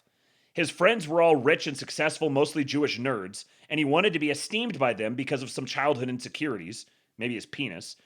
So he put on sophisticated airs and would treat them to the high life to gain their appreciation and confidence. Trump saw through him because Trump played a similar game, but at a much higher level. Trump had better assets, better clients, and better girls. He let a bit player like Epstein hang around him until he became a problem and cut him loose. That's my read on this whole tale. And then he continues, I will add this. He does seem to have genuinely operated at the nexus of finance and power, in particular through his relationships with US bankers and UK Labour Party figures, as well as his ties to the Israeli left through Ehud Barak. So I think this here sort of is at odds a little bit with the like spy shit part. But when people think spy shit, they go like full James Bond kind of when they imagine this, when really it's just this. He was at the nexus of finance and power, had these relationships with these people, but it's not clear that there was any real political consequence to these relationships beyond the kind of sordid crony financial corruption that has become endemic in the West. Basically, the flow was from money to power back to more money. There were few, if any, concrete shifts in policy, installation of different leaders, toppling of governments, or other activities we would typically associate with high-level spycraft as a result of Epstein's activities. Now, there's more stuff that could still be released, and we could find out more. I think maybe he understates it a little bit compared to what I would say. Because of the stuff like Lord Peter Mandelson, someone like Bannon, he definitely had connections to a lot of these powerful people. But I think it's a lot of this reality is much more mundane than people want to believe it to be. And they have this view that they've developed where Jeffrey Epstein was like the main character. He was like the cornerstone of the entire globalist system, when really he was much more of a bit player. And this idea of like, oh, we're going to get you in and we're going to have you doing all this stuff, and then we're going to record you and then have blackmail against you and force you to do all this stuff you don't want to do because we got the blackmail of you doing unseemly things to toddlers. The world doesn't work that way. All of these guys who are implicated in this are actively bragging and asking for more. They're not like some poor guy who got blackmailed into this, to doing this absolutely god-awful, horrible thing that now they're just under Jeffrey Epstein's thumb because he's controlling them and blackmailing them. No, like everybody in that orbit was all into this sort of thing, because that's how people like that have always been. And you could take that as downplaying it. I think it's more like I don't, when I observe that, I'm not downplaying it. I'm recognizing this is the reality. It's far more mundane, which makes it much more insidious and deeply embedded. You're not just going to like release some documents and magically solve the problem of elites going offshore and doing unseemly things with barely legals. It's just not, those things are always going to exist. I'm not happy that they're going to exist. I'm not saying that they should be tolerated. I'm just saying they are. And taking this and turning it into this story where Jeffrey Epstein was like the hub of the entire globalist system and the single man carrying the entire thing on his back through this deep intentional network that he put together so he could blackmail everyone into doing his bidding and invoke the spirit of Satan down to occupy every single country. That just doesn't, that's not real. Like, in effect, yeah, that does end up kind of being the case, but this wasn't Jeffrey Epstein setting off to do this out of some great, grand, coordinated strategy by the men in dark rooms who sit at the high table together and play everybody else like marionettes. Elites are vastly more mundane and boring and mediocre and incompetent, slovenly rubes who just happen to be in these sorts of positions, if anything, because of the accidents of their birth, than any other vast orchestrated intentional conspiracy.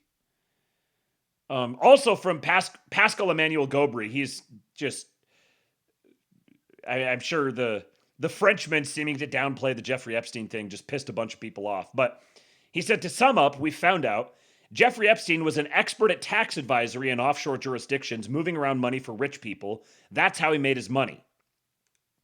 Unsavory, but also legal and not Mossad blackmail. He was a consummate networker, spending lots of time hobnobbing with the rich for mundane reasons, getting new clients and narcissism. He had sex parties with young women, some of them minors, but none of them were children in the conventional sense of the term.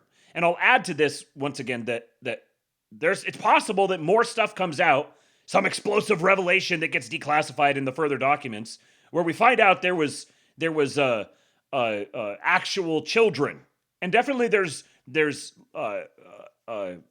code in some of these that certainly could be related to children, but also, like, I read all these emails of these people just kind of openly talking about everything that they're doing.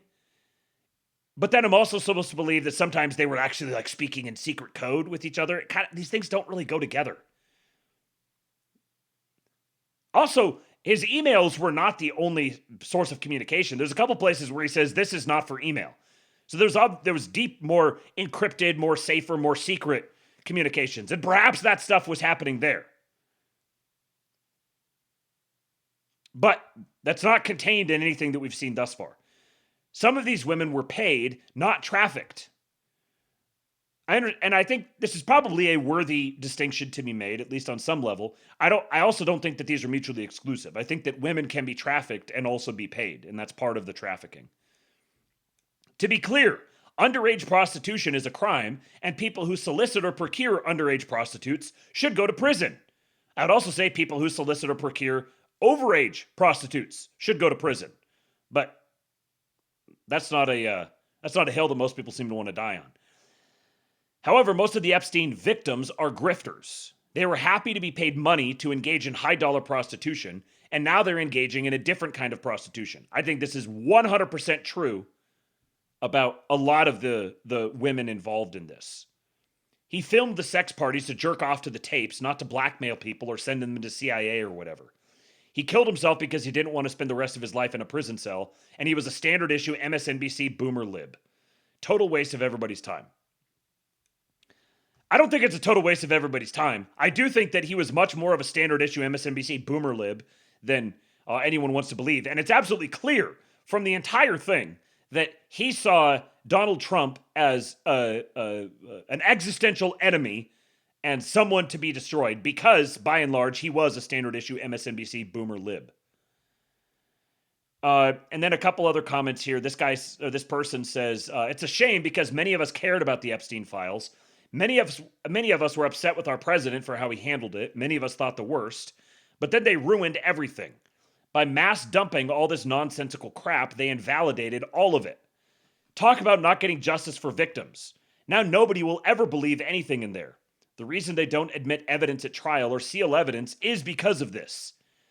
You put out millions of pages of complete nonsense that people will turn into drama or to defame innocent people, when the actual valid info is what was important. Case files were important, trial records. Releasing anonymous tips to the FBI that are from deranged wine moms was the stupidest thing you could do, and nobody will take any of it seriously. Epstein emailed Bob about adopting a puppy which he offered to deliver to his island residence, so Bob the puppy breeder rapes children. That's proof. That's how retarded you idiots are. And Thomas Massie was oblivious to this foreseeable tragedy. And honestly, it's hard for me to say he was oblivious to this. I think he didn't give a shit. That's the only thing I can conclude. That Massie didn't give a shit about the potential harms from mass releasing all of this.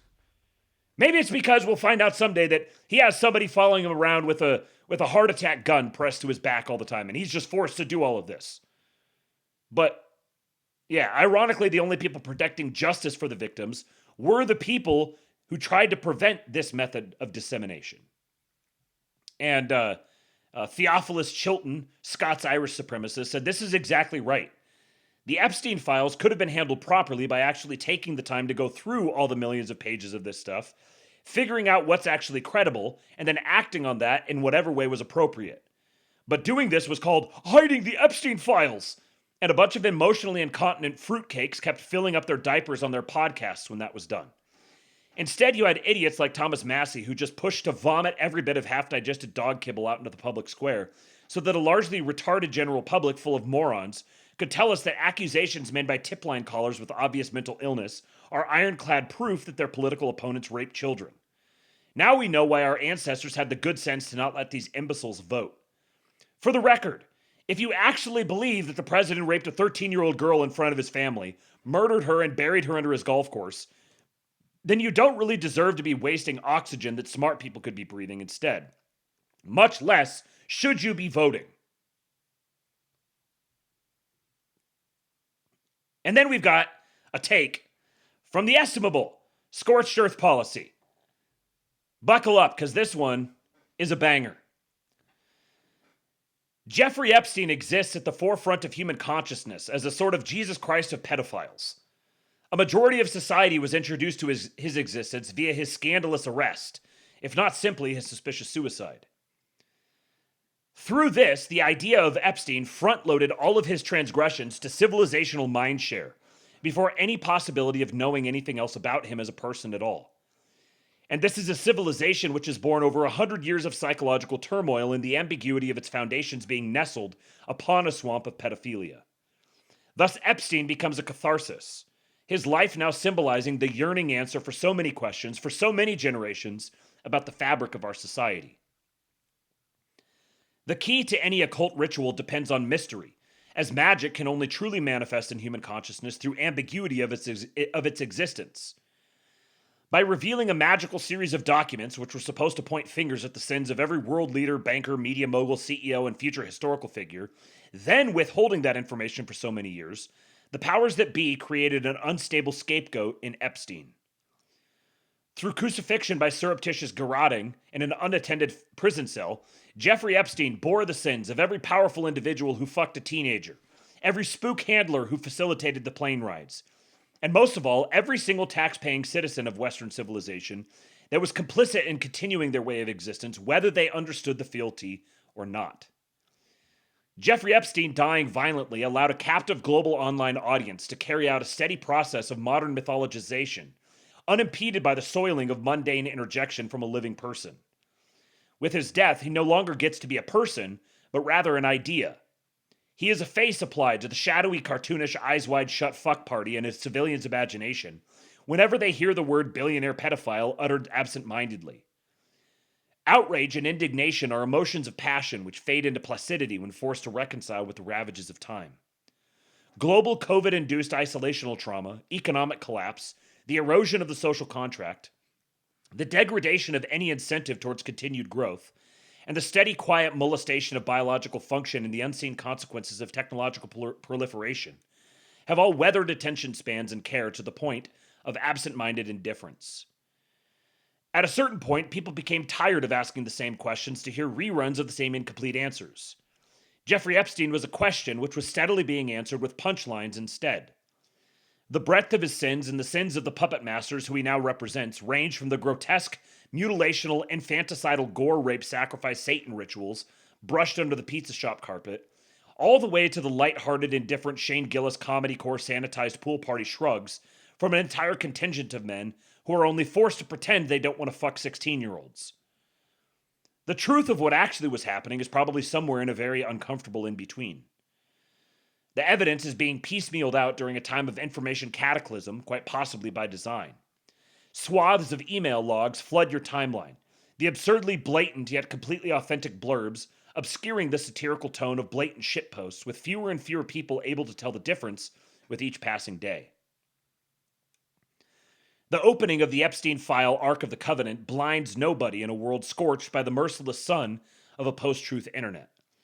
The statistical possibility of a foreign government cooperating with federal agencies to help find toddlers for billionaires to facefuck doesn't matter as much to the average shitposter as the potential reality of the fall guy having dropped multiple hard R's in a COD Black Ops 2 lobby. Truthfully, human beings aren't wired to give a shit about what's happening outside of a 25-mile radius of their existence. The idea of something happening somewhere bothers us because when an event is depicted verbally or through media, it creates a bubble reality inside of our minds, where we're forced to comprehend truths about the world which we are too small to fully comprehend. If you are brave enough to accept an uncomfortable truth, yet powerless to do anything to stop it, then you risk succumbing to the trauma of powerlessness. The psychological band-aid to this trauma manifests through symbolic acts.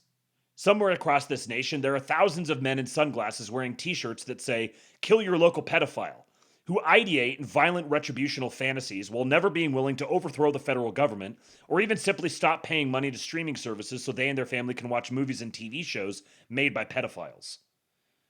Somewhere across this nation, a waitress, a gas station clerk, a car mechanic, and an office worker will all scoff and make a derisive comment about pedophile bankers running the world, while each of them would shamefully stay quiet about witnessing a rape if a mere 5-figure sum were presented to them. Somewhere in America's heartland, a staunch principled couple will lambaste the pedo-degenerates in office and proclaim that our nation must be cleansed in blood. Yet as soon as they hear of their niece getting molested by an older sibling, the victim will be shunned for attempting to destroy the family by piercing a bubble of denial. The root cause of nothing ever happens comes from this mechanism of verbal condemnation. All that needs to be done is simply hear and repeat the mantra, "Pedophile bankers run the world." Say it over and over again while doing absolutely nothing about it until it becomes a fact of life. It doesn't even matter if it's happening. What matters is that you said fuck you and killed a guy in your imagination, and now you can carry on.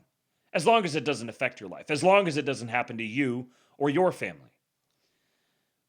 What's exceptionally intriguing and worrying is the possibility that the peasant class hypocrisy being unveiled may simply result in a mass distillation of taboo towards accepting discomforting transgression. The concept of a pedophile in power once held a damning suicide-inducing connotation, a crime so reviled that its unveiling could be used to threaten and control a figurehead forever.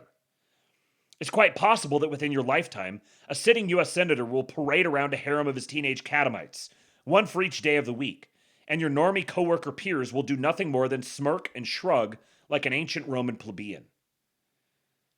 The end state of this potential reality of indifferent, uncomfortable acceptance of status quo would be a return to Babylon.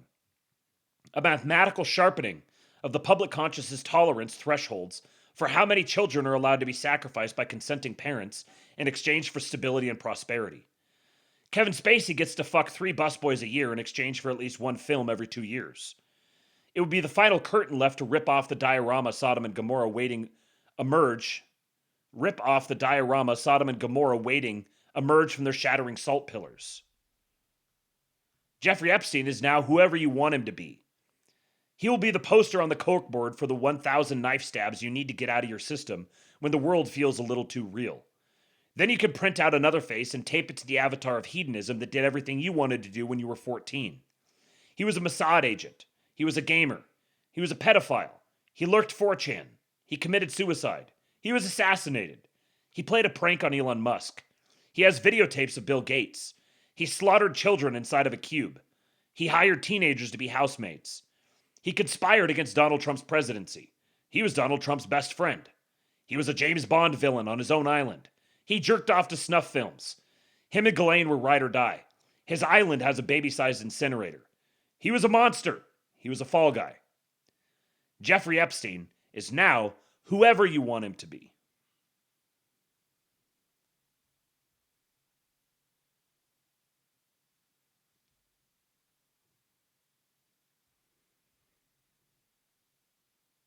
Trust Plan Star says, have courage or shut up. Don't destroy your country to cover your ass.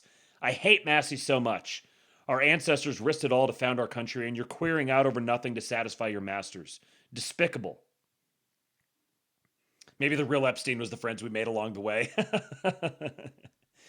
Okay. Last couple of things here. Breaking from Jim Ferguson. The cleanup begins. Banks are about to face the music. Here is our Aristofag. Civil enforcement is auditing financial institutions that facilitated the laundering of Minnesota funds, in addition to helping support criminal and civil enforcement efforts. The IRS will also soon announce the formation of a task force. An IRS task force, huh?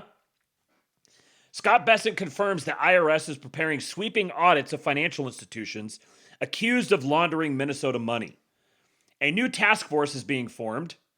Civil and criminal enforcement is coming next. For too long, powerful banks has acted as laundromats for corruption, shielding elites while ordinary citizens pay the price. If you helped wash dirty money, the clock just ran out. No more immunity, no more backroom deals. Accountability starts now. And who is going to bring this accountability? Well, yes, the Aristohomo. That's right. Trust Plan Star. But another MAGA grandma appearance. We got one last one to listen to here tonight. Trump versus Wall Street. Kevin Warsh just declared regime change at the Fed. London and Wall Street are in a total panic today. Why? Because their era of free money for the elites is over. Kevin Warsh is President Trump's new pick for the Fed chair. But this is about much more than interest rates. It's the beginning of what President Trump is calling a Republican New Deal. Their proposal was to raise taxes very substantially. And our proposal, which is in the great big beautiful New Deal, it's a New Deal in its own way. It's a Republican version of the New Deal. Right behind you is a nice picture of FDR. This is a much better deal than the FDR deal. Now, Kevin Warsh didn't just accept the nomination. He declared war on the globalist economic model. He explicitly said that the Fed must abandon the dogma that paying workers causes inflation. He's calling out the real culprit, money printing and Wall Street bailouts. But this follows Ambassador Jameson Greer's shockwave speech in Davos last week, where he dusted off Alexander Hamilton to tell the elites, your system is over. I'm Susan Kokinda, and since the mid-1970s, I've tracked the war between the American system and the British Empire. So if you want to understand why the globalists are terrified of a Republican New Deal, you're in the right place. So please hit those like, share, and subscribe buttons. Help us reach more people and stay in touch. All hail the MAGA grandma. So this is what we're going to look at today.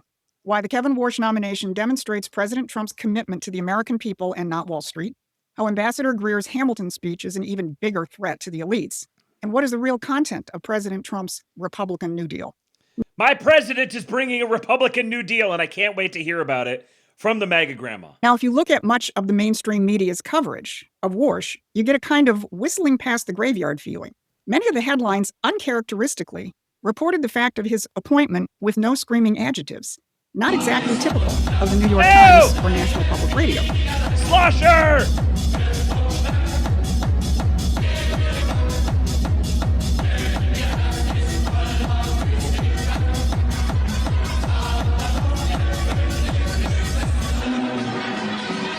A great big beautiful New Deal.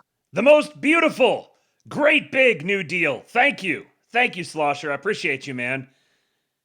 We love our Leaf Patriots here. But scratch a little deeper and the fears start seeping in. The Atlantic Council, which is the voice of NATO and the Anglo-American elites, worried that Warsh and Treasury Secretary Bessent are in sync in their attacks on how the Fed has saved Wall Street at the expense of Main Street. Here's what the Atlantic Council's lead international economist said. Warsh believes the Fed has distorted the healthy functioning of the U.S. economy through its injections of money into the market, helped assets on Wall Street at the expense of Main Street, and taken on the role of implementing fiscal policy. Distorted the healthy functioning of the U.S. economy through its injections of money into the market, helped assets on Wall Street at the expense of Main Street, and taken on the role of implementing fiscal policy. So fiscal policy, which would normally be the responsibility of policymakers in Congress and then with the Treasury, versus monetary policy, which is typically the domain of the Fed. This is what Warsh believes. Now, a lot of people have said, well, Warsh is going to be hawkish because of stuff he's talked about in the past. But when they say Warsh is a hawk, they mean, oh, Warsh is going to want to raise interest rates. Really don't think that's the case because he's been advocating for lowering interest rates, but also rolling off assets on the balance sheet of the Fed. The assets that are on the Fed's balance sheet are propping up Wall Street, and then rates being held high is bankrupting Main Street. So you can lower rates for the sake of Main Street while you roll off the assets from the balance sheet. And so essentially a wealth transfer from Wall Street to Main Street. Now, it's much easier said than done, but I want to make sure I get this on the record that to all the people who think that Kevin Warsh's appointment means we're going to get a more high rate environment going forward is no, that is not going to happen. Guess who else thinks exactly the same thing? Treasury Secretary Scott Bessent. But it gets even better. The Atlantic Council author spelled out the consequences of this. What does this mean for the global economy? If you're a country looking to the Fed to jump into the fray during an economic crisis, you may be in for a rude awakening. This is not going to be the Committee to Save the World Fed of Ben Bernanke, Janet Yellen, and Jay Powell. Or CNBC, which ran the headline, Kevin Warsh touts regime change at the Fed. They really did use the word regime change, and so did Kevin Warsh. Now you're going to get a counter-narrative from some establishment mouthpieces who are either whistling past the graveyard or hoping to control Warsh, like the Council on Foreign Relations, which consoles itself with this analysis.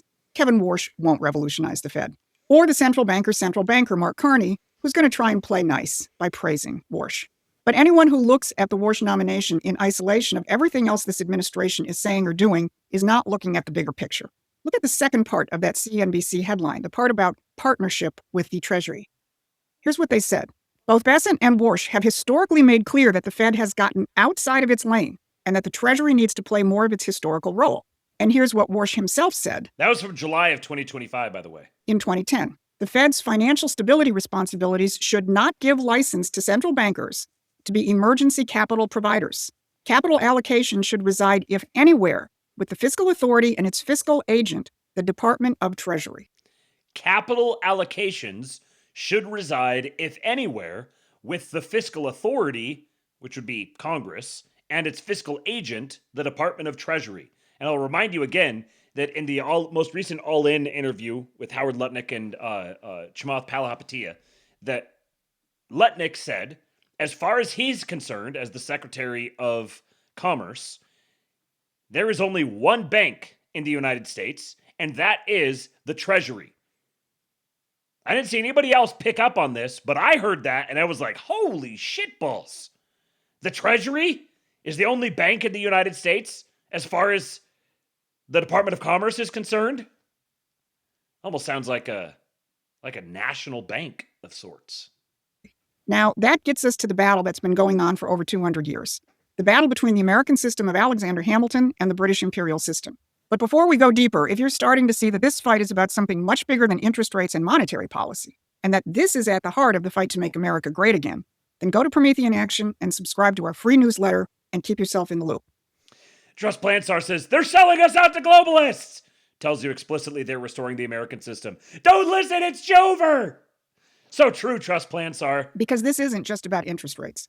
It's about a return to the economic model that built this country.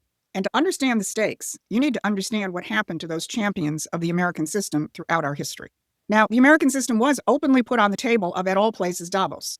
Everyone saw the fireworks at Davos. They saw President Trump and Commerce Secretary Lutnick telling the assembled so-called elites that globalism had failed and their very reason for being was over. You saw Scott Bessent's multiple and masterful takedowns of Gavin Kneepads Newsom. But the real killer shot was delivered by special trade... Oh, Kneepads Newsom. He can never live that down. Kneepads Newsom. Ambassador Jameson Greer, in his speech entitled, The Hamiltonian Economic System That Too Many Have Forgotten. Here's how he began. On December 5th, 1791, Patriot America's spotted. first Treasury Secretary, Alexander Hamilton, delivered something called the Report on Manufactures to Congress.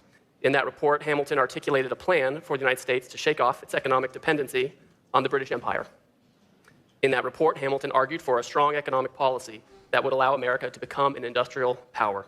He called for a combination of tariffs and subsidies to incentivize industrialization. Hamilton believed that such measures were necessary to promote the development of industries, like textiles at the time, that needed protection from dominant foreign producers to develop the scale that would allow them to supply U.S. needs and also be globally competitive. This vision, as I will discuss, laid the foundation for American and even global prosperity in the 19th and 20th centuries.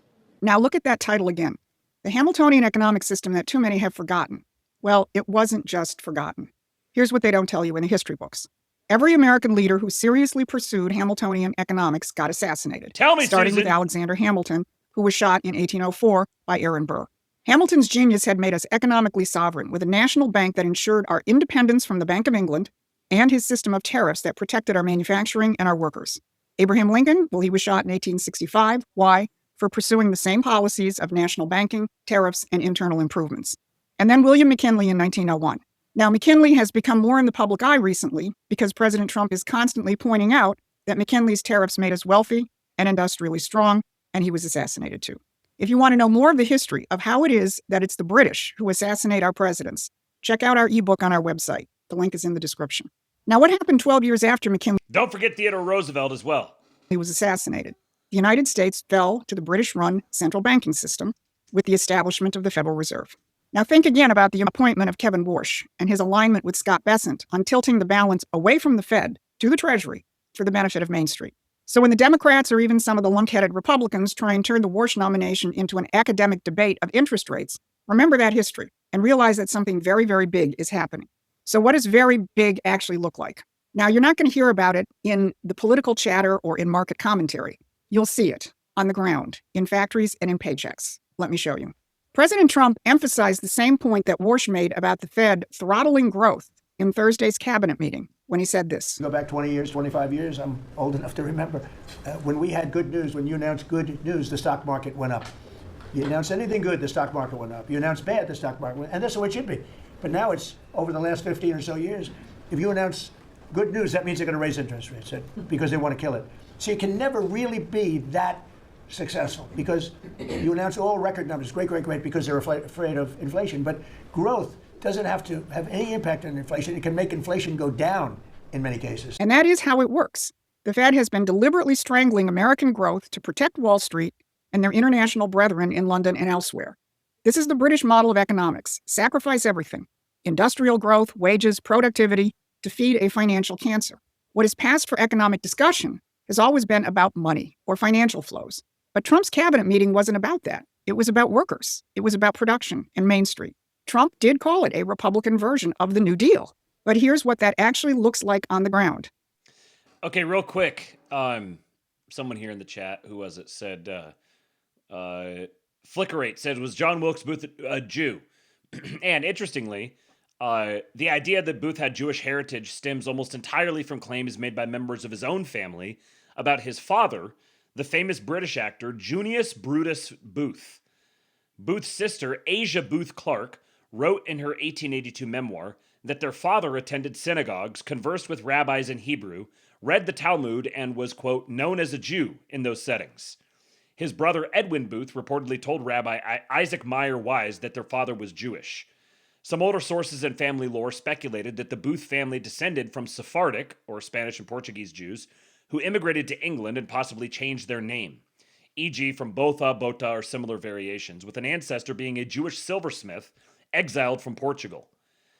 Grok wants you to know these are unverified family tradition rather than documented genealogy. And then it also says some French 19th century conspiracy theories tried to link the assassination to a supposed Jewish plot, often tied to Confederate Secretary of State Judah P. Benjamin, who was Jewish, or to Rothschild banking interests. These ideas were anti-Semitic propaganda and have been thoroughly debunked by historians. No evidence supports them. So, thank you, Grok. Not in financial markets, but in factories and in the lives of working families. They talked about the $18 trillion being invested right now, with thousands of businesses, plants, and equipment all over the country springing up. And to the applause of the entire cabinet, Treasury Secretary Besant announced that for the first time in 26 years, the United States produced more steel than Japan. And he said to the president, that is entirely driven by your tariffs. They also reported that John Deere announced 2 new massive plants being built in Indiana and North Carolina. The North Carolina plant will build excavating equipment. There hasn't been an excavator built in this country in 50 years. And this plant is relocating from Japan back to the United States because of President Trump's tariffs. I told Eastwood about this yesterday.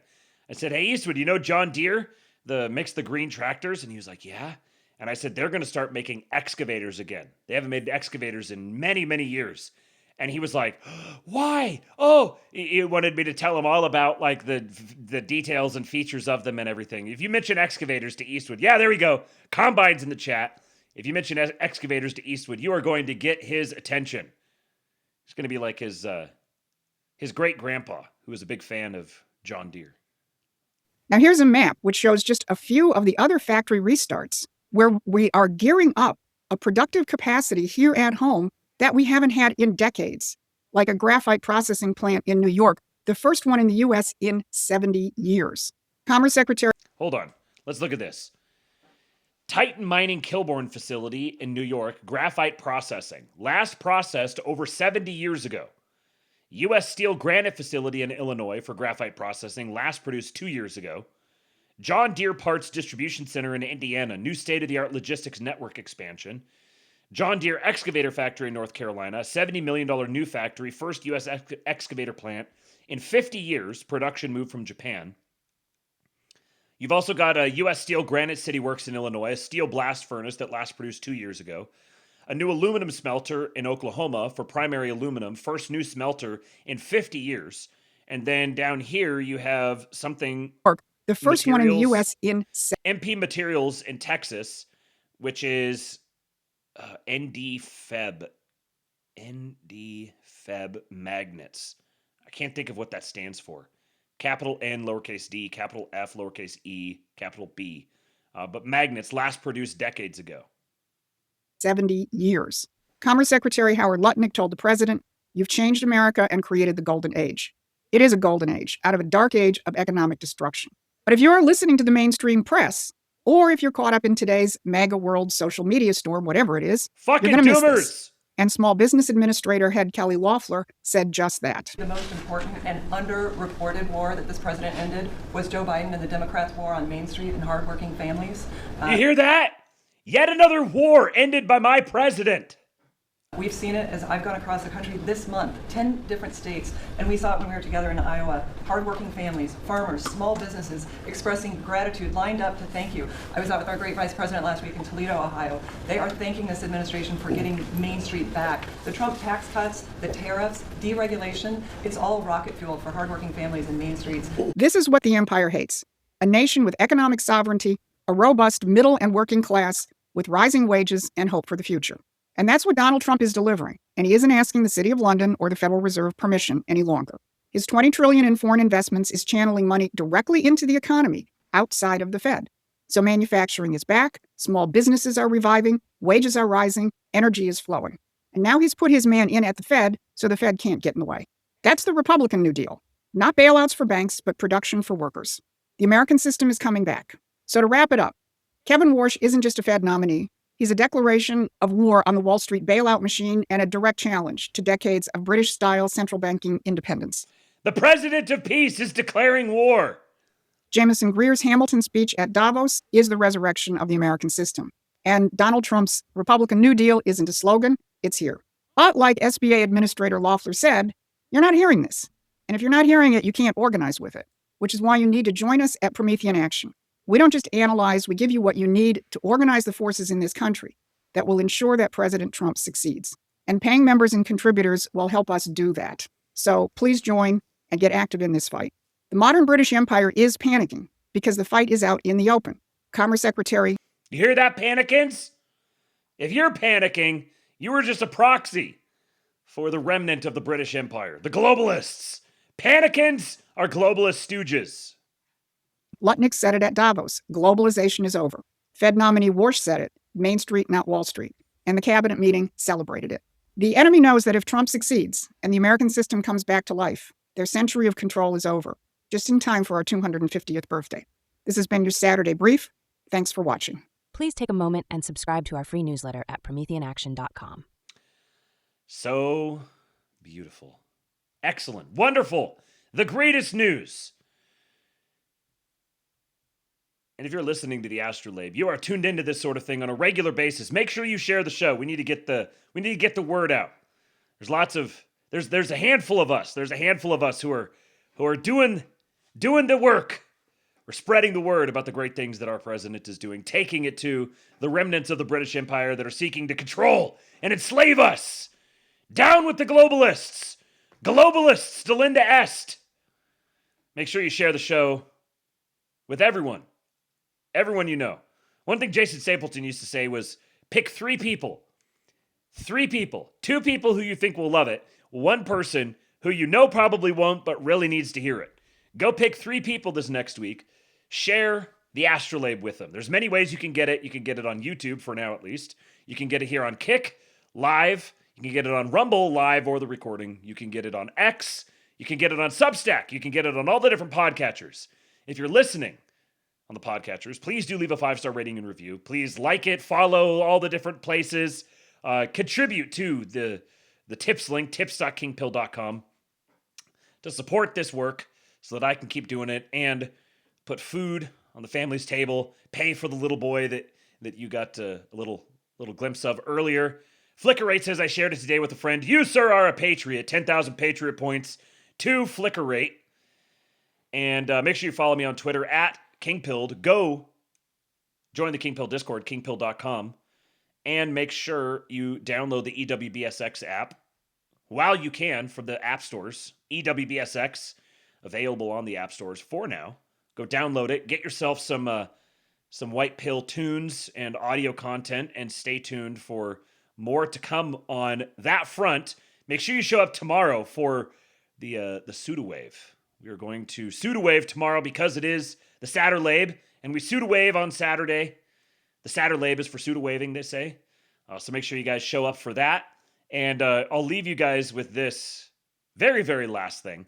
I played you some of Nick Fuentes' commenters at the end of his episode last night.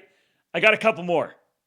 Monday through Friday. Special thank you to our top super chatters. Big special thank you to Golden, Titty Sprinkles, awesome. Shabbos Hebrew Berg, Luke, Vintage Fuentes, Chewbacca, Good Goy, Lox and Bagels, Koi Crusader. These are the usernames. Shabbos Hebrew Berg, Chewbacca, Good Goy, Lox and Bagels, Goy Crusader. Beyond Parody. Wow, really creative stuff. I like the grab bag, word search, Jew-related usernames. Grab bag, word search, Jew-related usernames. That's what we live for here on the internet in the year of our Lord, 2026, the big 2-6. Living in the burgeoning Trumpenreich. Thank you to all of you guys for showing up and for listening, for supporting the show, for entertaining me, for sending me content, and for making our lives better. From the Epstein household to the rest of you, our hearts go out to you, and I leave you with Hulk. When they took a shot at my hero, and they tried to kill the next president of the United States, enough was enough, and I said, let Trump-a-mania